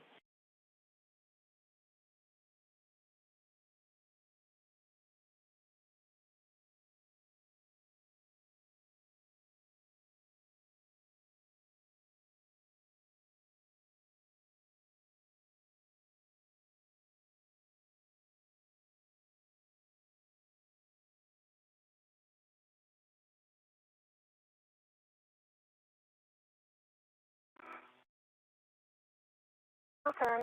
Your turn. Your turn. Your turn.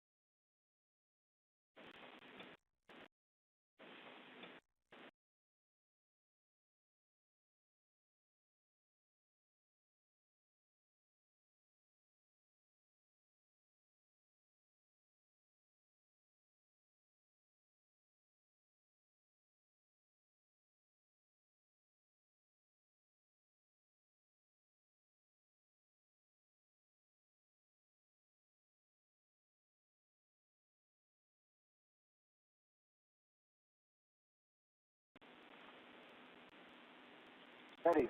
Ready? Ready. Ready?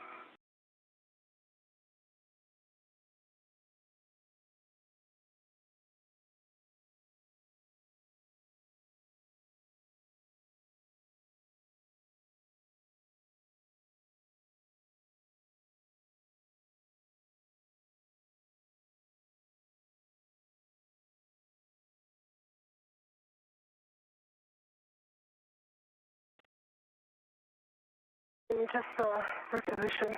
Can you just reposition?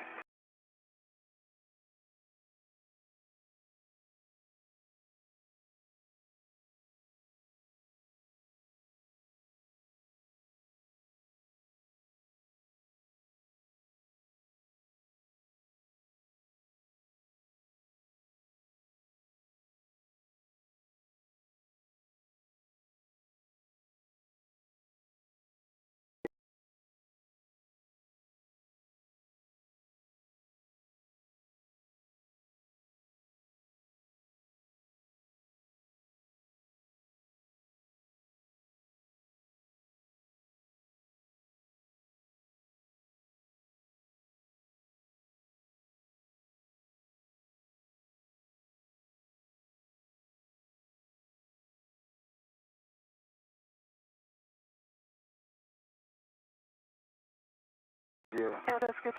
Um,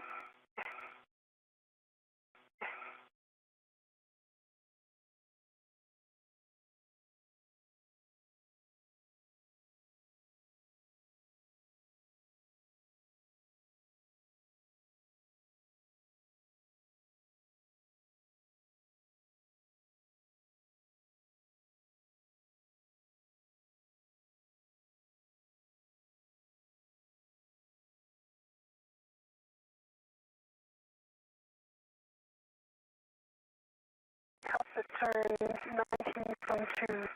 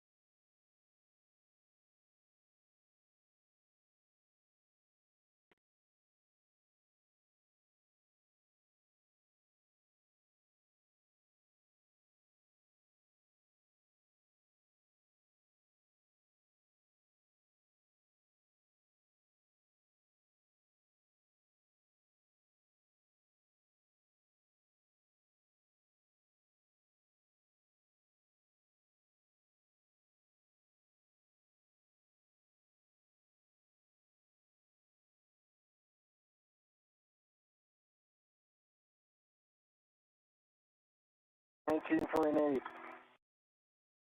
Green light. Green light.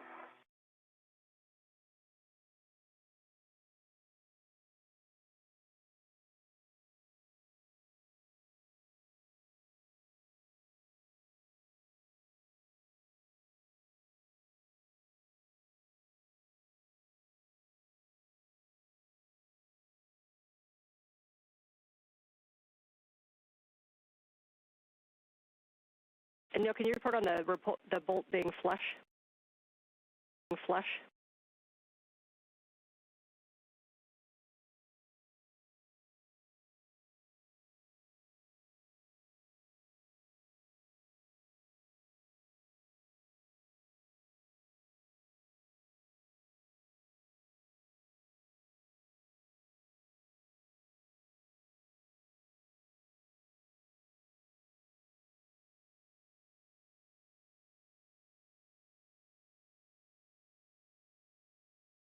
To close that gap and then try the driving again.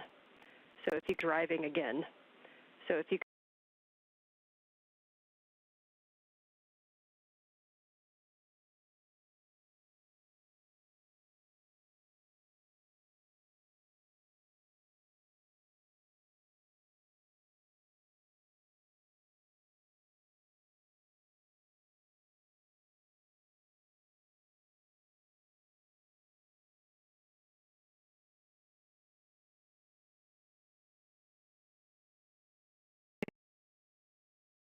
Your turn.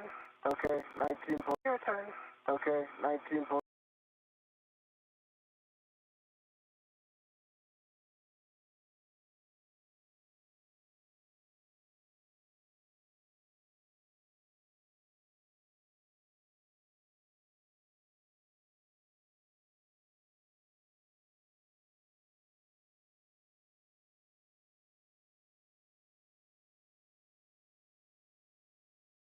understand no gap, so we'll go to bolt number 4 and try that same thing on the start. Bolt number 4 and try that same thing on the start.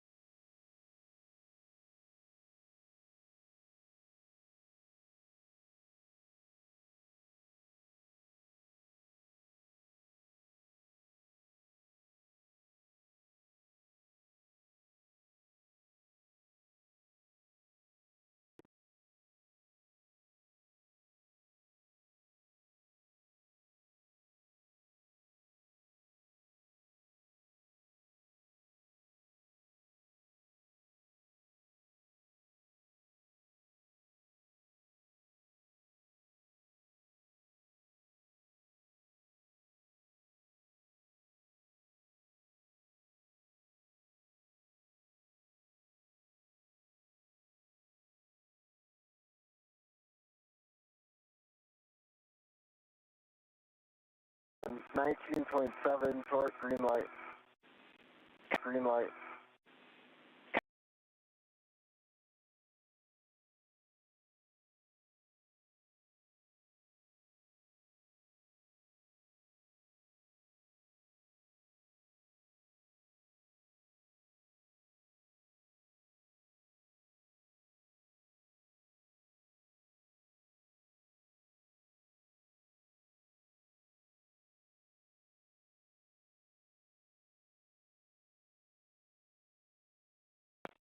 So there is a gap.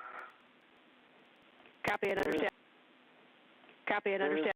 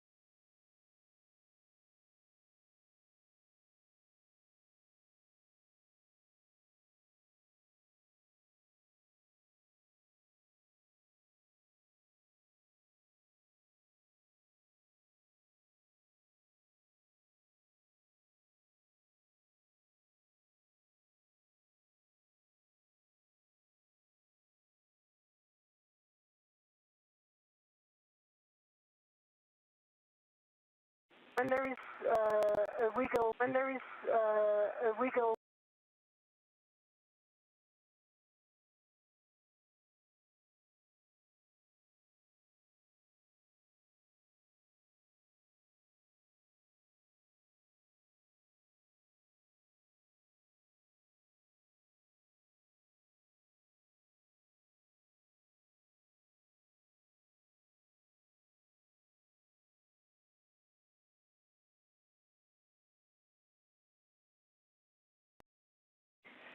Sophie, can you head down and get the torque wrench out of? Can you head down and get the torque wrench out of?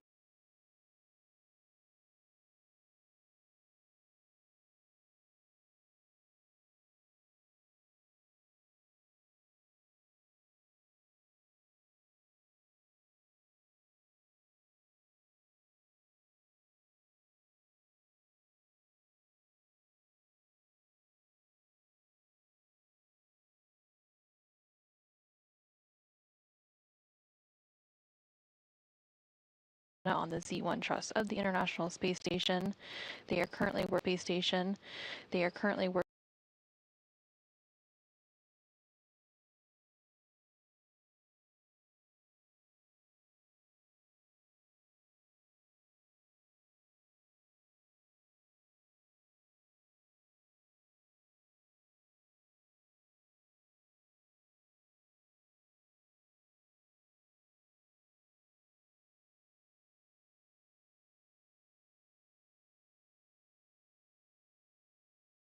connections for the SGANT. Again, the SGANT. Again, the SGANT.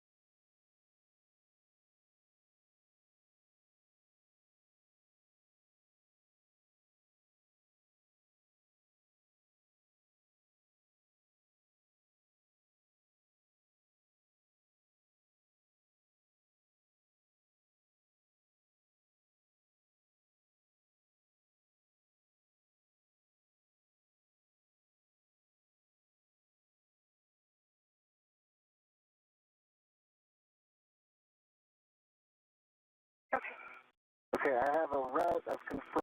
Okay, I have a route I've confirmed.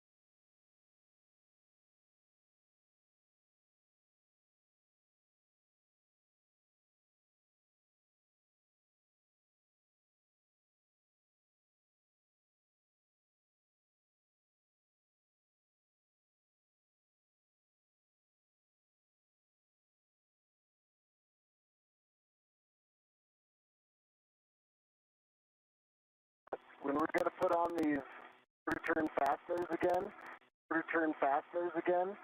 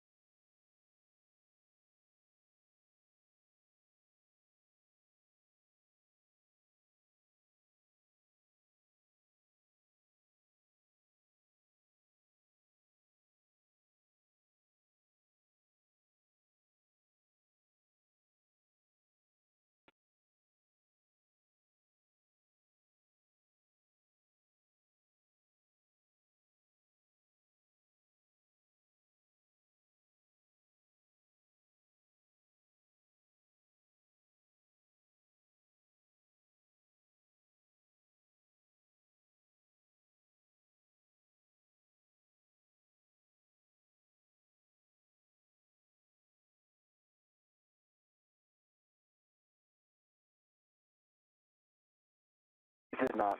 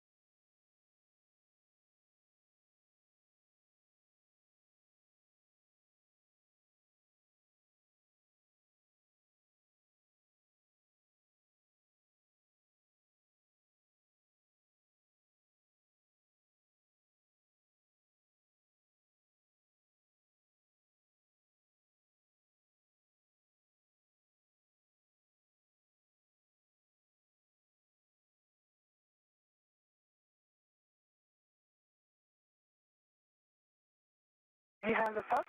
No, Do you have the pups? no,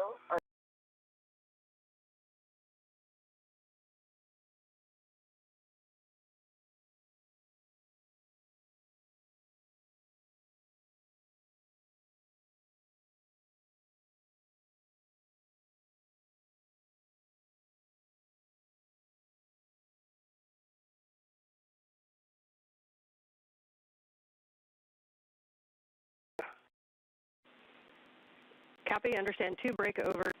Copy, understand 2, break over.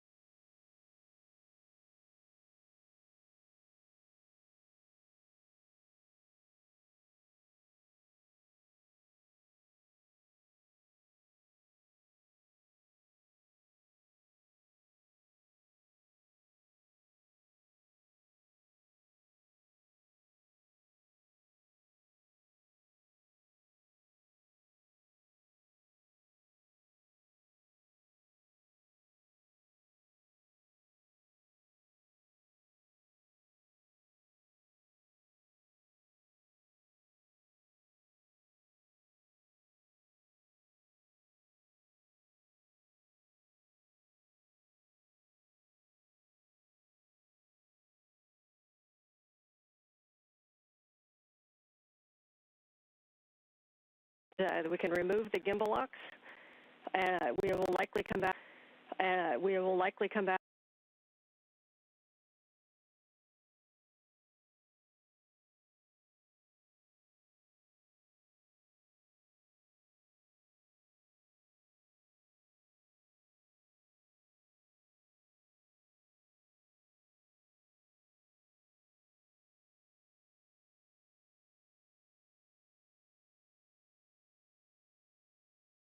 Depending how you play this, the gimbal locks do not have labels.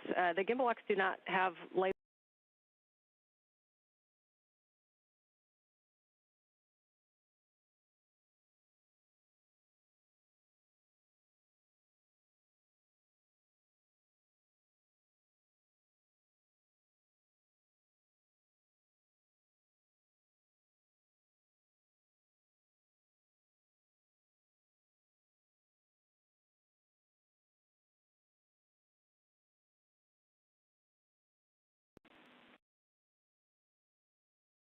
Okay, I'm gonna do.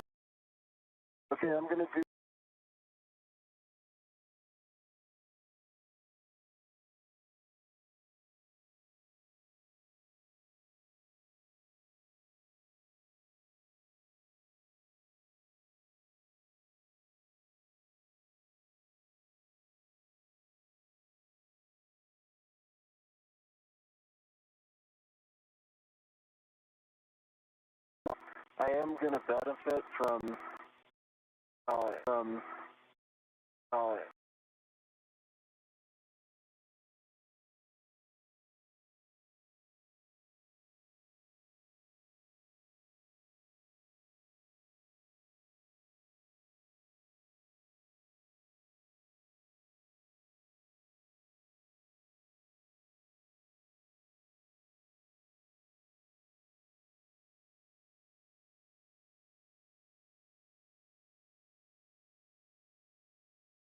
Central, 8:27 a.m. Eastern.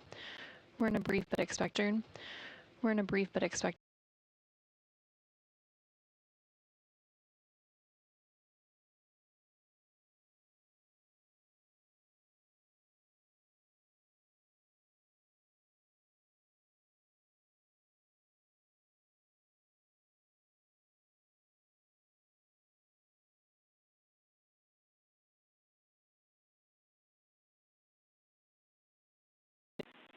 We are back with you, and they've talked to.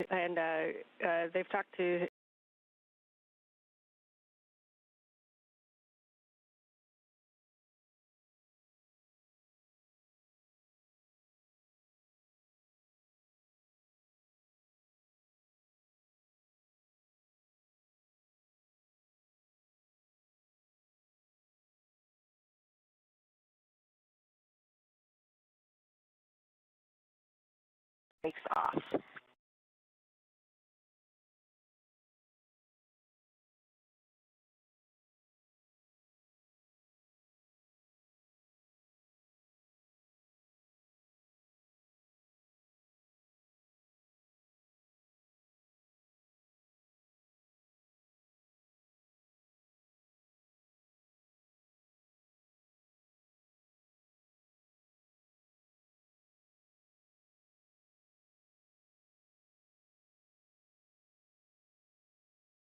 We're continuing the installation process of the spare space-to-ground antenna, or SCANT, bare space-to-ground antenna, or SCANT.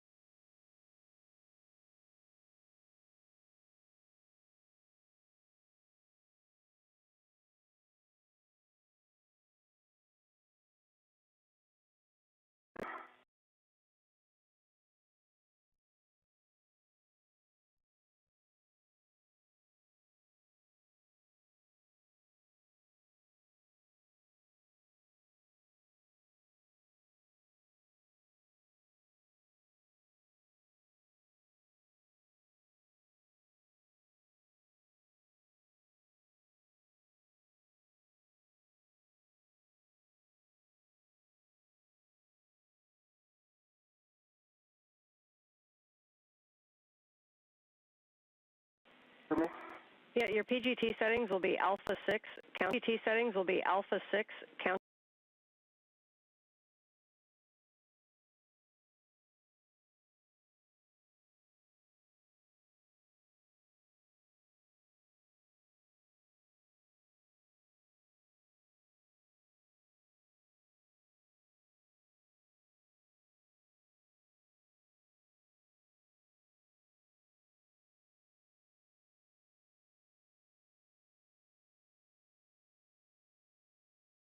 Alignment, and so Bolt Lima that is unmarked is on the forward, that is unmarked is on the forward.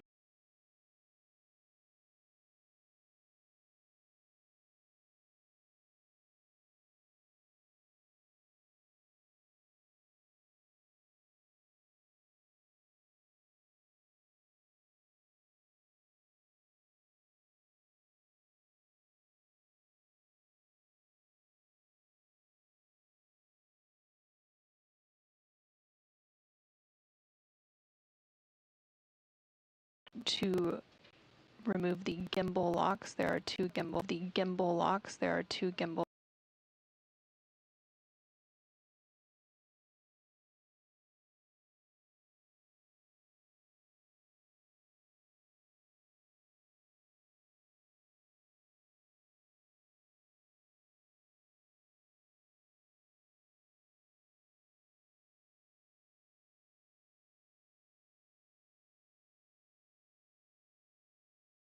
lock to be released. So you'll hear different bolts called out by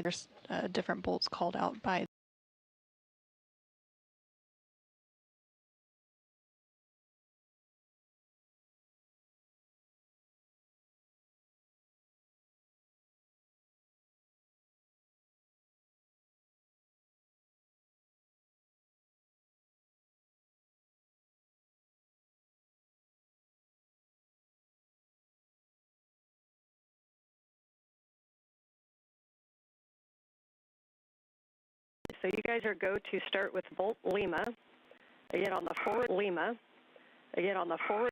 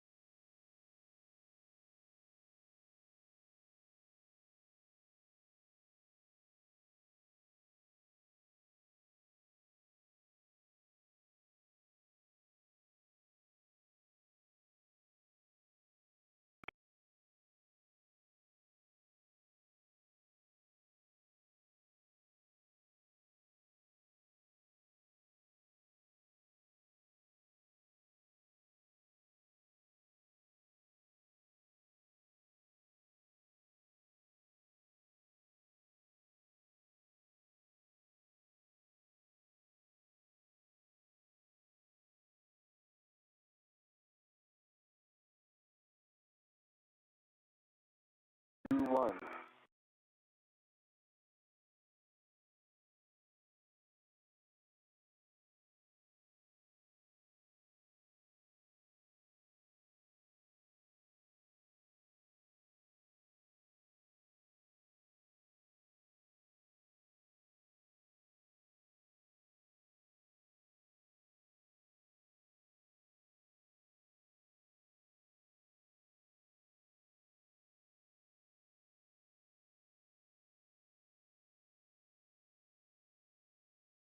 Which is going to be the one directly kitty corner from it. So on Anil's side, kitty corner from it. So on Anil's side.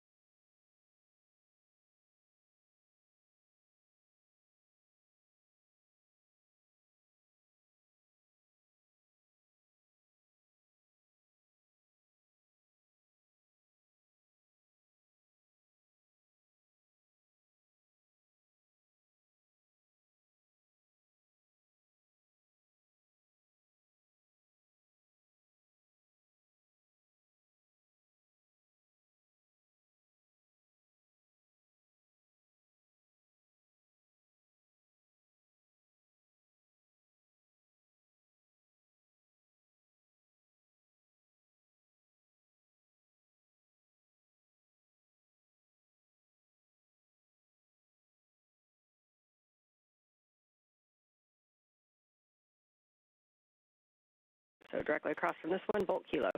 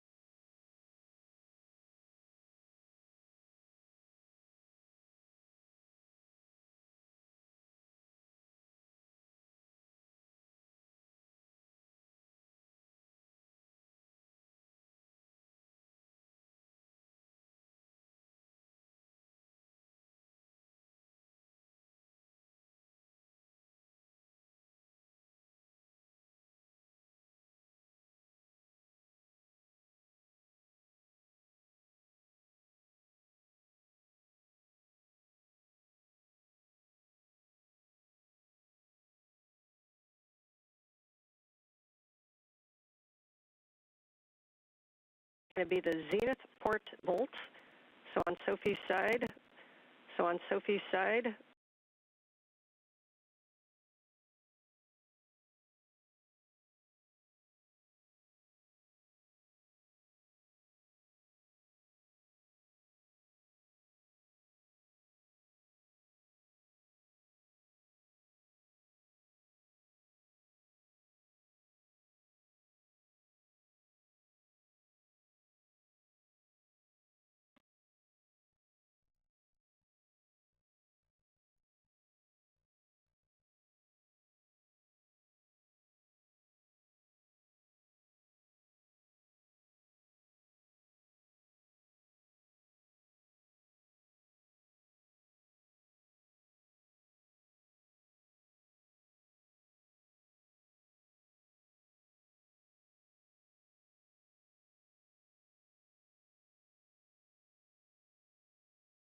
Currently there on your screen, you can see him from the helmet camera view.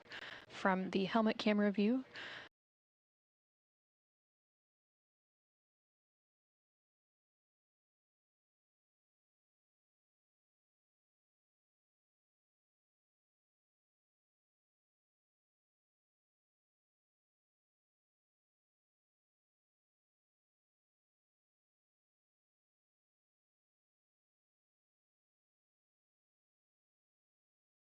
Ready to count?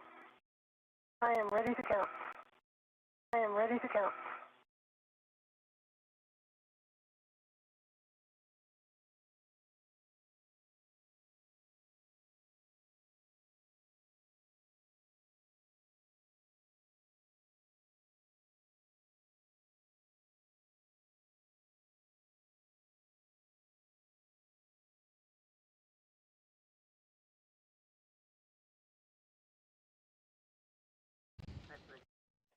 copy, 7 turns, 7 turns.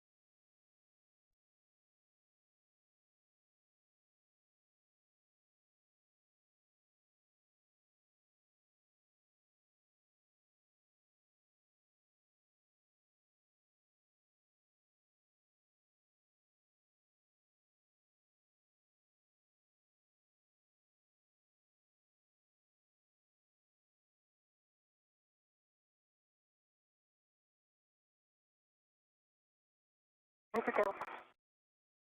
Ready to count.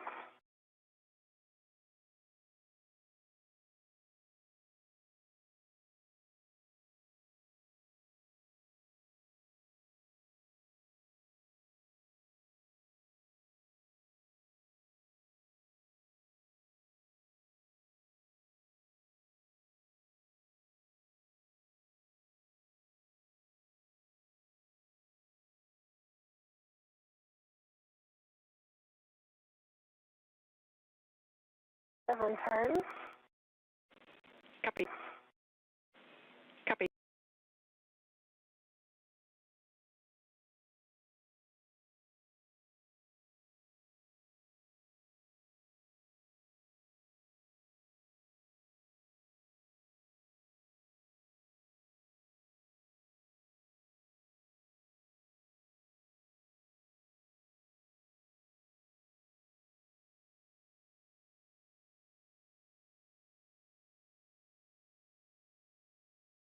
I need time to reposition then.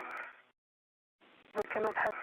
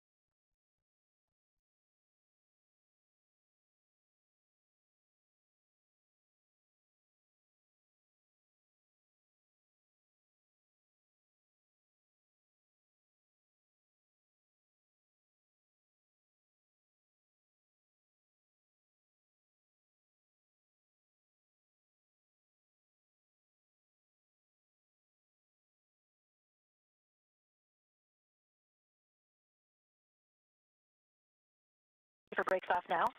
Sophie, would it be okay if I GCA? Be okay if I GCA?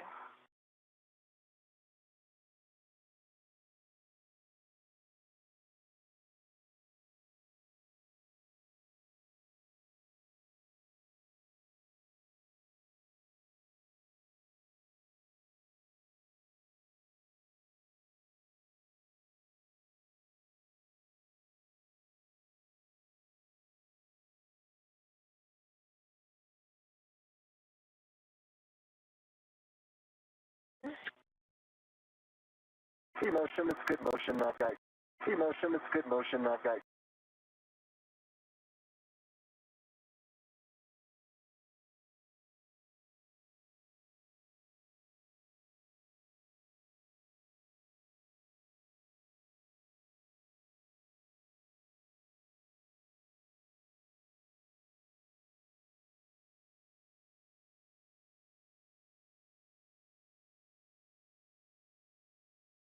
Copy GCA complete. Brakes are on. Copy, brakes off. On. Copy, brakes off.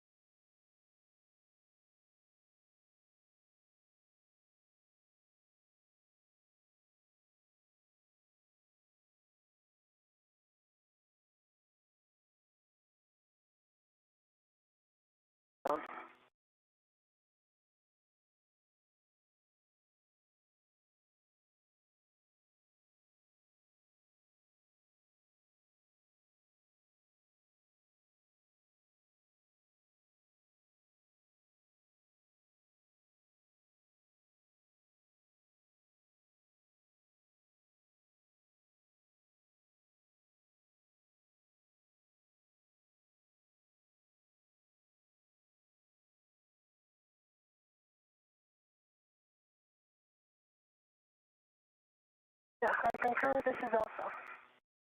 Yeah, This is also. Yeah, you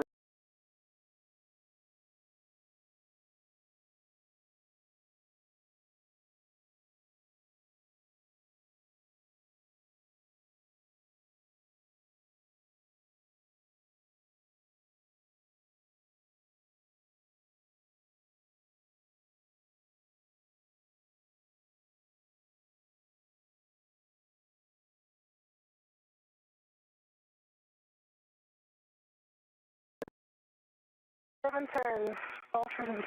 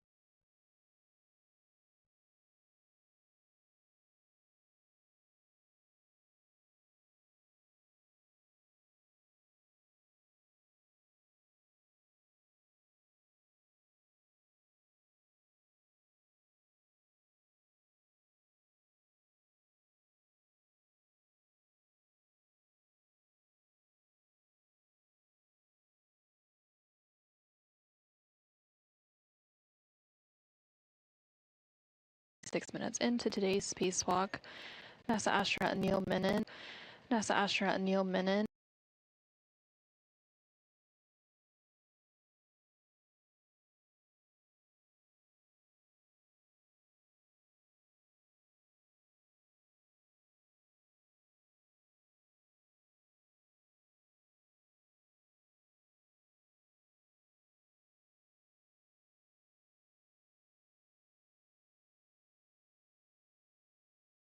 Seven turns, false release. Copy 7 turns, you can hit chart. Copy 7 turns, you can hit chart.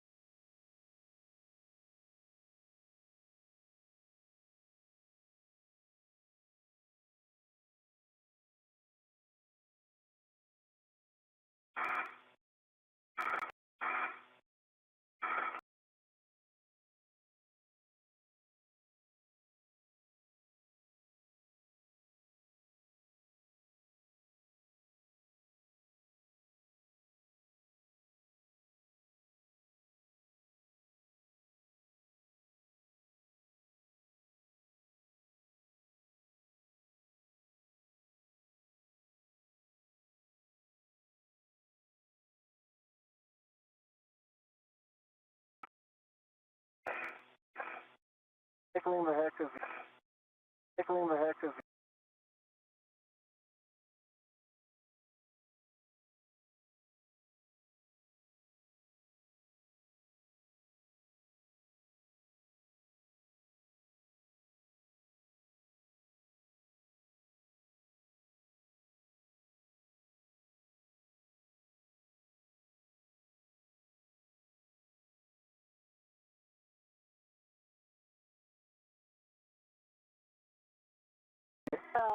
As soon as they are removed, of course, main trips are removed, of course, main trips of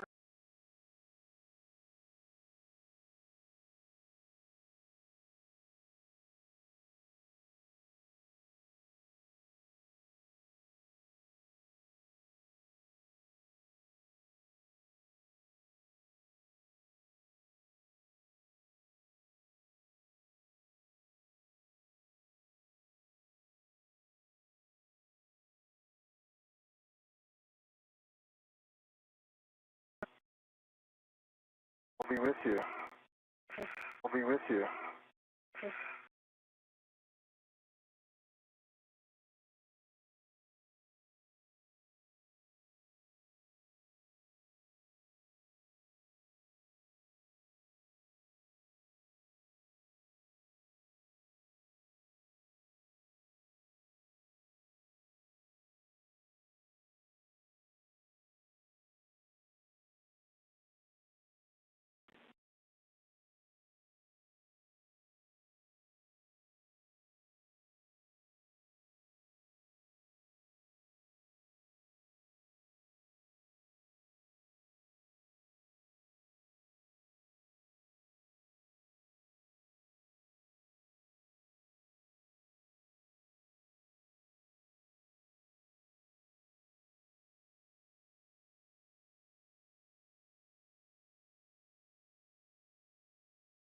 Back on to reinstall the bolts of the FSE.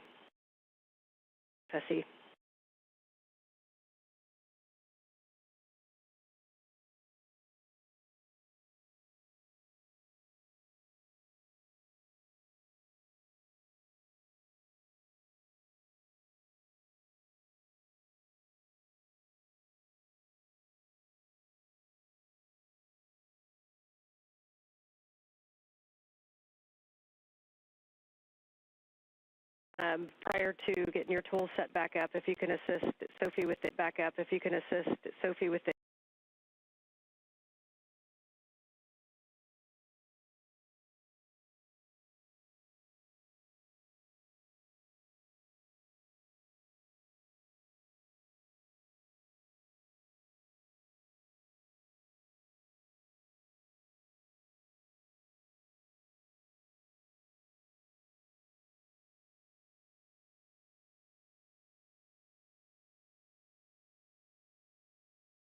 We each got one side.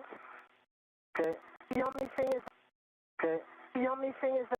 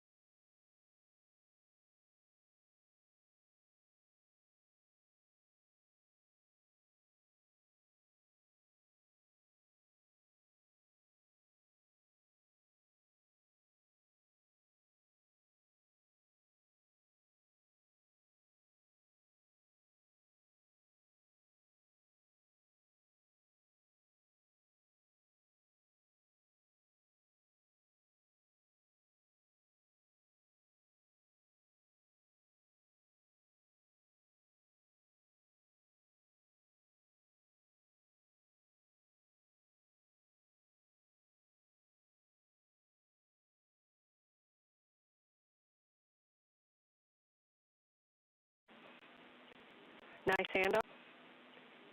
Nice handoff.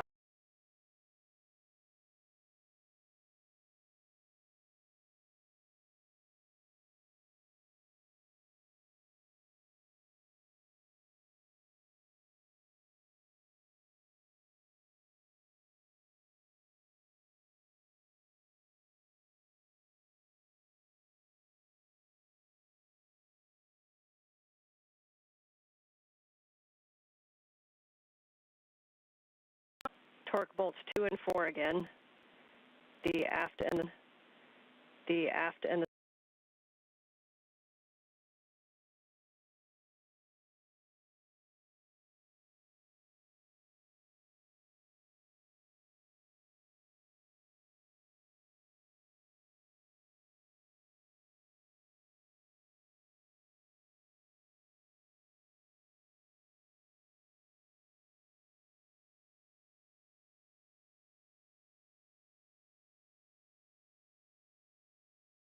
mess right now, and we'll just be grabbing the heat shield. Just be grabbing the heat shield.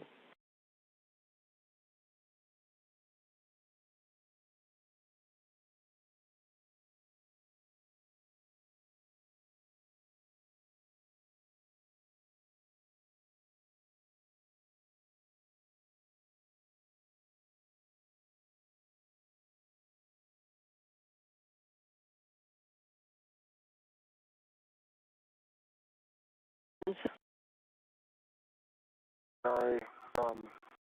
Sorry.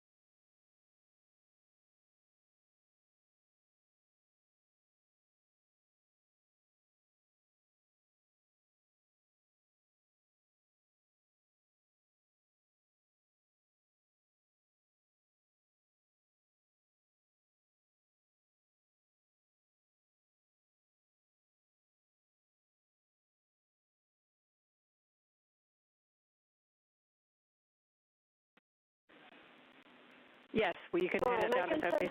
Yes, well, you can hand it down to Sophie.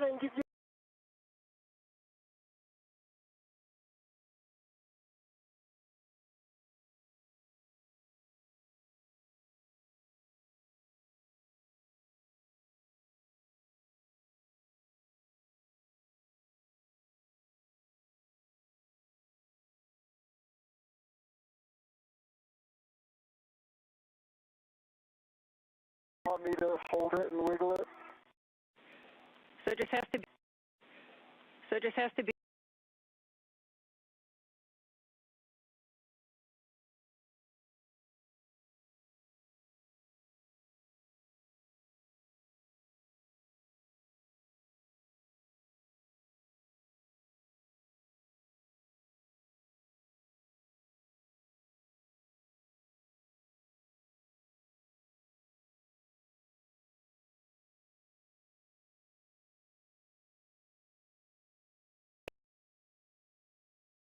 Flex,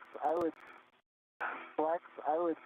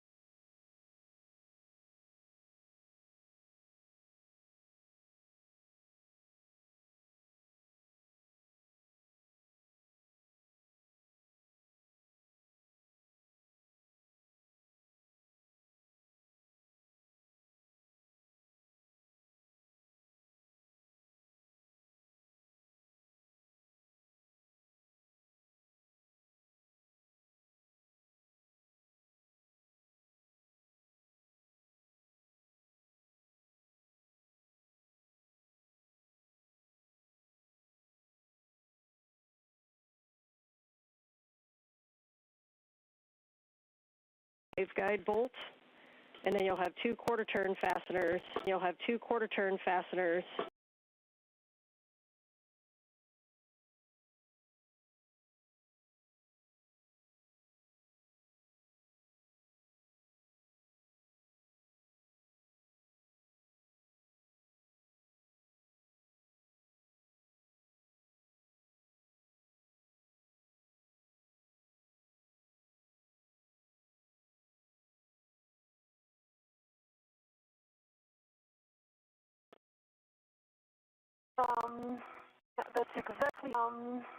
That's exactly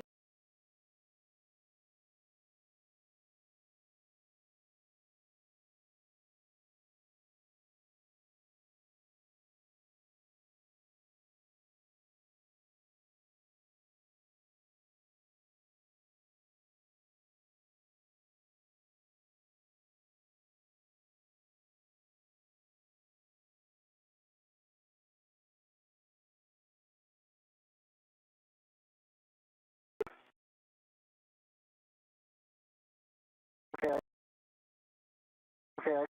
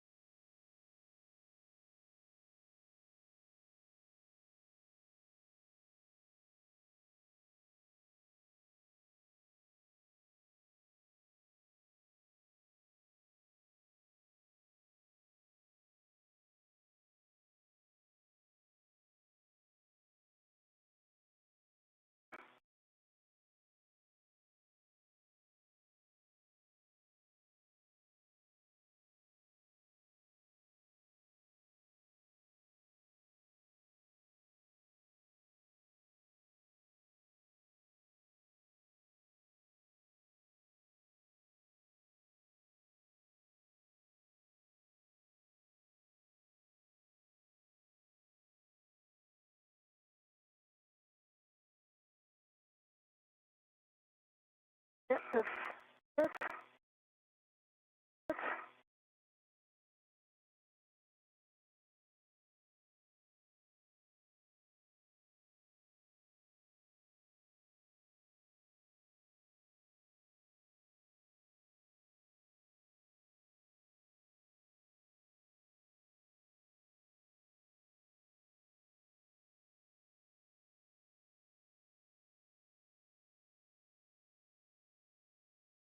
Return fasteners are secure, and Okay.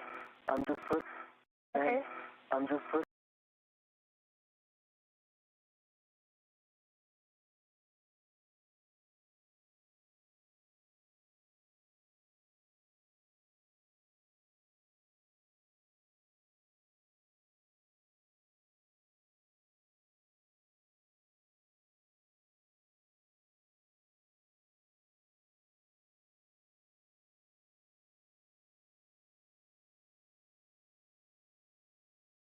You're good. Copy. Copy.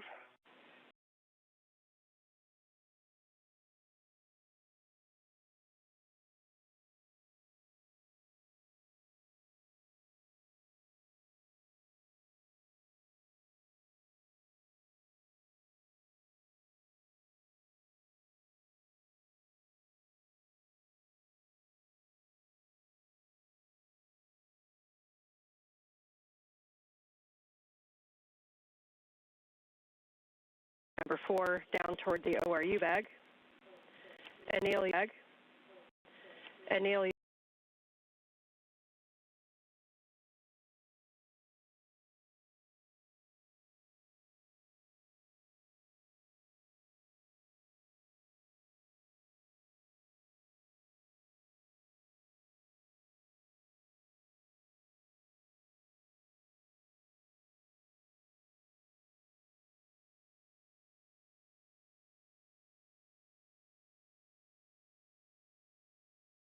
And Sophie, we see you moving.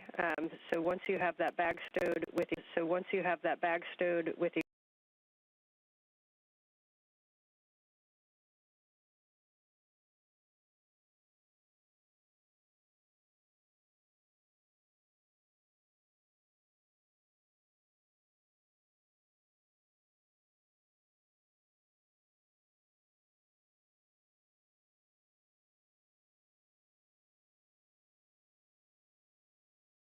removal assist.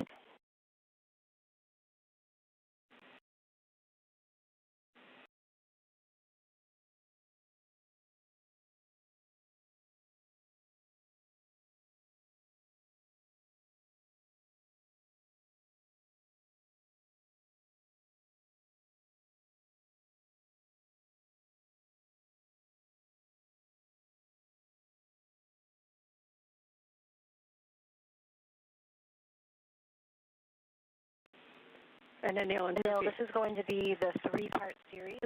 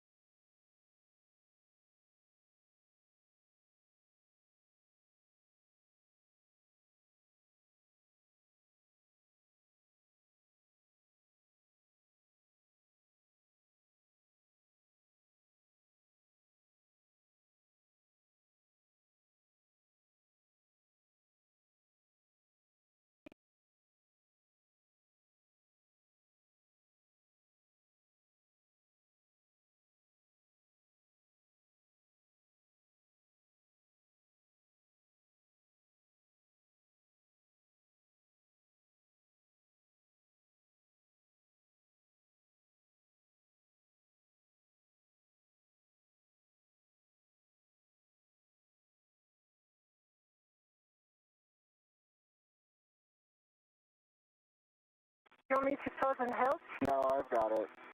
Working. Got it. Working.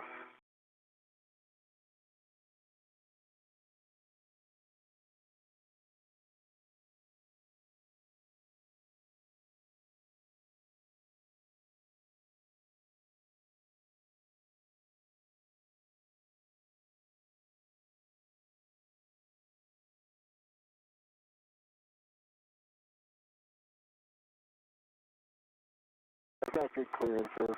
Out, body up, and now we're going body up, and now we're going.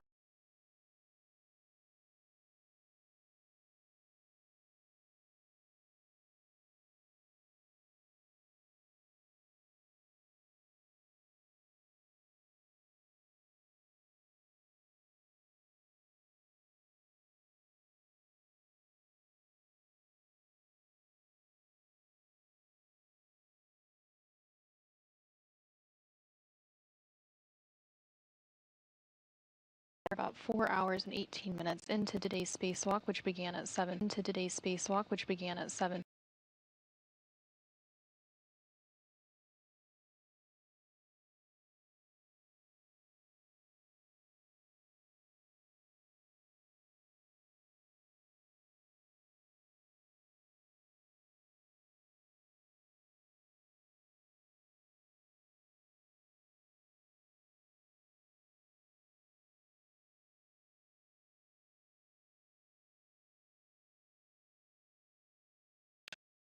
Okay, starting motion in 3, 2, 1. 3, 2, 1.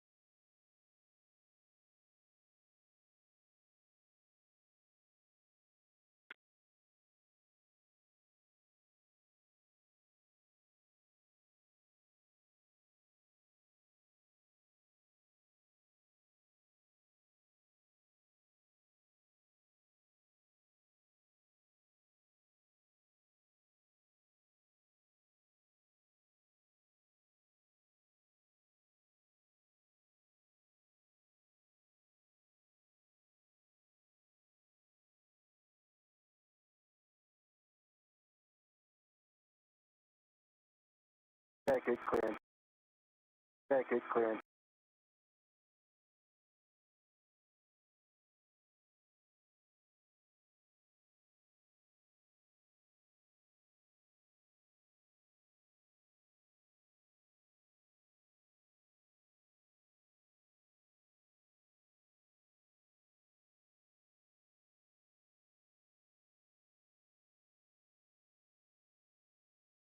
I talked that. The first step is going to be to put a RET on the SCANT. That can be from a RET on the SCANT. That can be from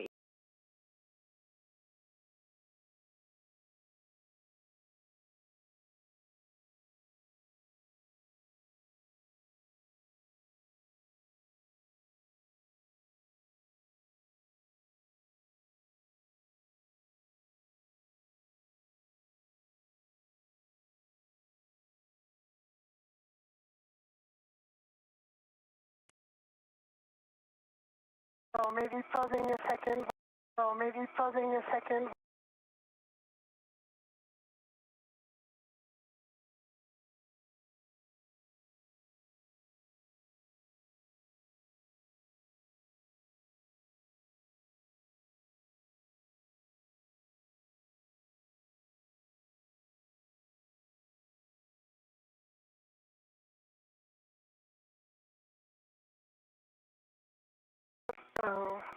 Do not put my red on it.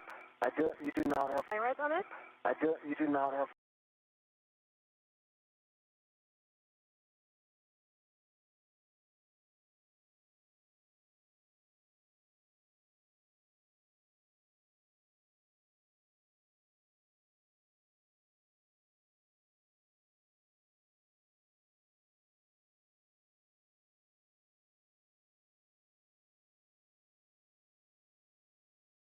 Renault recently completed the installation of the spare SCAN or space to ground antenna. Spare SCAN or space to ground antenna.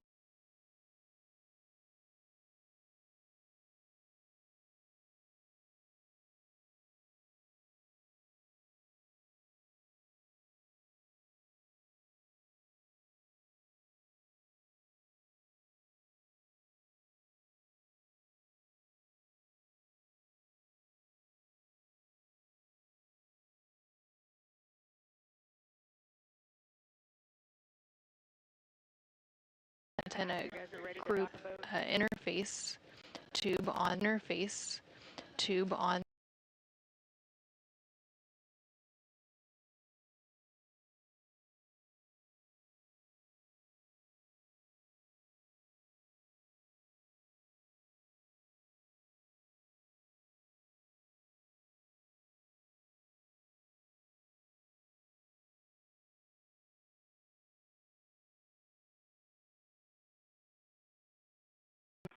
It's along the pitch axis.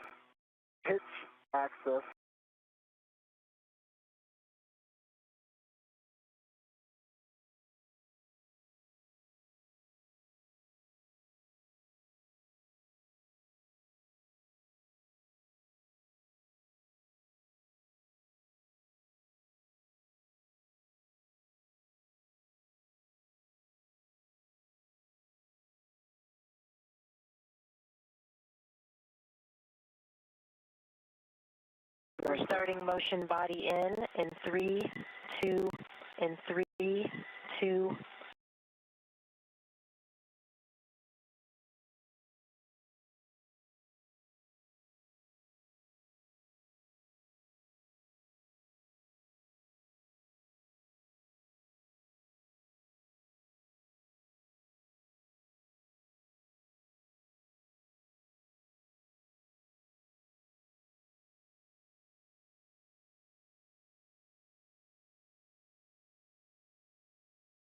Having a hand on it. Okay. So, just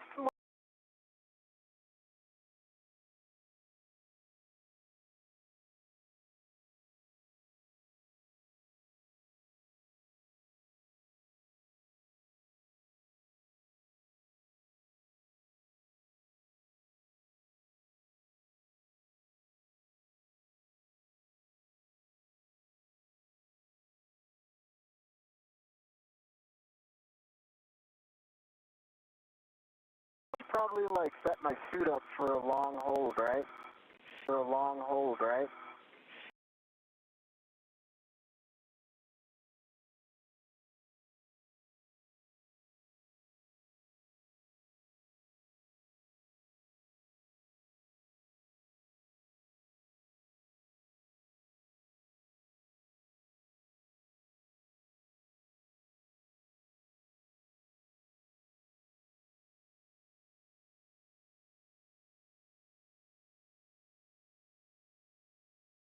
Others, we like your plan. You're doing great work on those.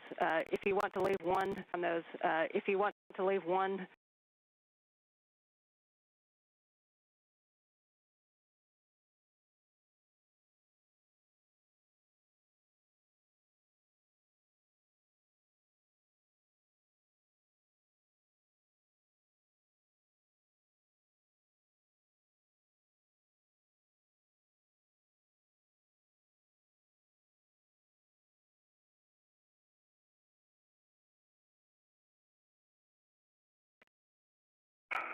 That's right.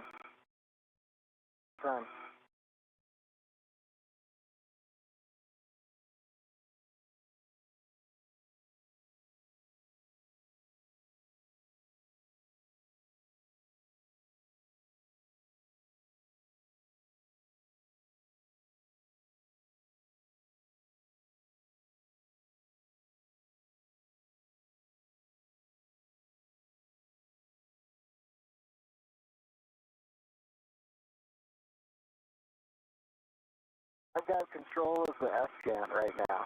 copy. Copy.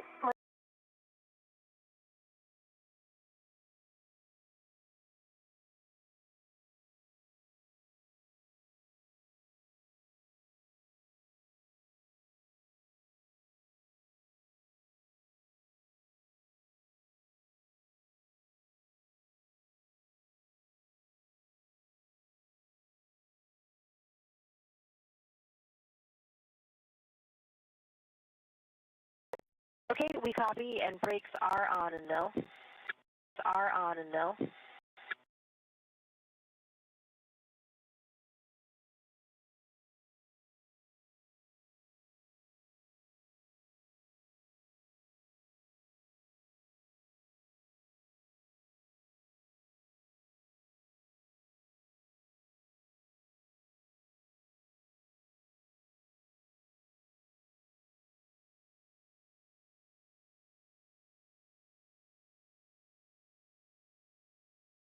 loose. I think you can get it off.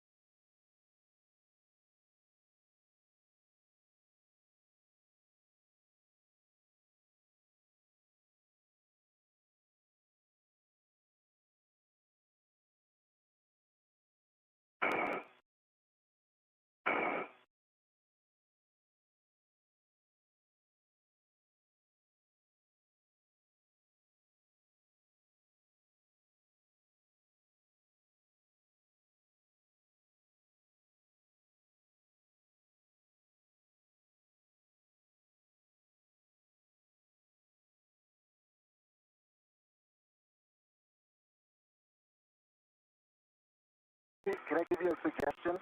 Yeah. If you do a full body,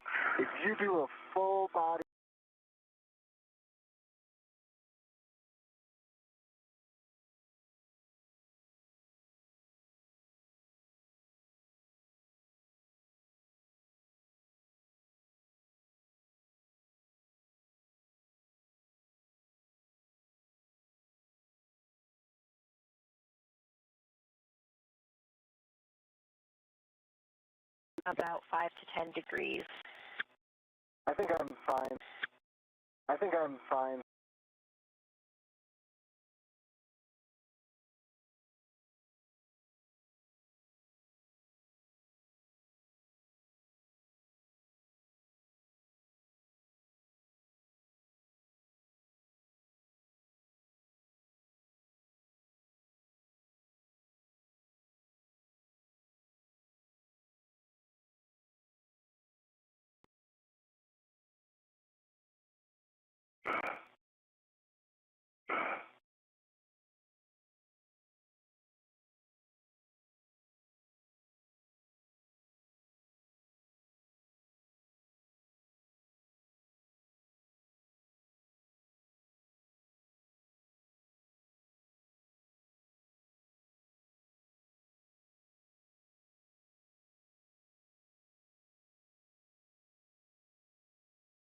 What you're doing.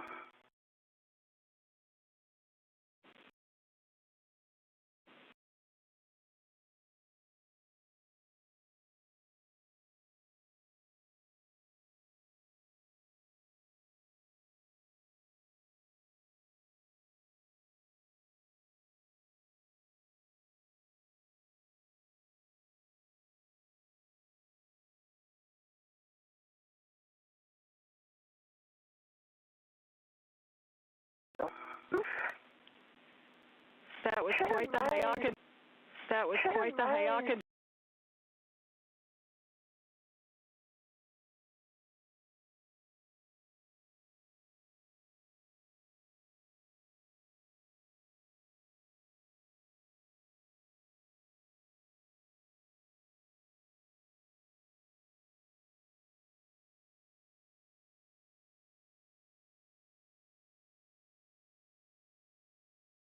Nicely done.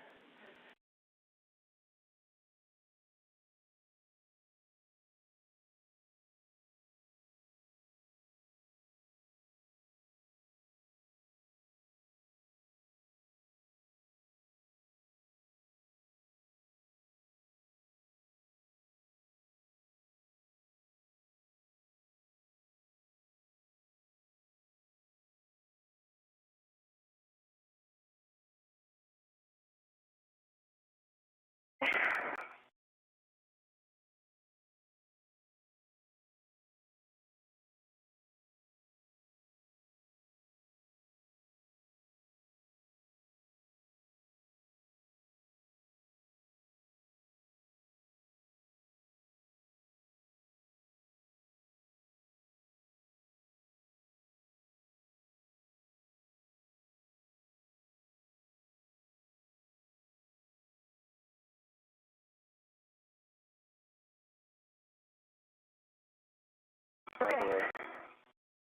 I am ready to hand it over.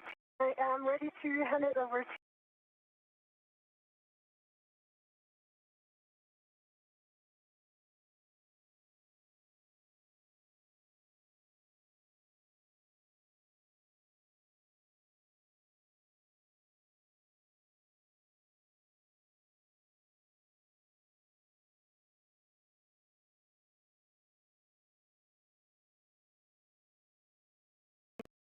Any helpful on it?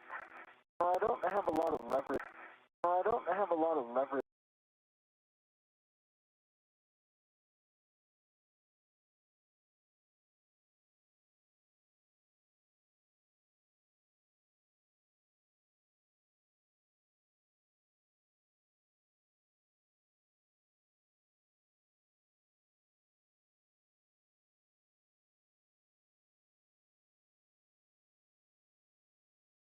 I've got it, and I'm moving it towards me. Moving it towards me.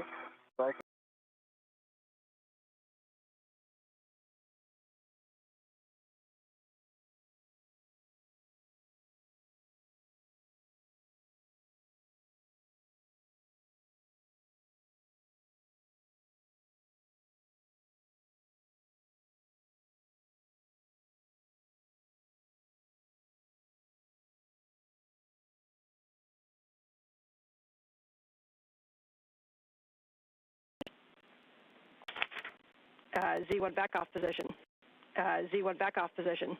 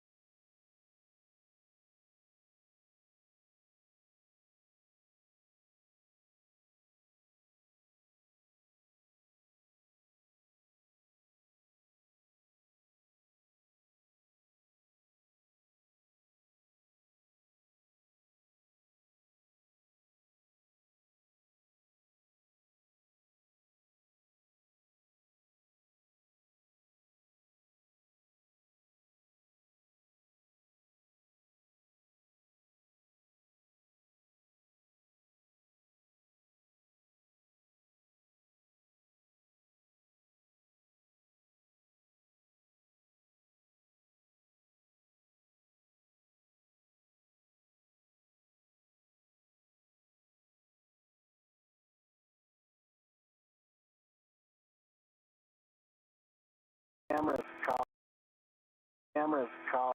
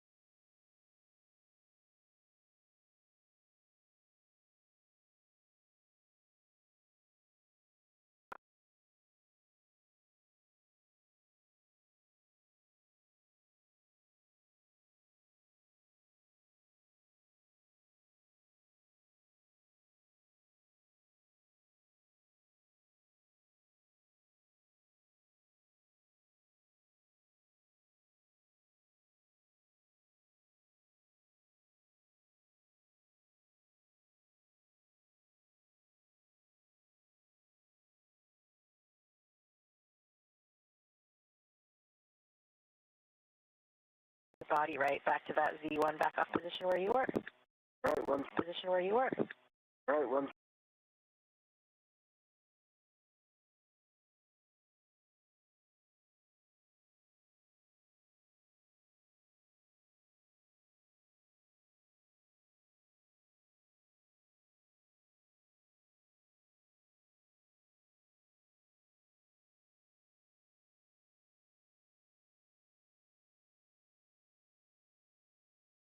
Houston. We are 4 hours and 38 minutes into today's spacewalk, which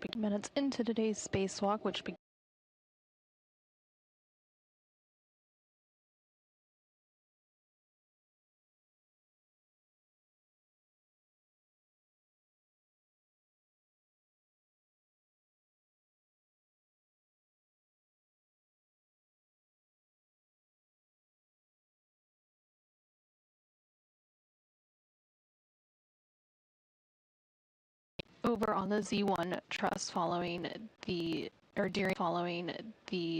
during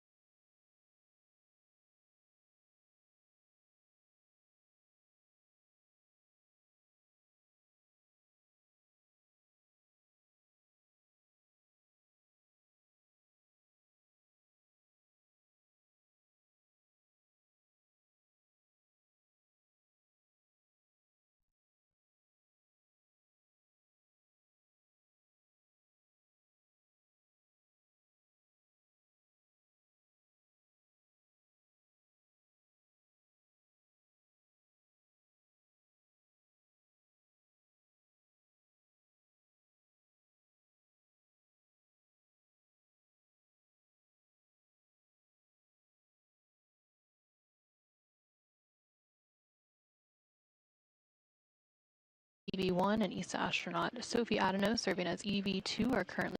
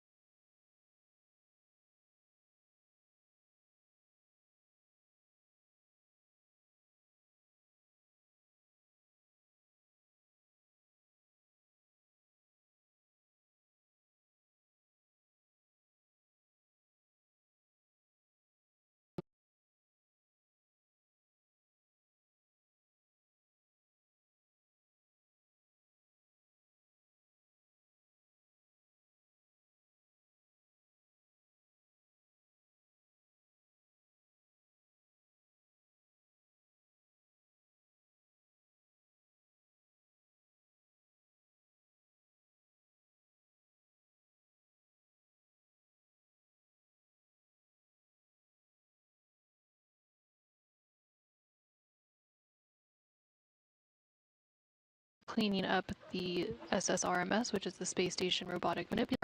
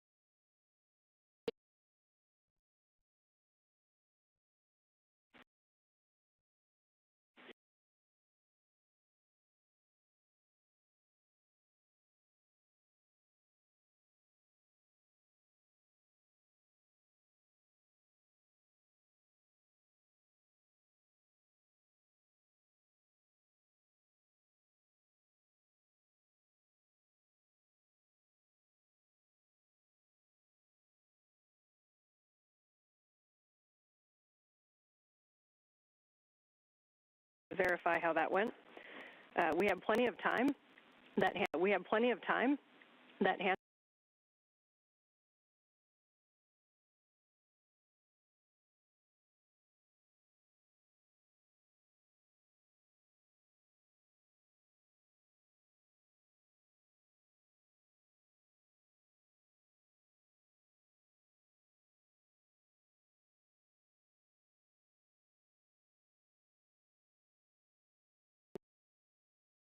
Target timeouts for me to ask a question. Timeouts for me to ask a question.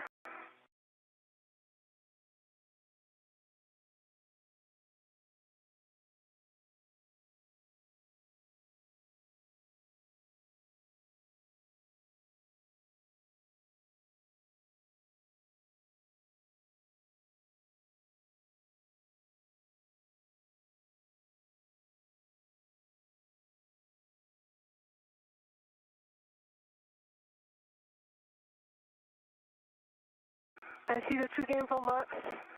I see the torque wrench. I see the torque wrench.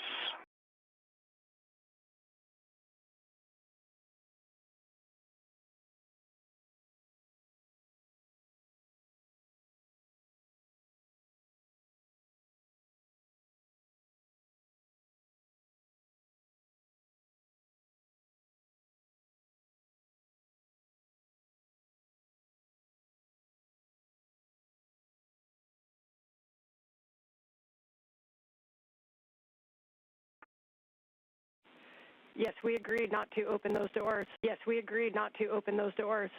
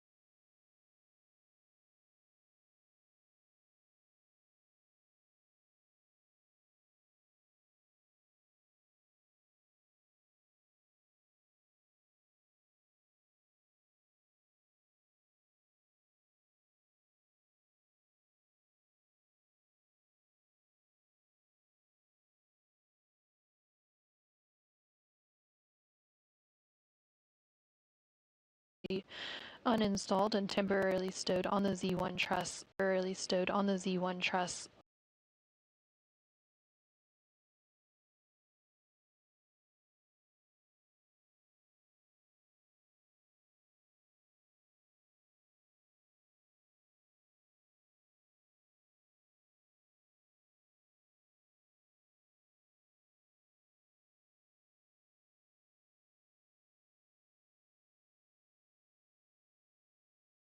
This is for us, we would take it. And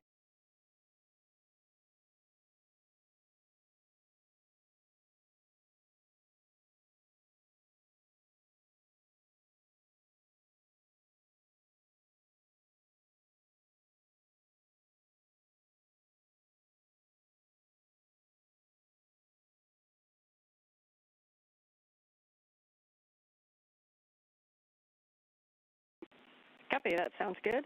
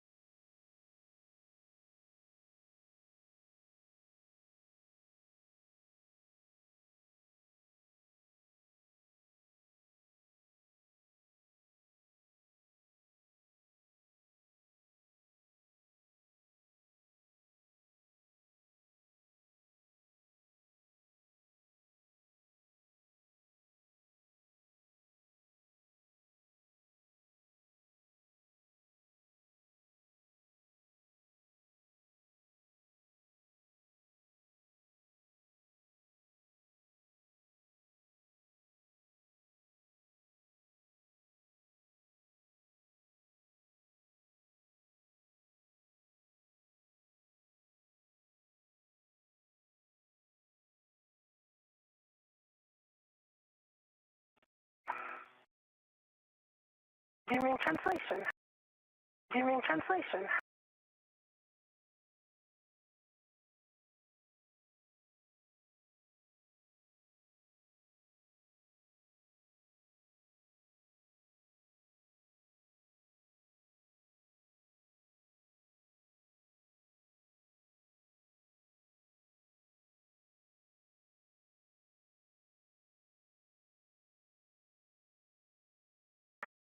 Next. I can put on the D-ring. I can put on the D-ring.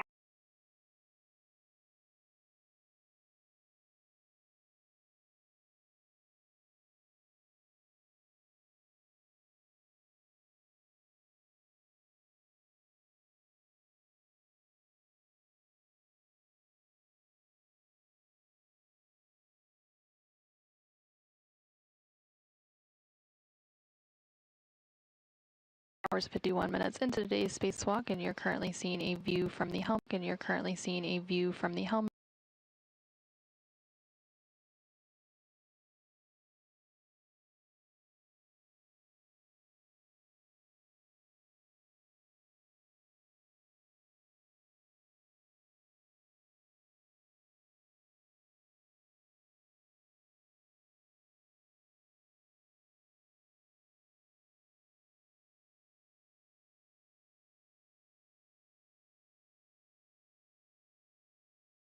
NASA astronaut Anil Menon over at the ESP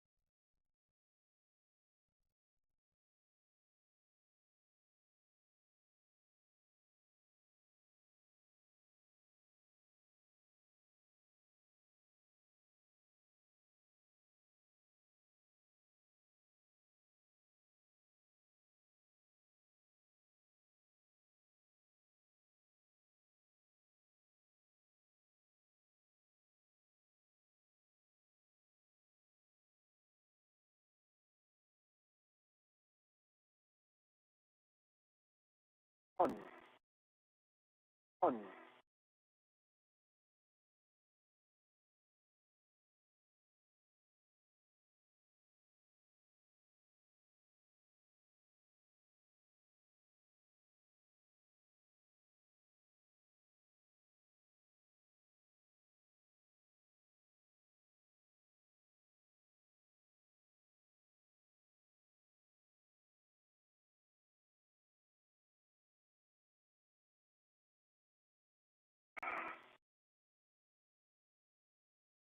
No.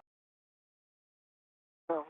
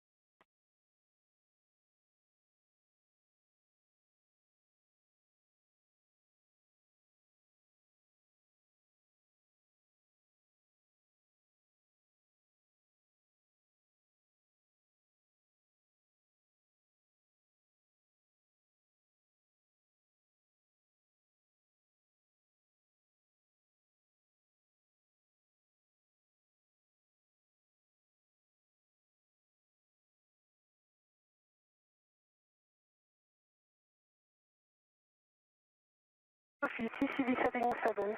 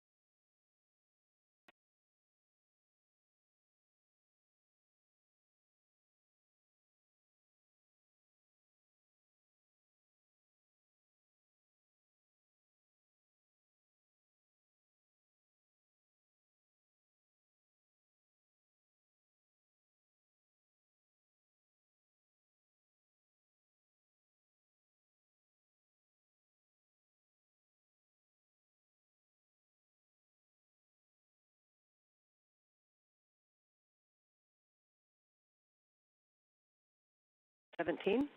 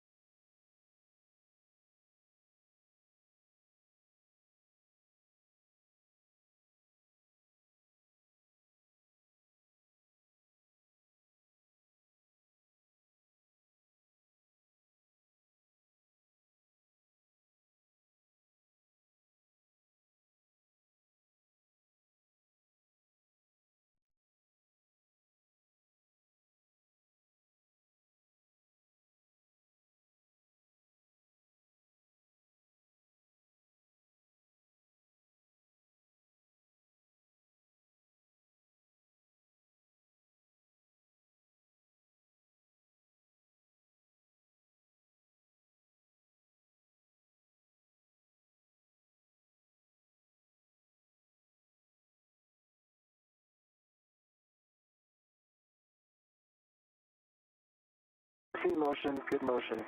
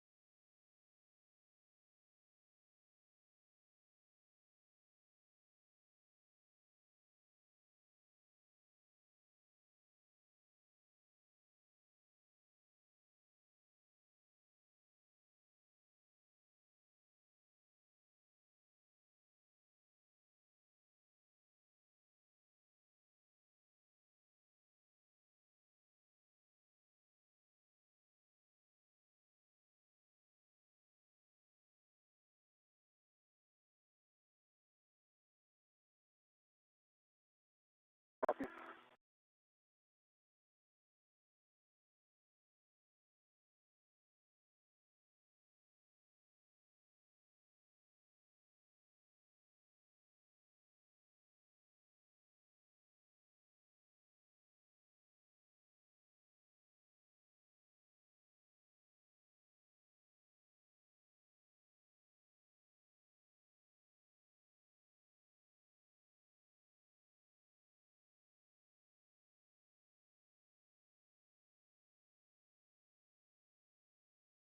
Have good come with the IV crew. We'll see you loud and clear, and Crew. we'll see you loud and clear, and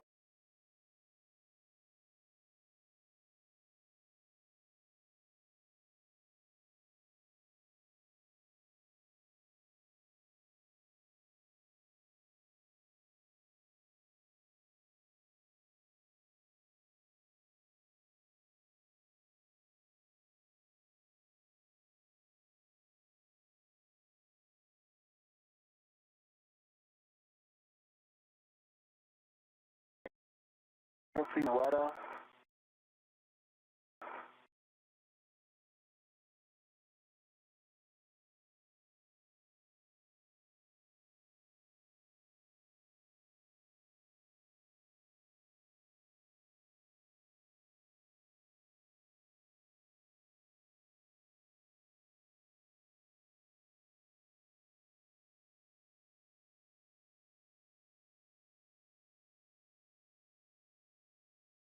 Weta, crew lock bags, tucked.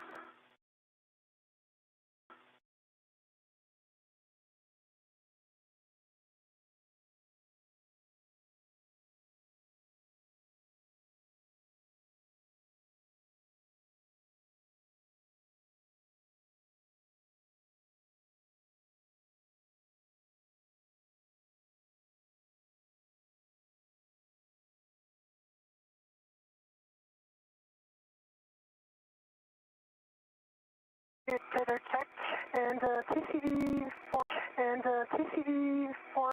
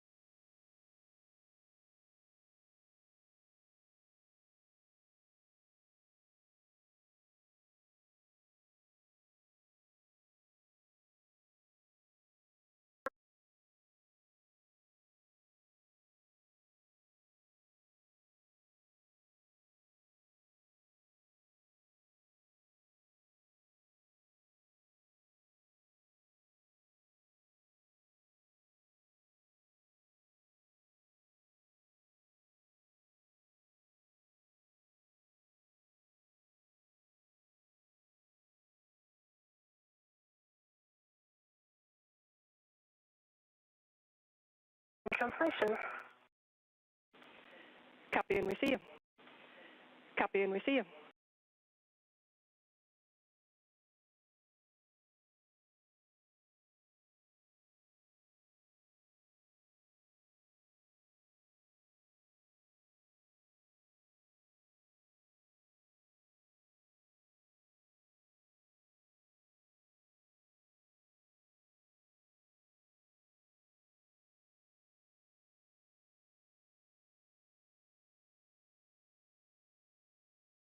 After target, you know exactly where that is, and that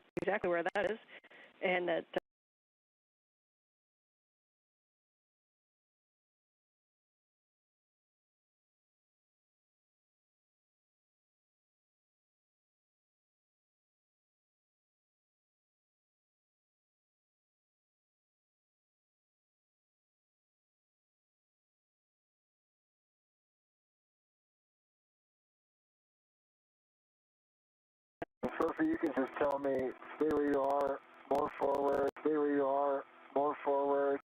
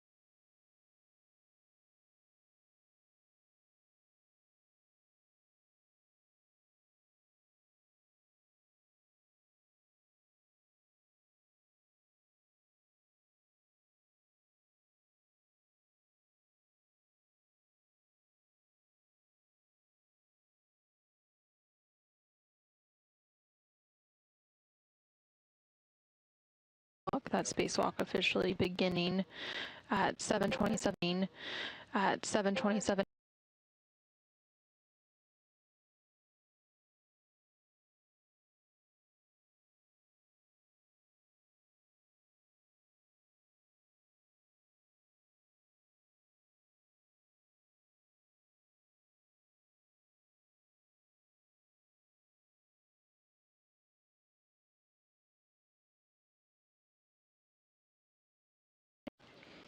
Again, that spacewalk officially beginning at 7:27 a.m.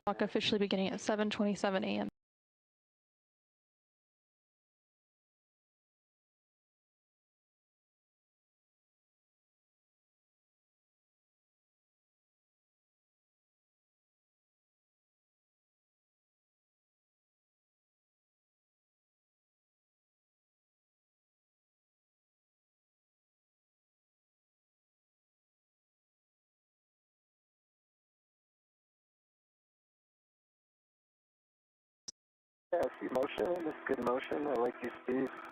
Motion. I like your speed.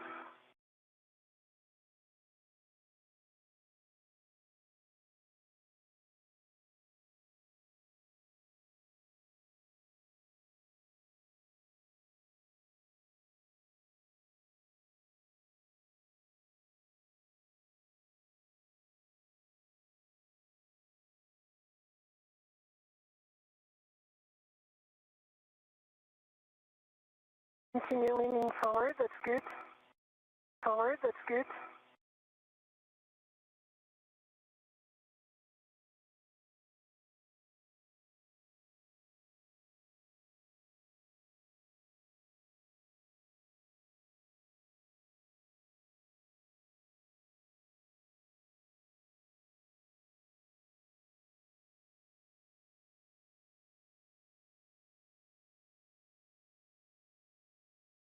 To ESP3 or external stowage platform 3 to platform 3 to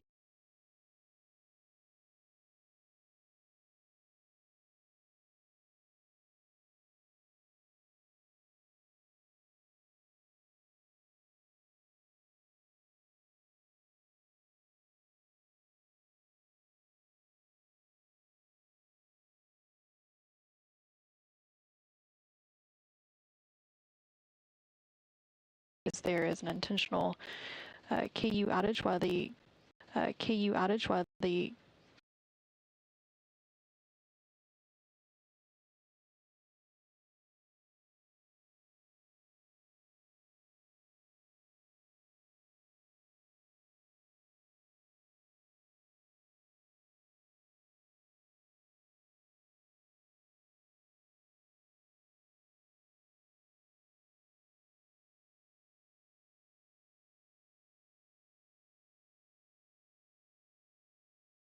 execute team for today's spacewalk and are being led by Flight Director Chris Dock.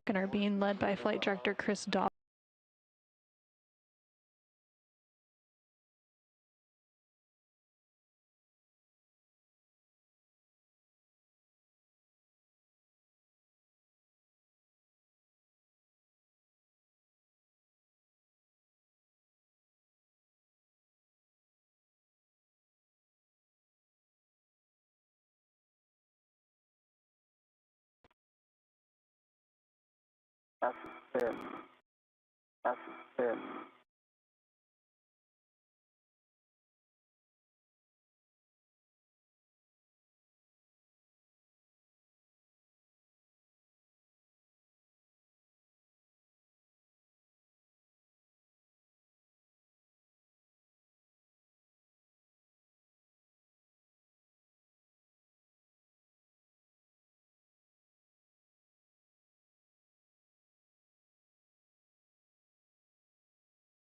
Standby 1, can you hold, I'm just going to put my visor.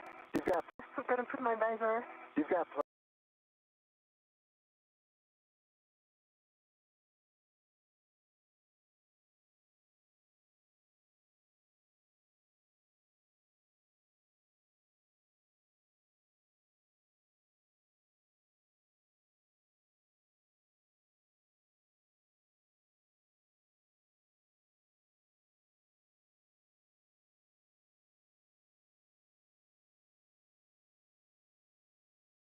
Exactly, yeah. Yes, I'm holding. Okay, great.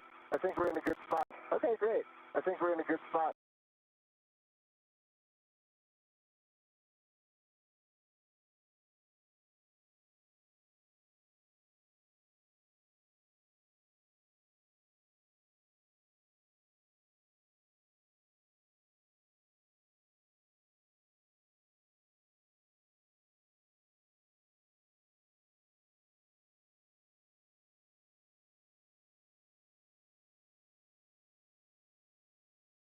On the PGP. Copy, you are go to drive. Copy, you are go to drive.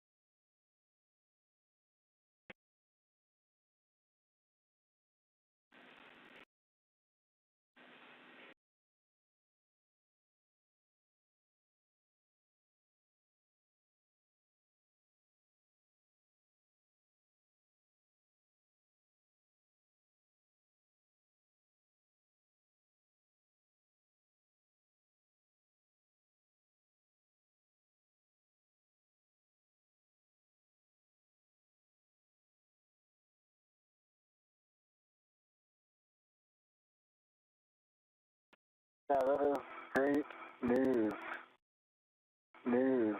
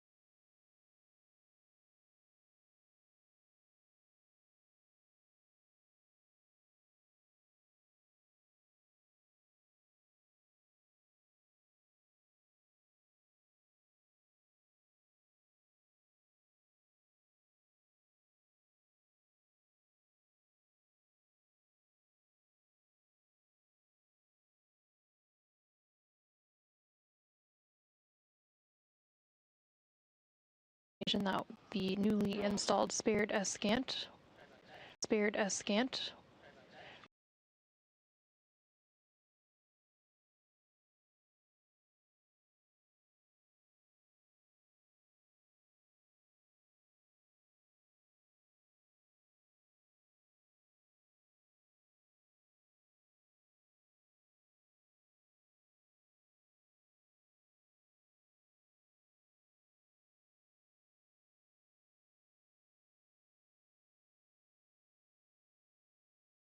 On FSC bolt 1, you're going to drive FSC bolt number 2, starboard bolt, FSC bolt number 2, starboard bolt.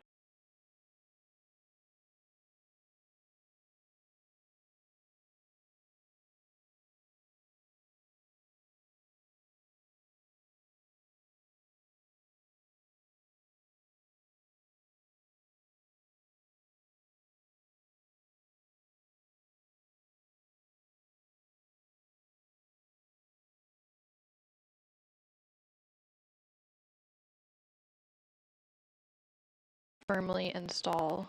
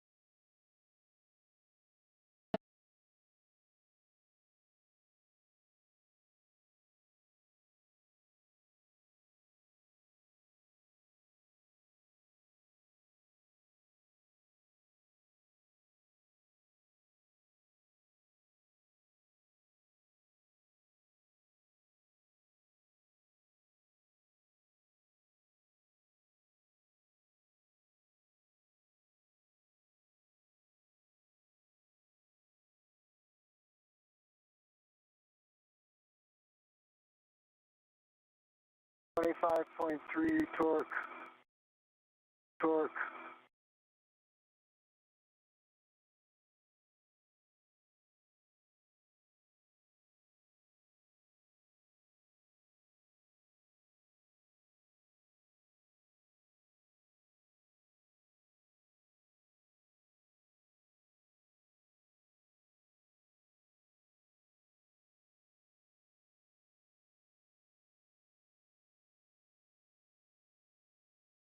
And this is Mission Control Houston. Those two Mission Control Houston. Those two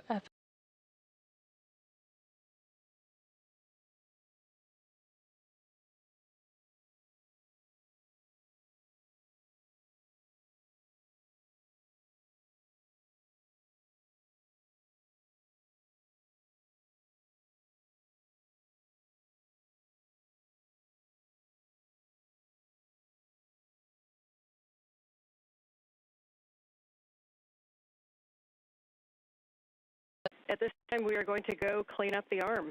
So once Sophie's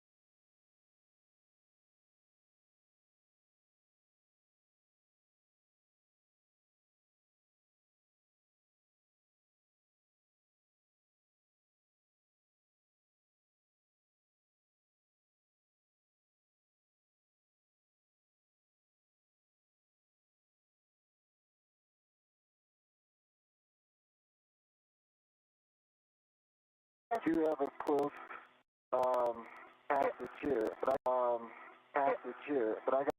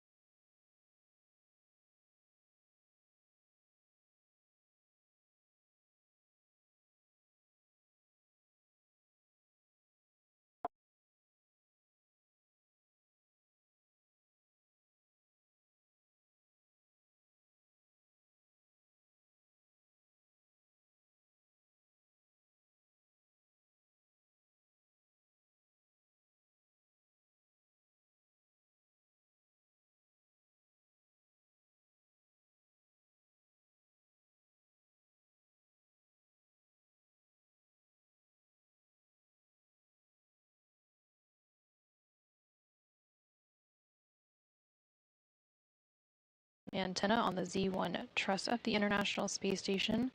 The International Space Station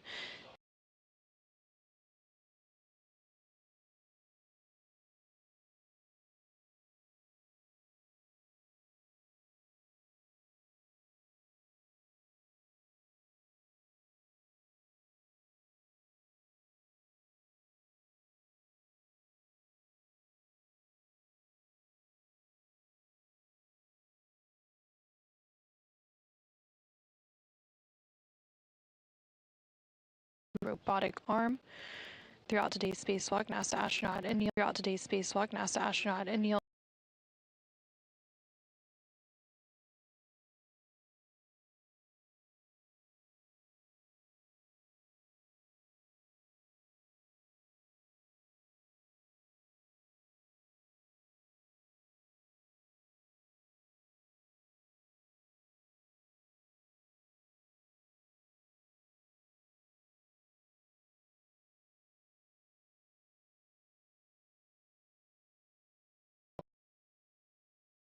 once the robotic arm is maneuvered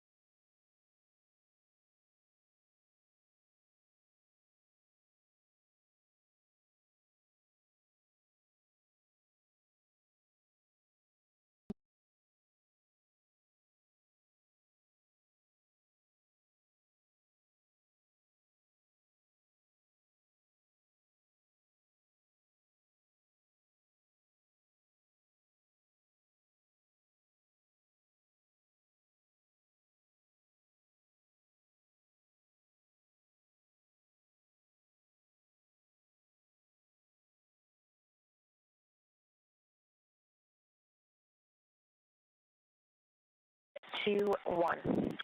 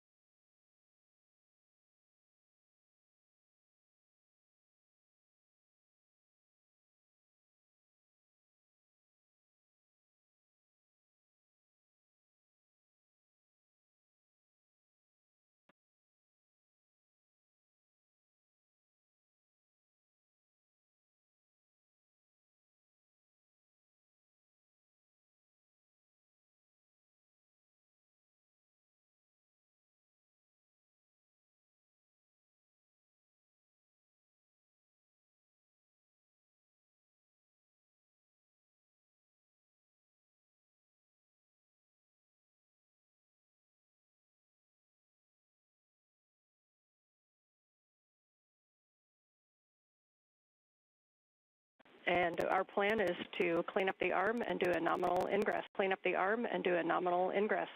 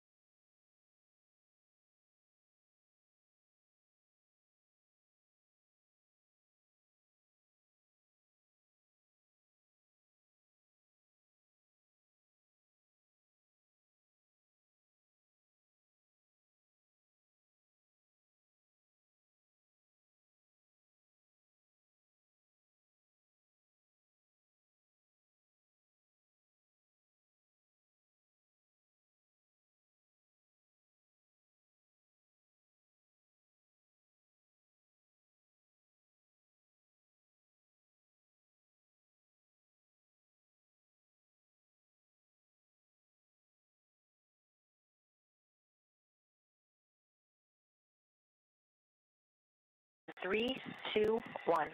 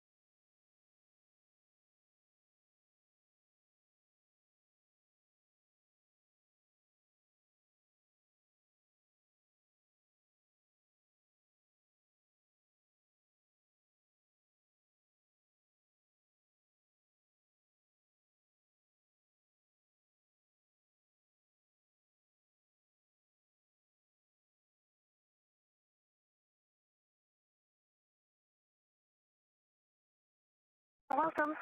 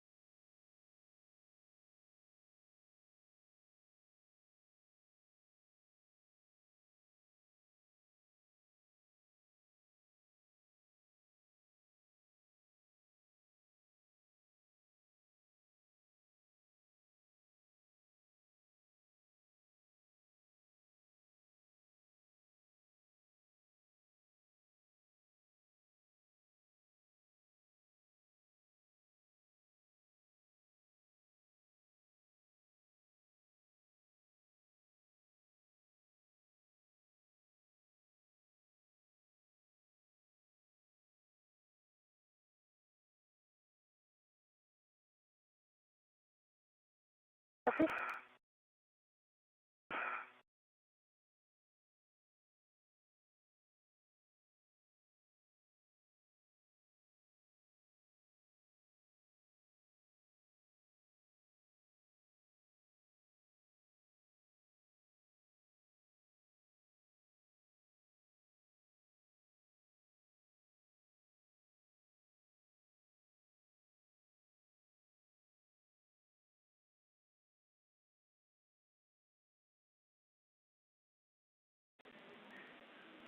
You're behind. You're behind.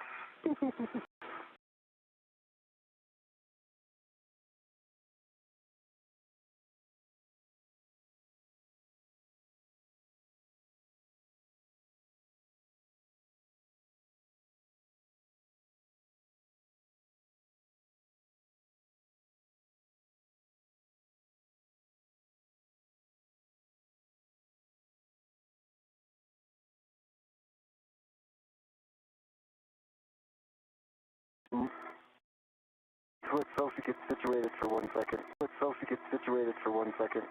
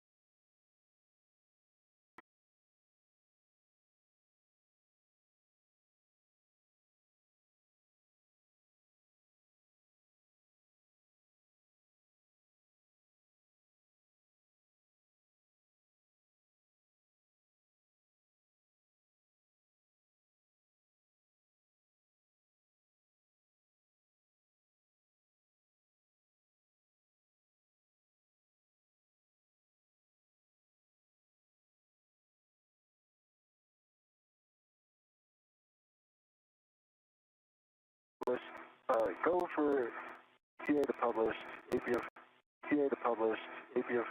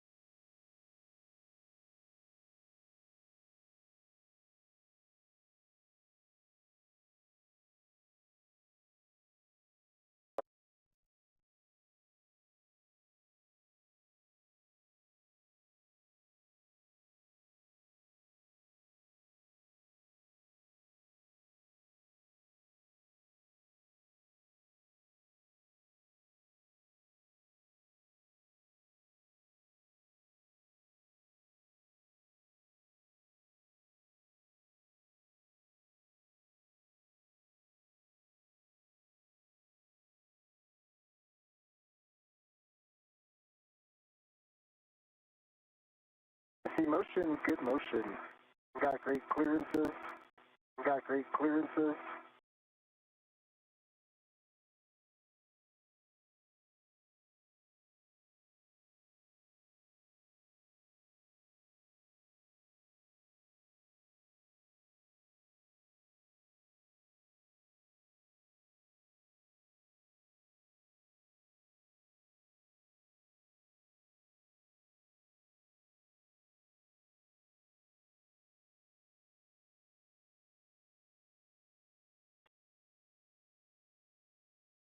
See a meter to try. See a meter to try.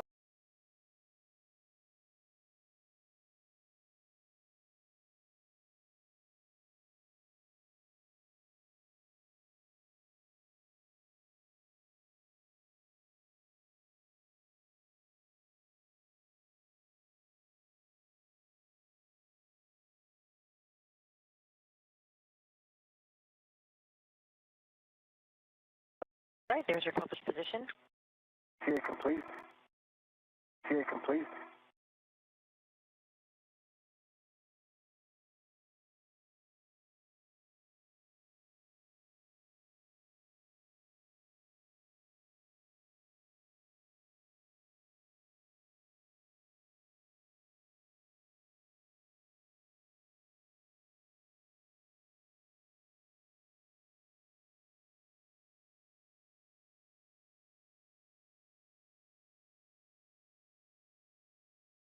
NASA astronaut Anil Menon and ESA astronaut Sophie Adenot are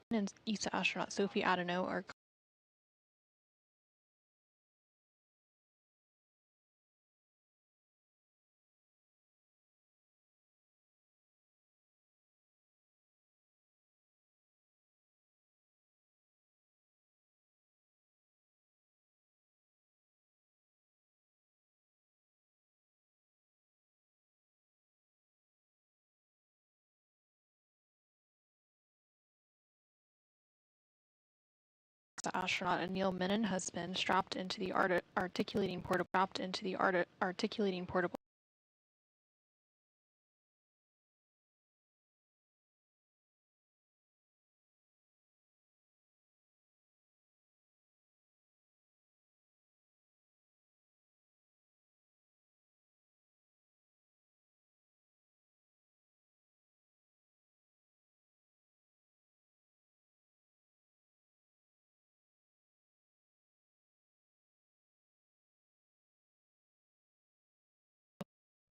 What's your right? Huh? Huh?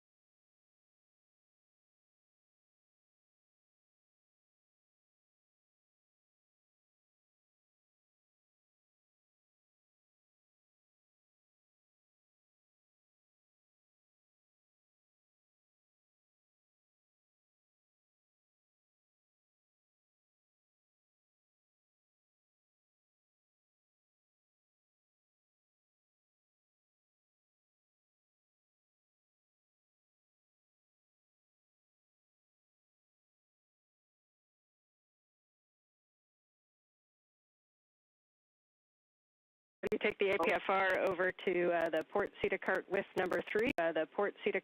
number 3.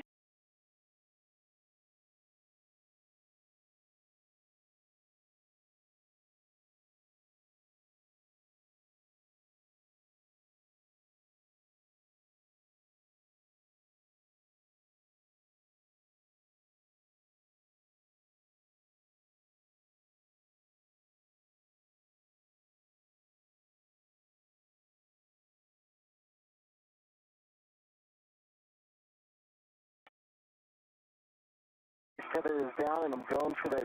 Tether is down, and I'm going for that.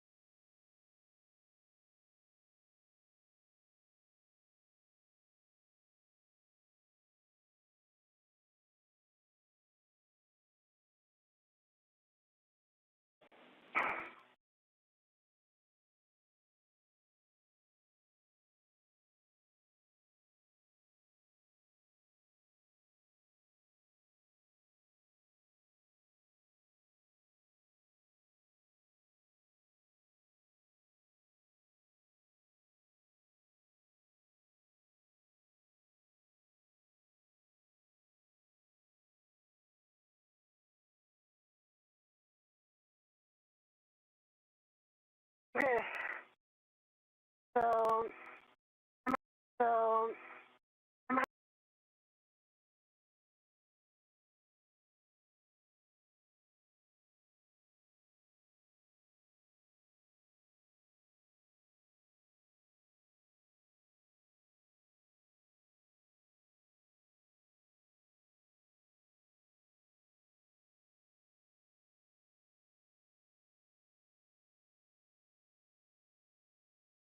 If you want to hold there for a sec.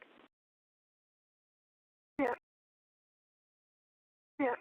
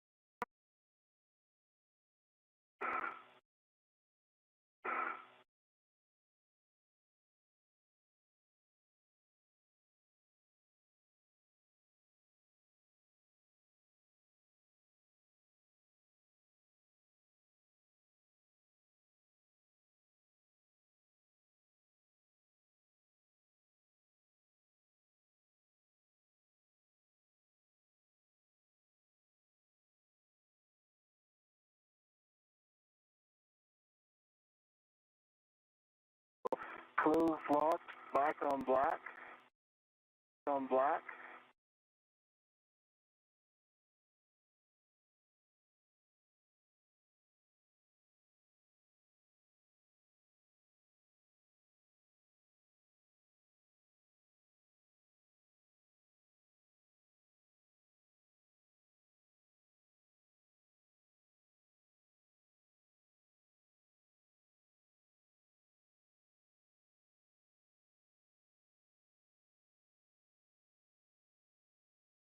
Really reduced mobility on my left shoulder right now. Shoulder right now.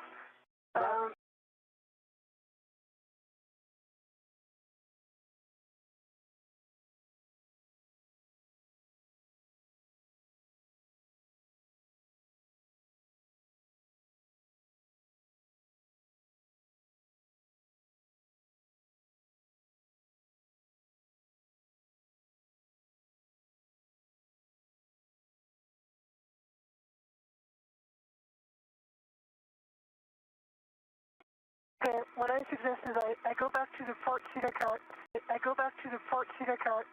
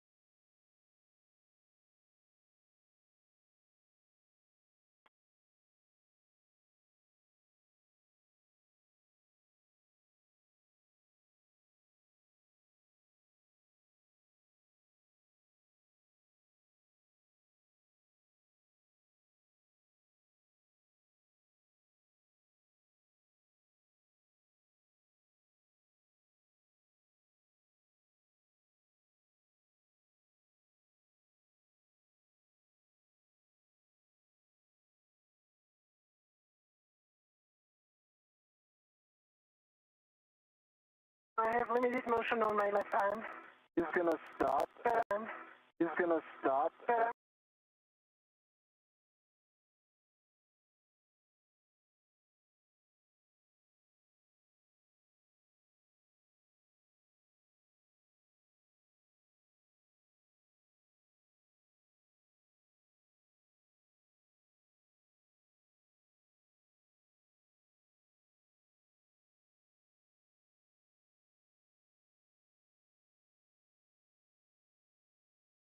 Checking.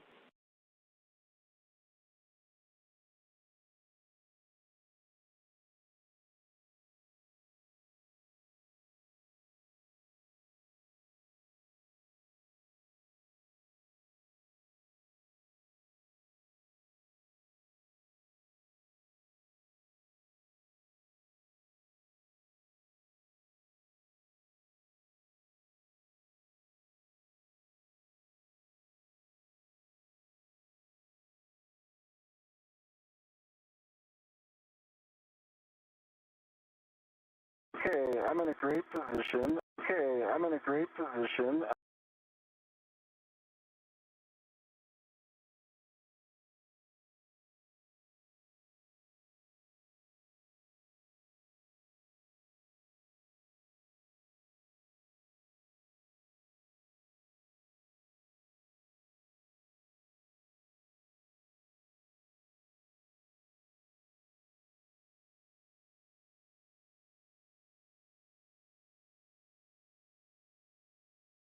Six, Papa Fox 6. That's 6. That's 6.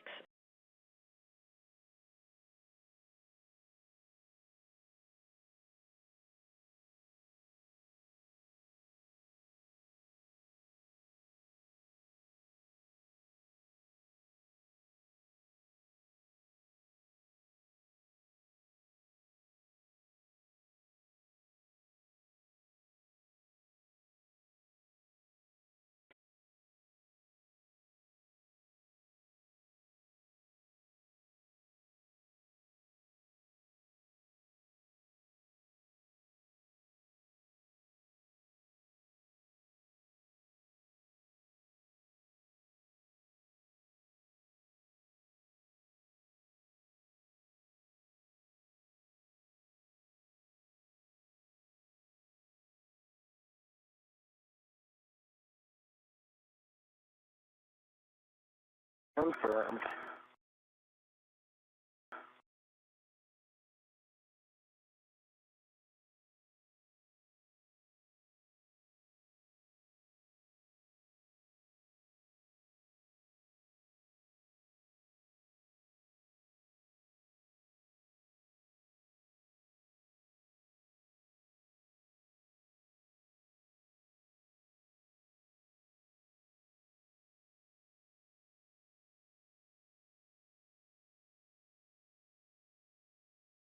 Yeah. You ready? Here it comes.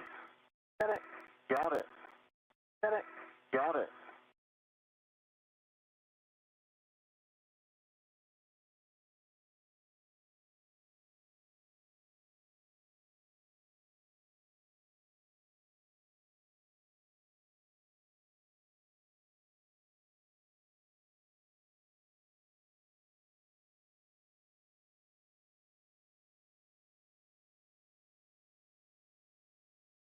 Shoulder side. Yeah, the one thing. Yeah, and actually, real quick, if you want to.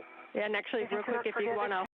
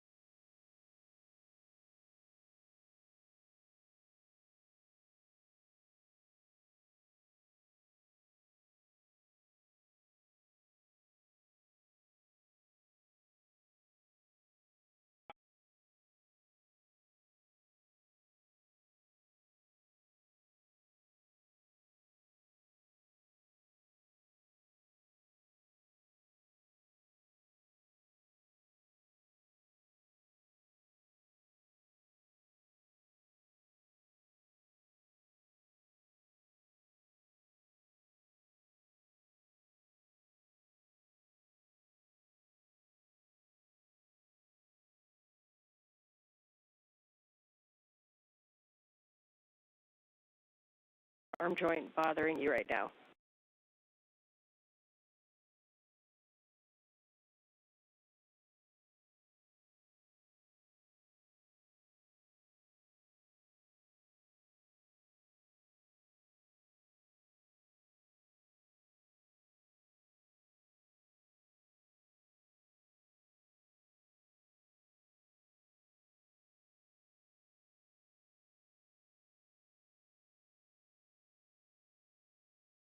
Out. If you guys are comfortable that your tethers will stay straight, then you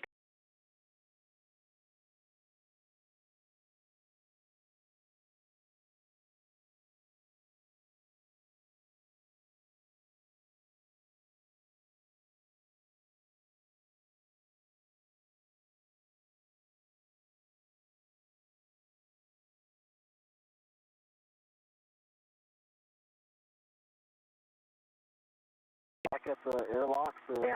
I feel good about it. Just don't get. I feel good about it. Just don't get.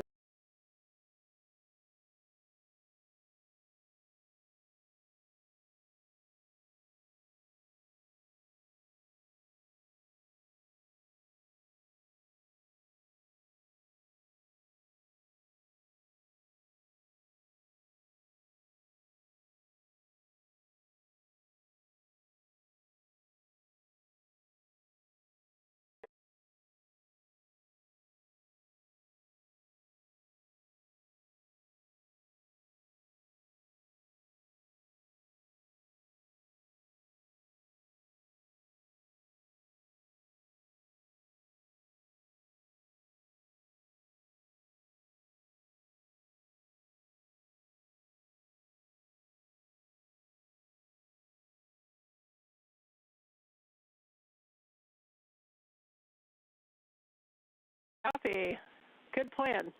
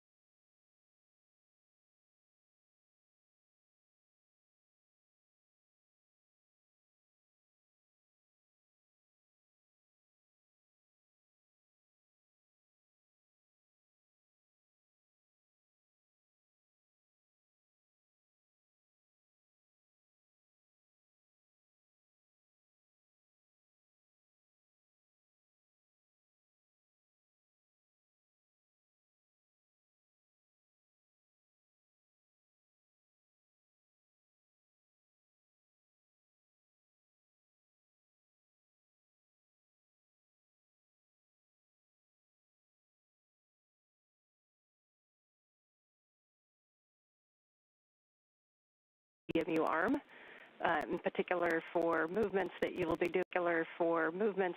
doing.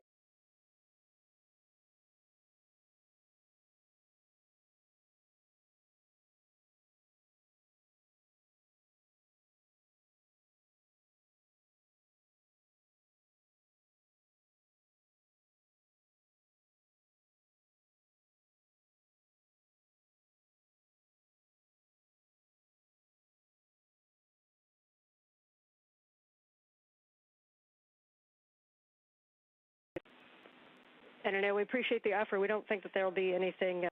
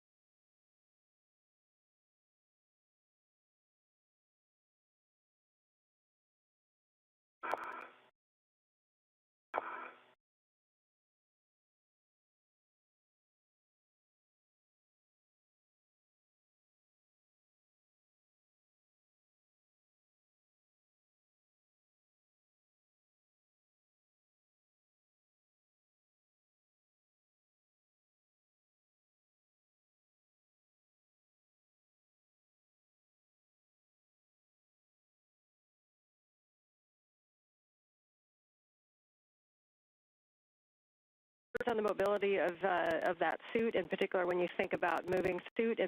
you think about moving through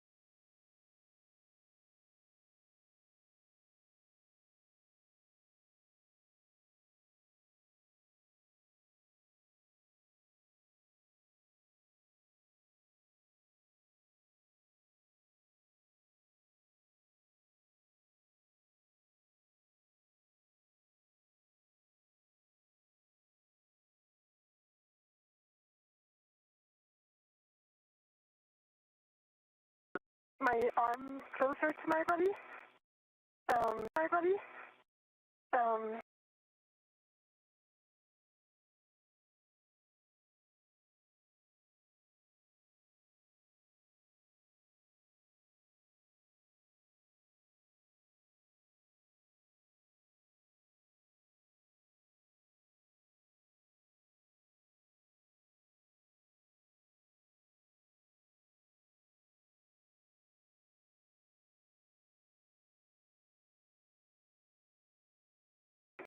The airlock waist tether. All hook gate closed. All hook gate closed.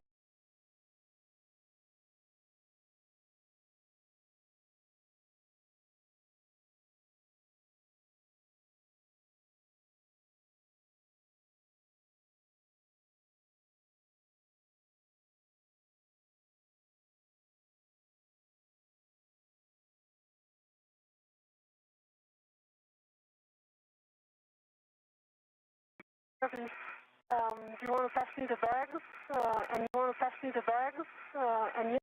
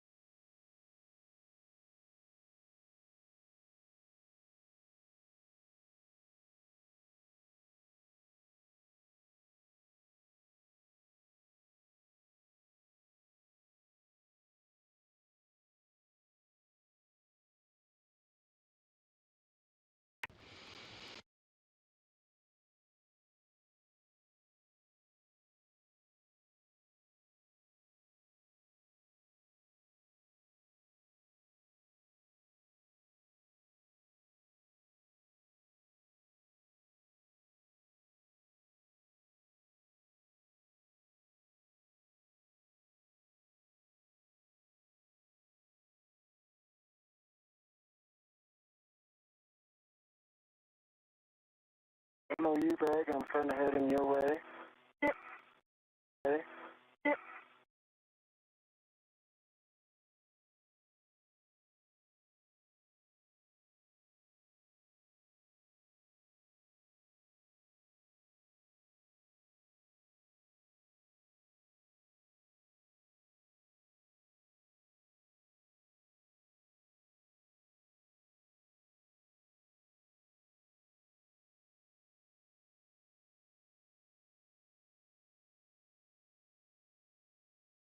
Girl, I'm just gonna put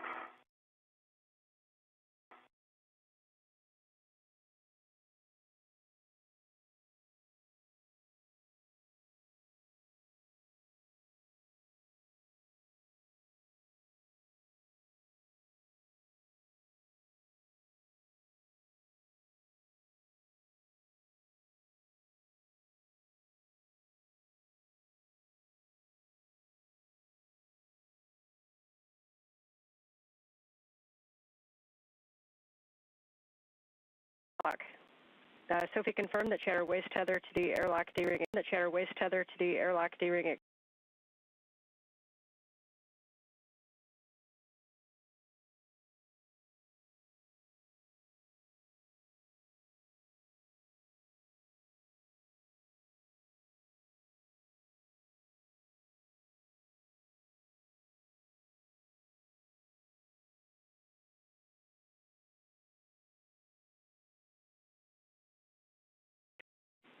and I'm ready.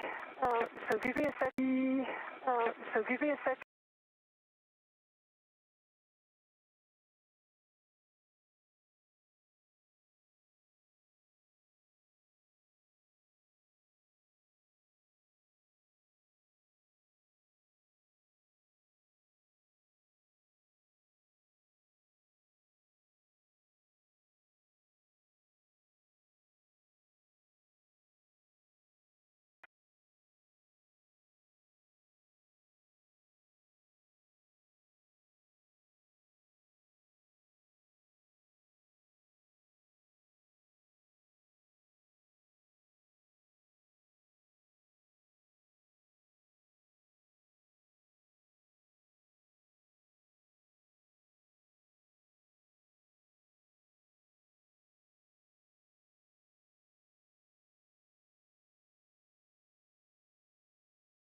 And I'm just going to clean up my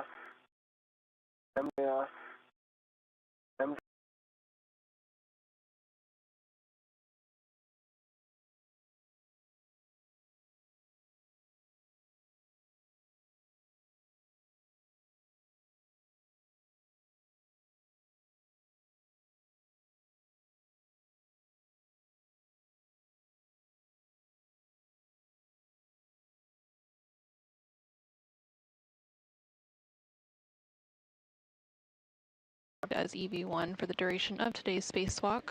Okay, so Spacewalk. okay, so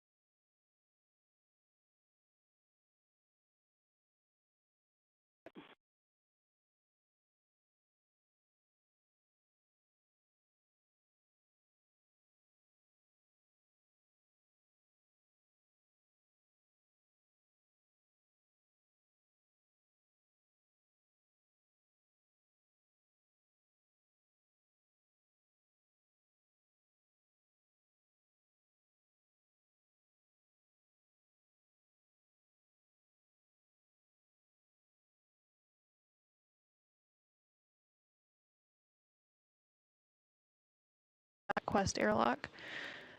Now NASA astronaut Anil Menon is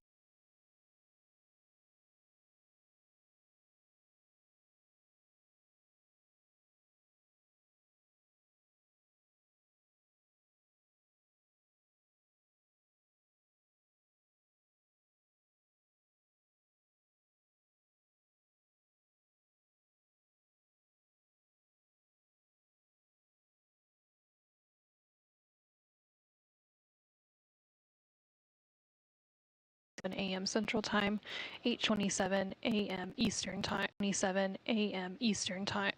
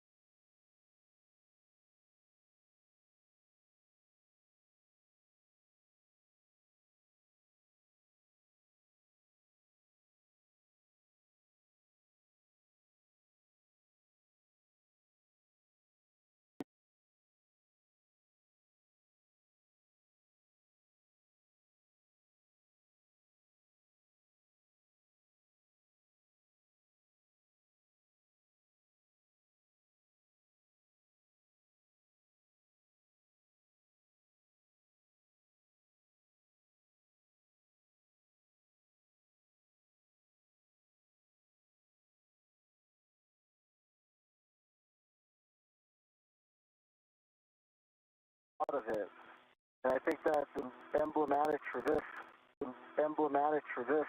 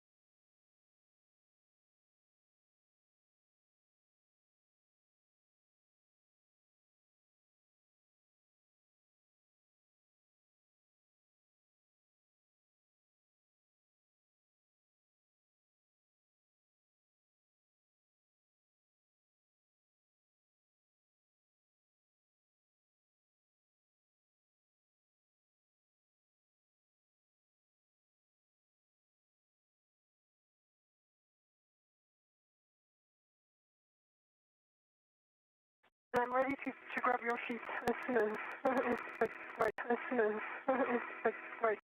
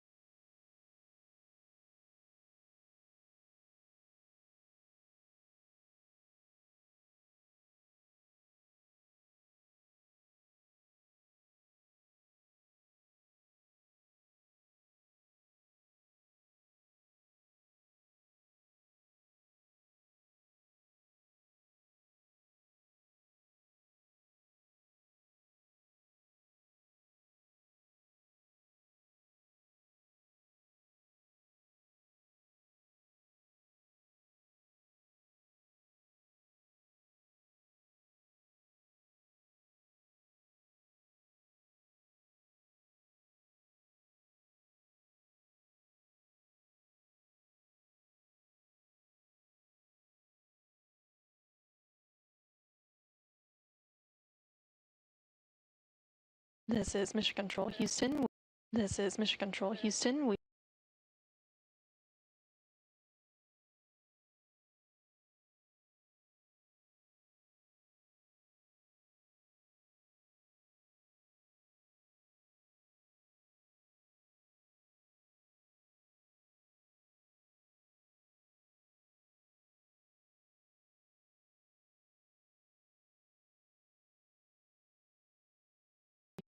Both crew members, NASA astronaut Anil Menon and ESA astronaut Anil Menon and ESA astronaut Sophie.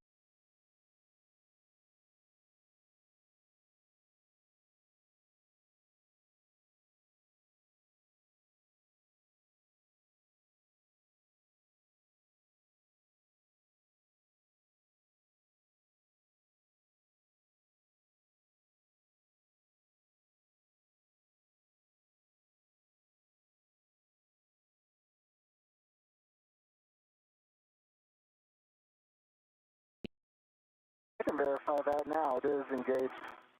Now it is engaged.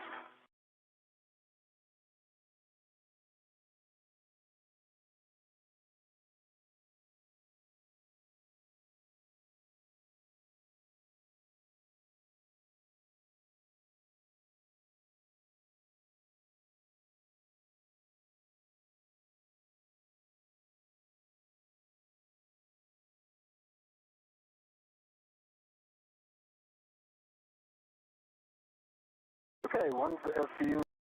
Okay, one's SCU.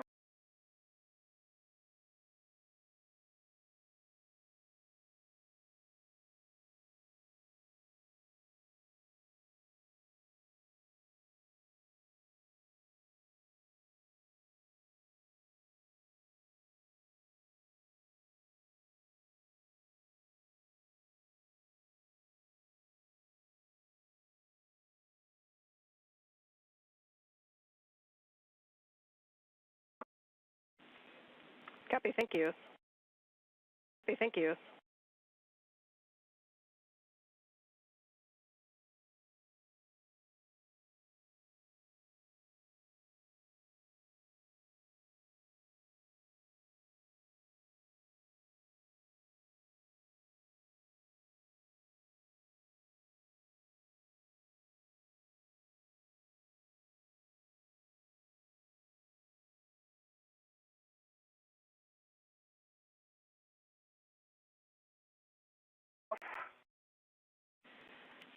Copy for water. Copy for water.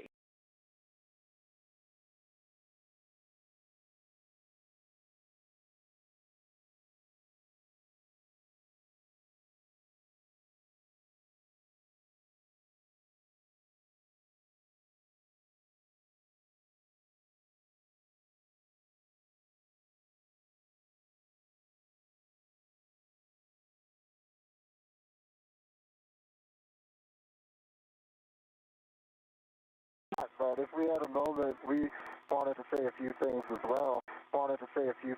well.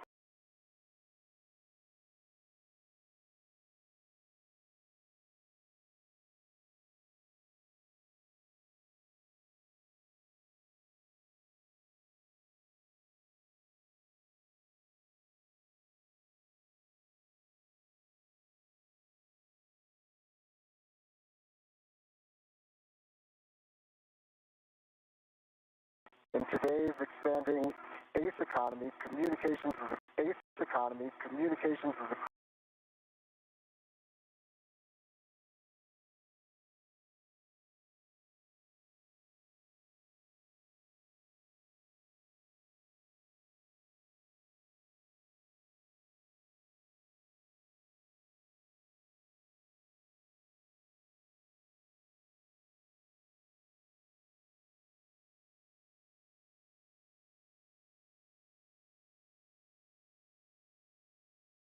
me, personally, it'll be a lifetime memory to work with you all.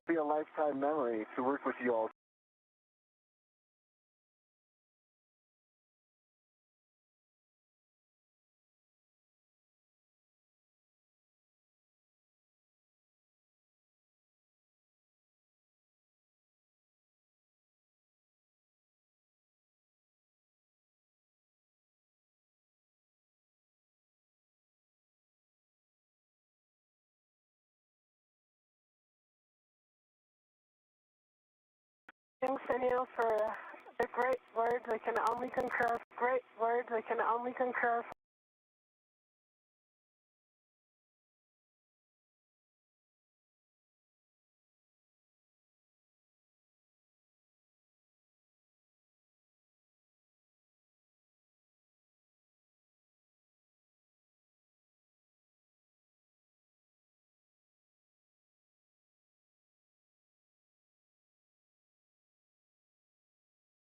For your hard work and dedication.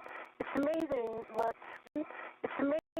what we keep dreaming, building bridges and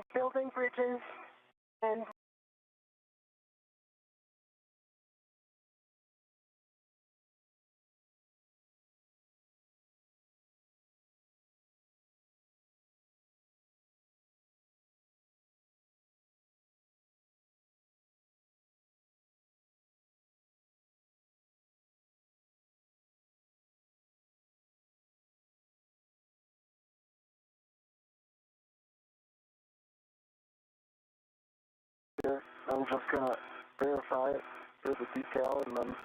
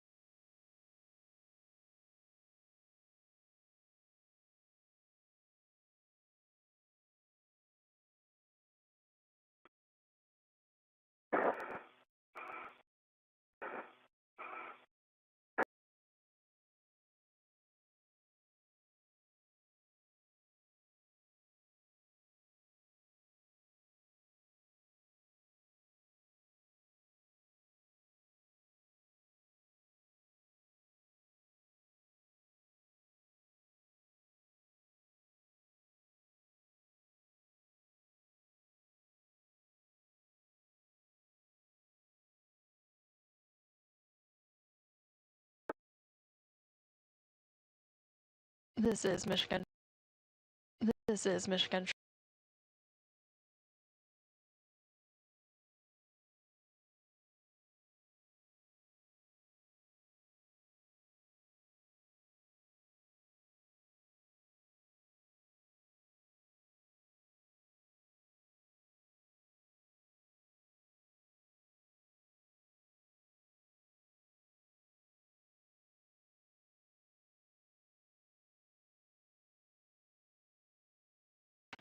And that will officially mark the end of today's spacewalk clock, the end of today's spacewalk clock.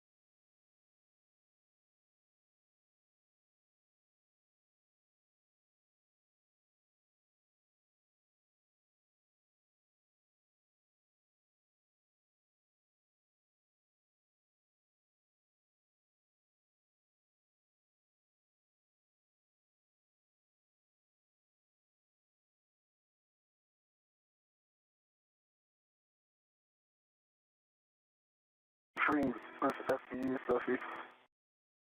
Sophie.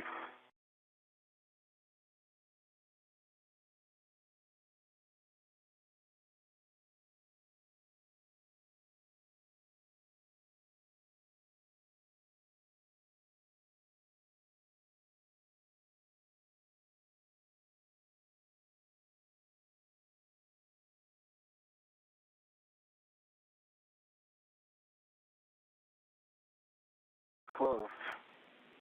Okay, we copy. The EV hatch is closed. Okay, we copy. The EV hatch is closed.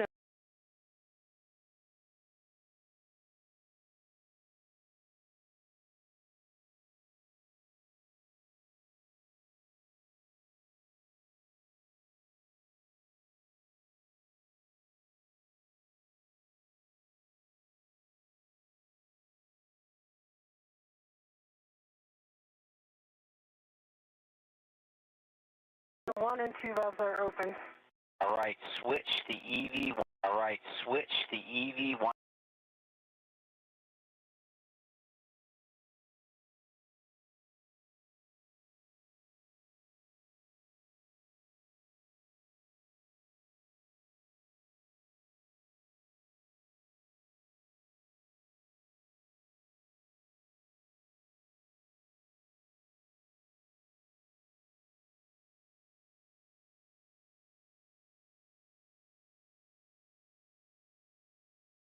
Six.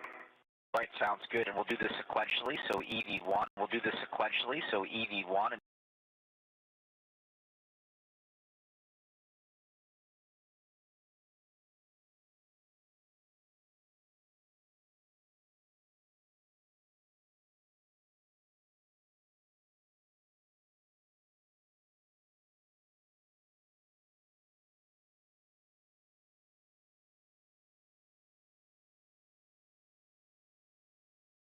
Good power SU. great. Great.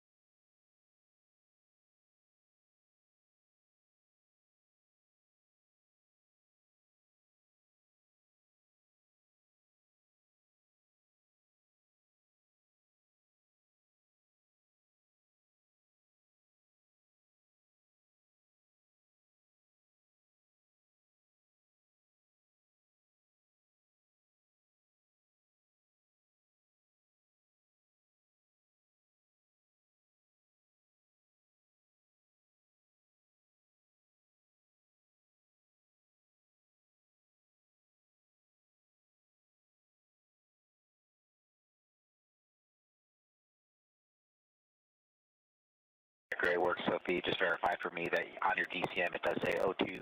On your DCM it does say O2.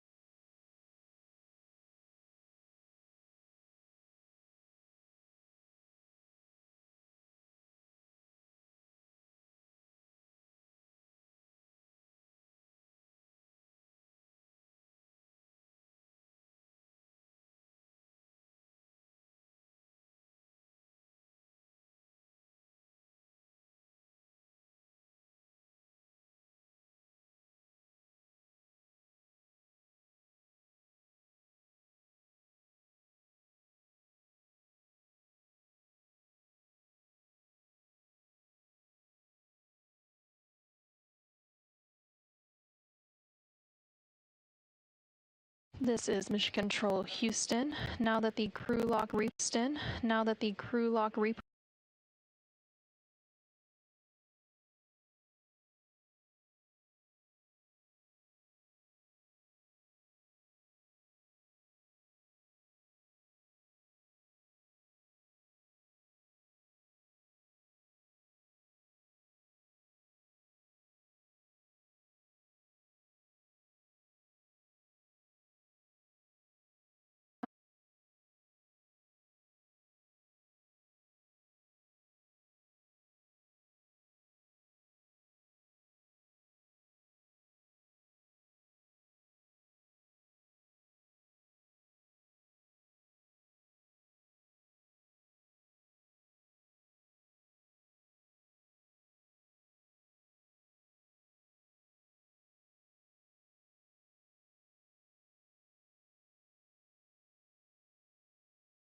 screen, you're seeing a live view inside the International Space Station.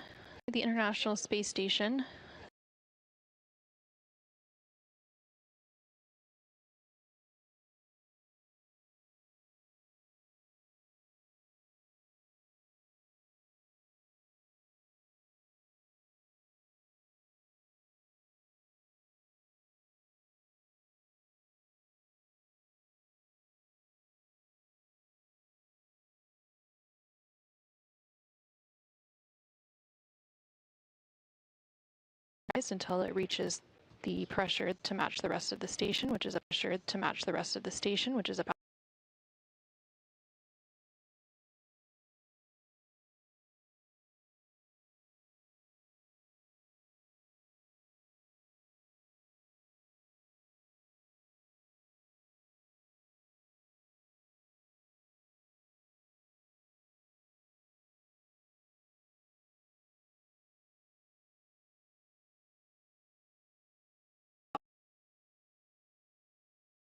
during today's 6.5the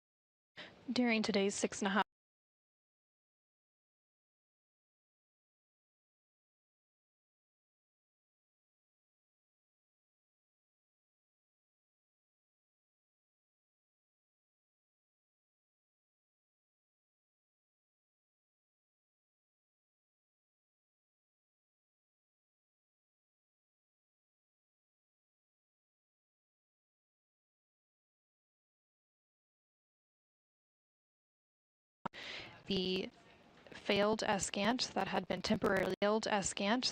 temporarily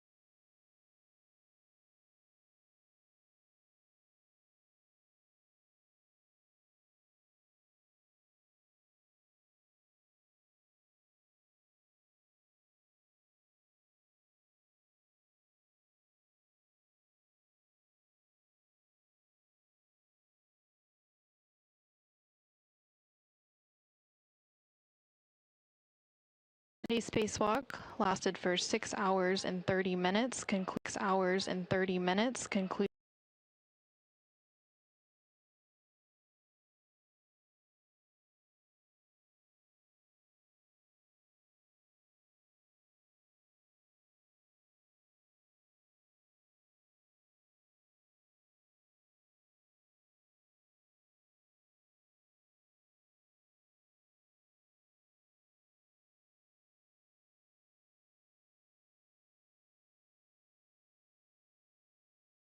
12 hours and 53 minutes of total spacewalking time.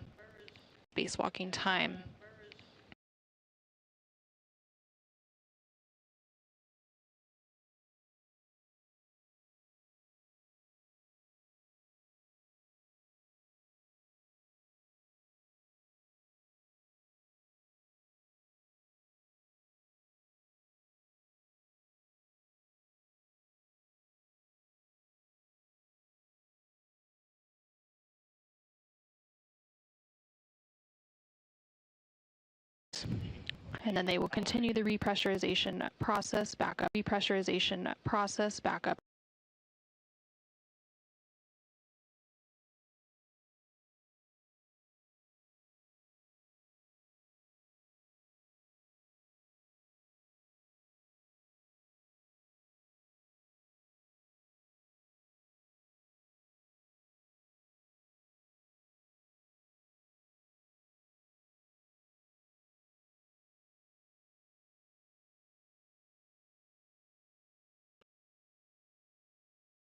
Copy. Uncopy. Copy. Uncopy.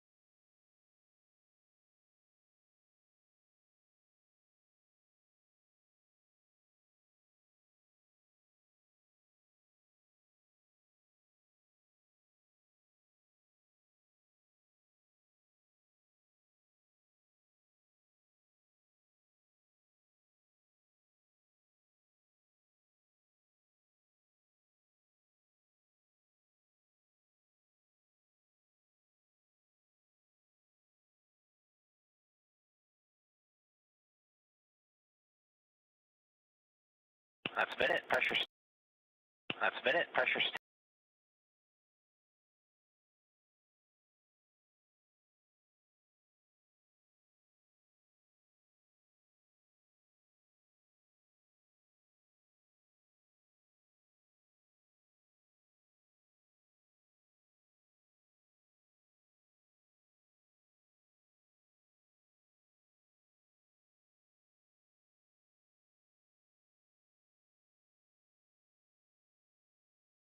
Negative. All right, for both EV1 and EV2, we're in step. Both EV1 and EV2, we're in step.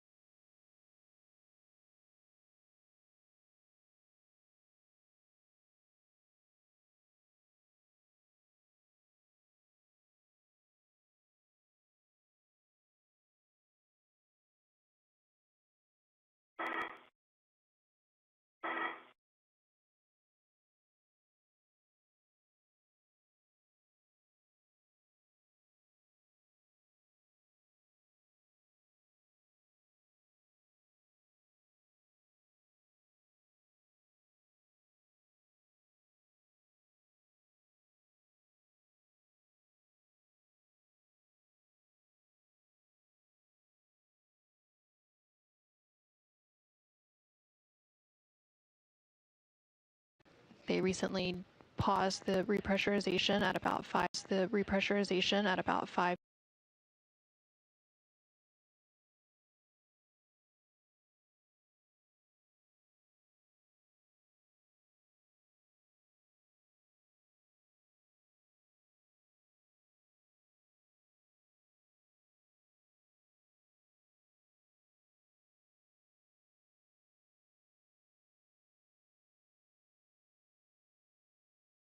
The crew log and the equipment log will be opened, and the crew will be opened, and the crew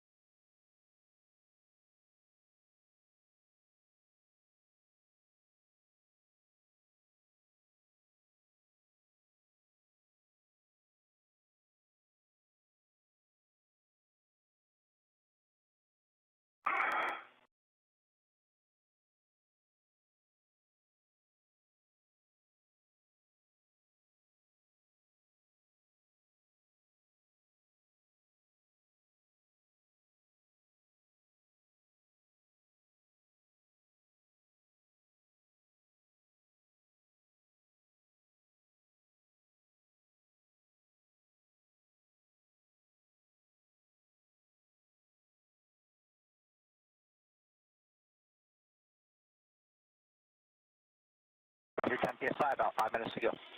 On.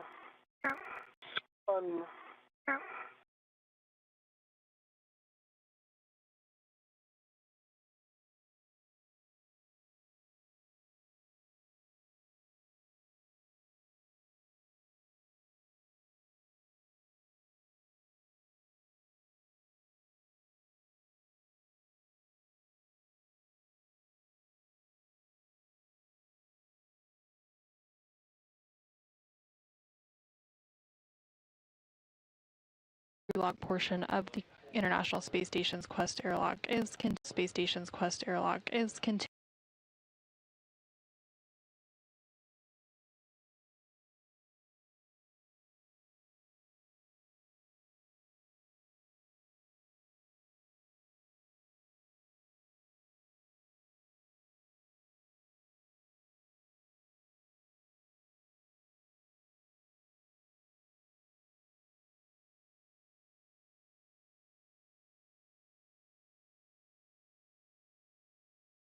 Be brought back into the equipment lock, at which point they will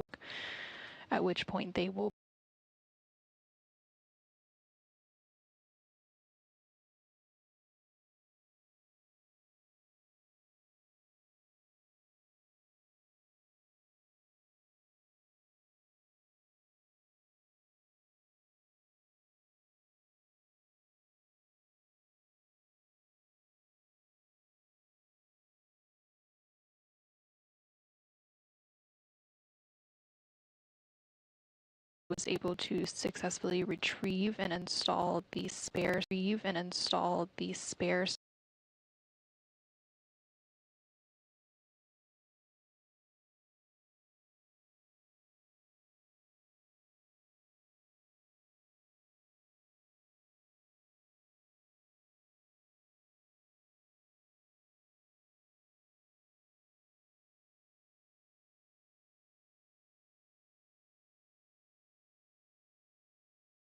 back over to external stowage platform number 3, where it will be permanently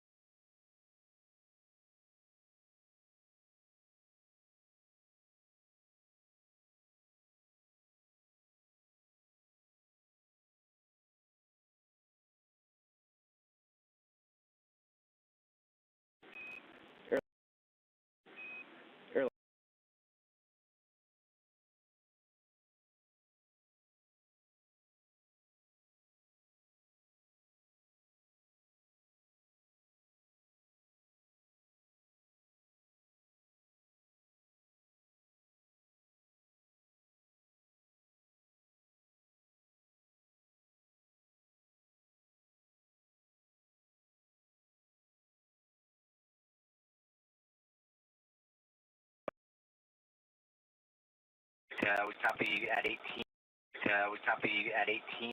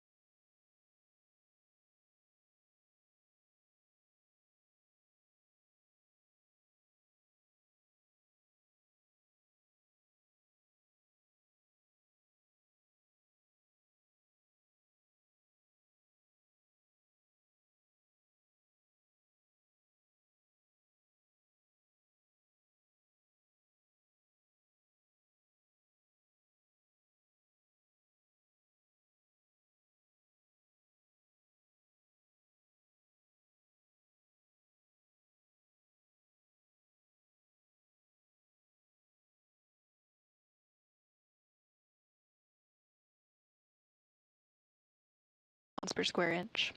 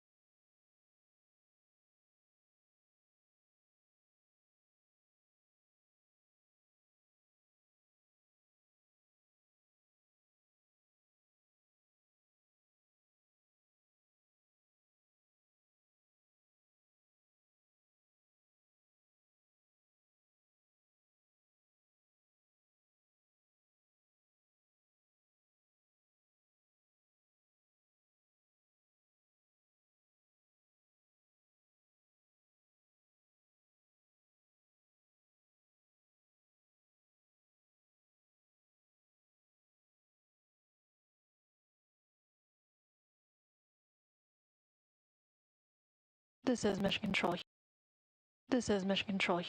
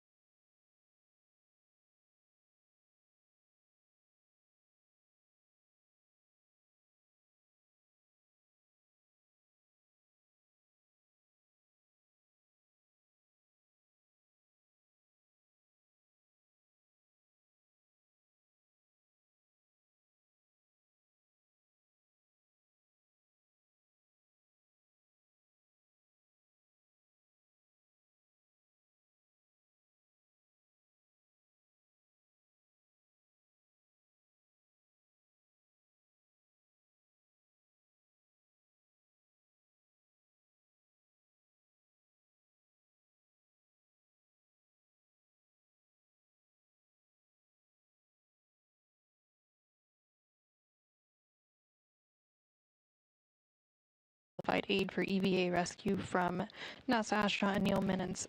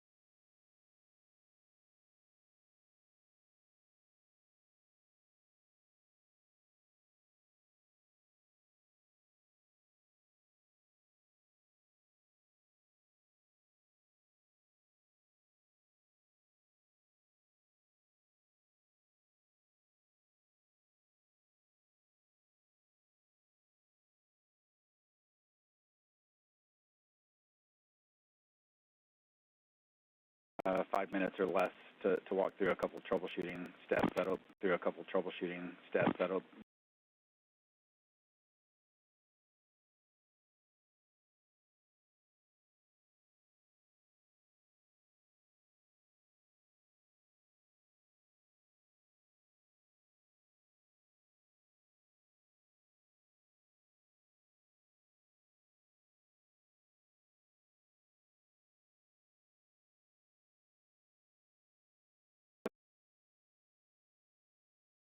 We're going to reorient the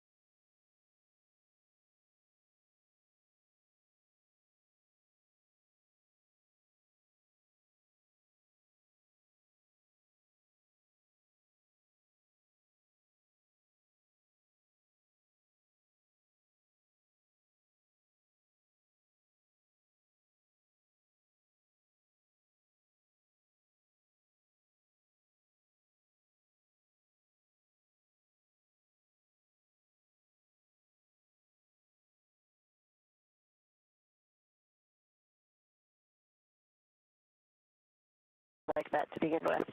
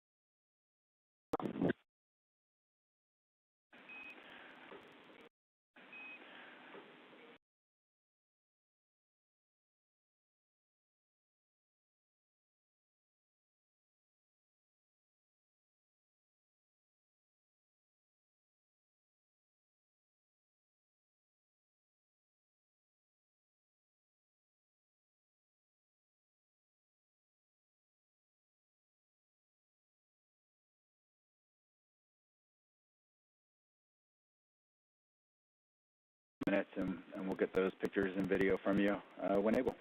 Video from you when able.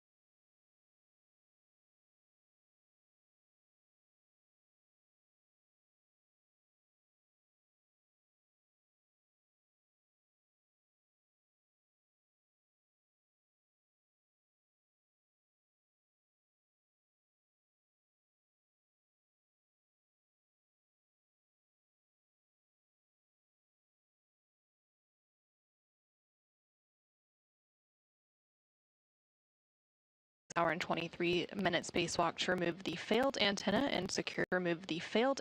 and secure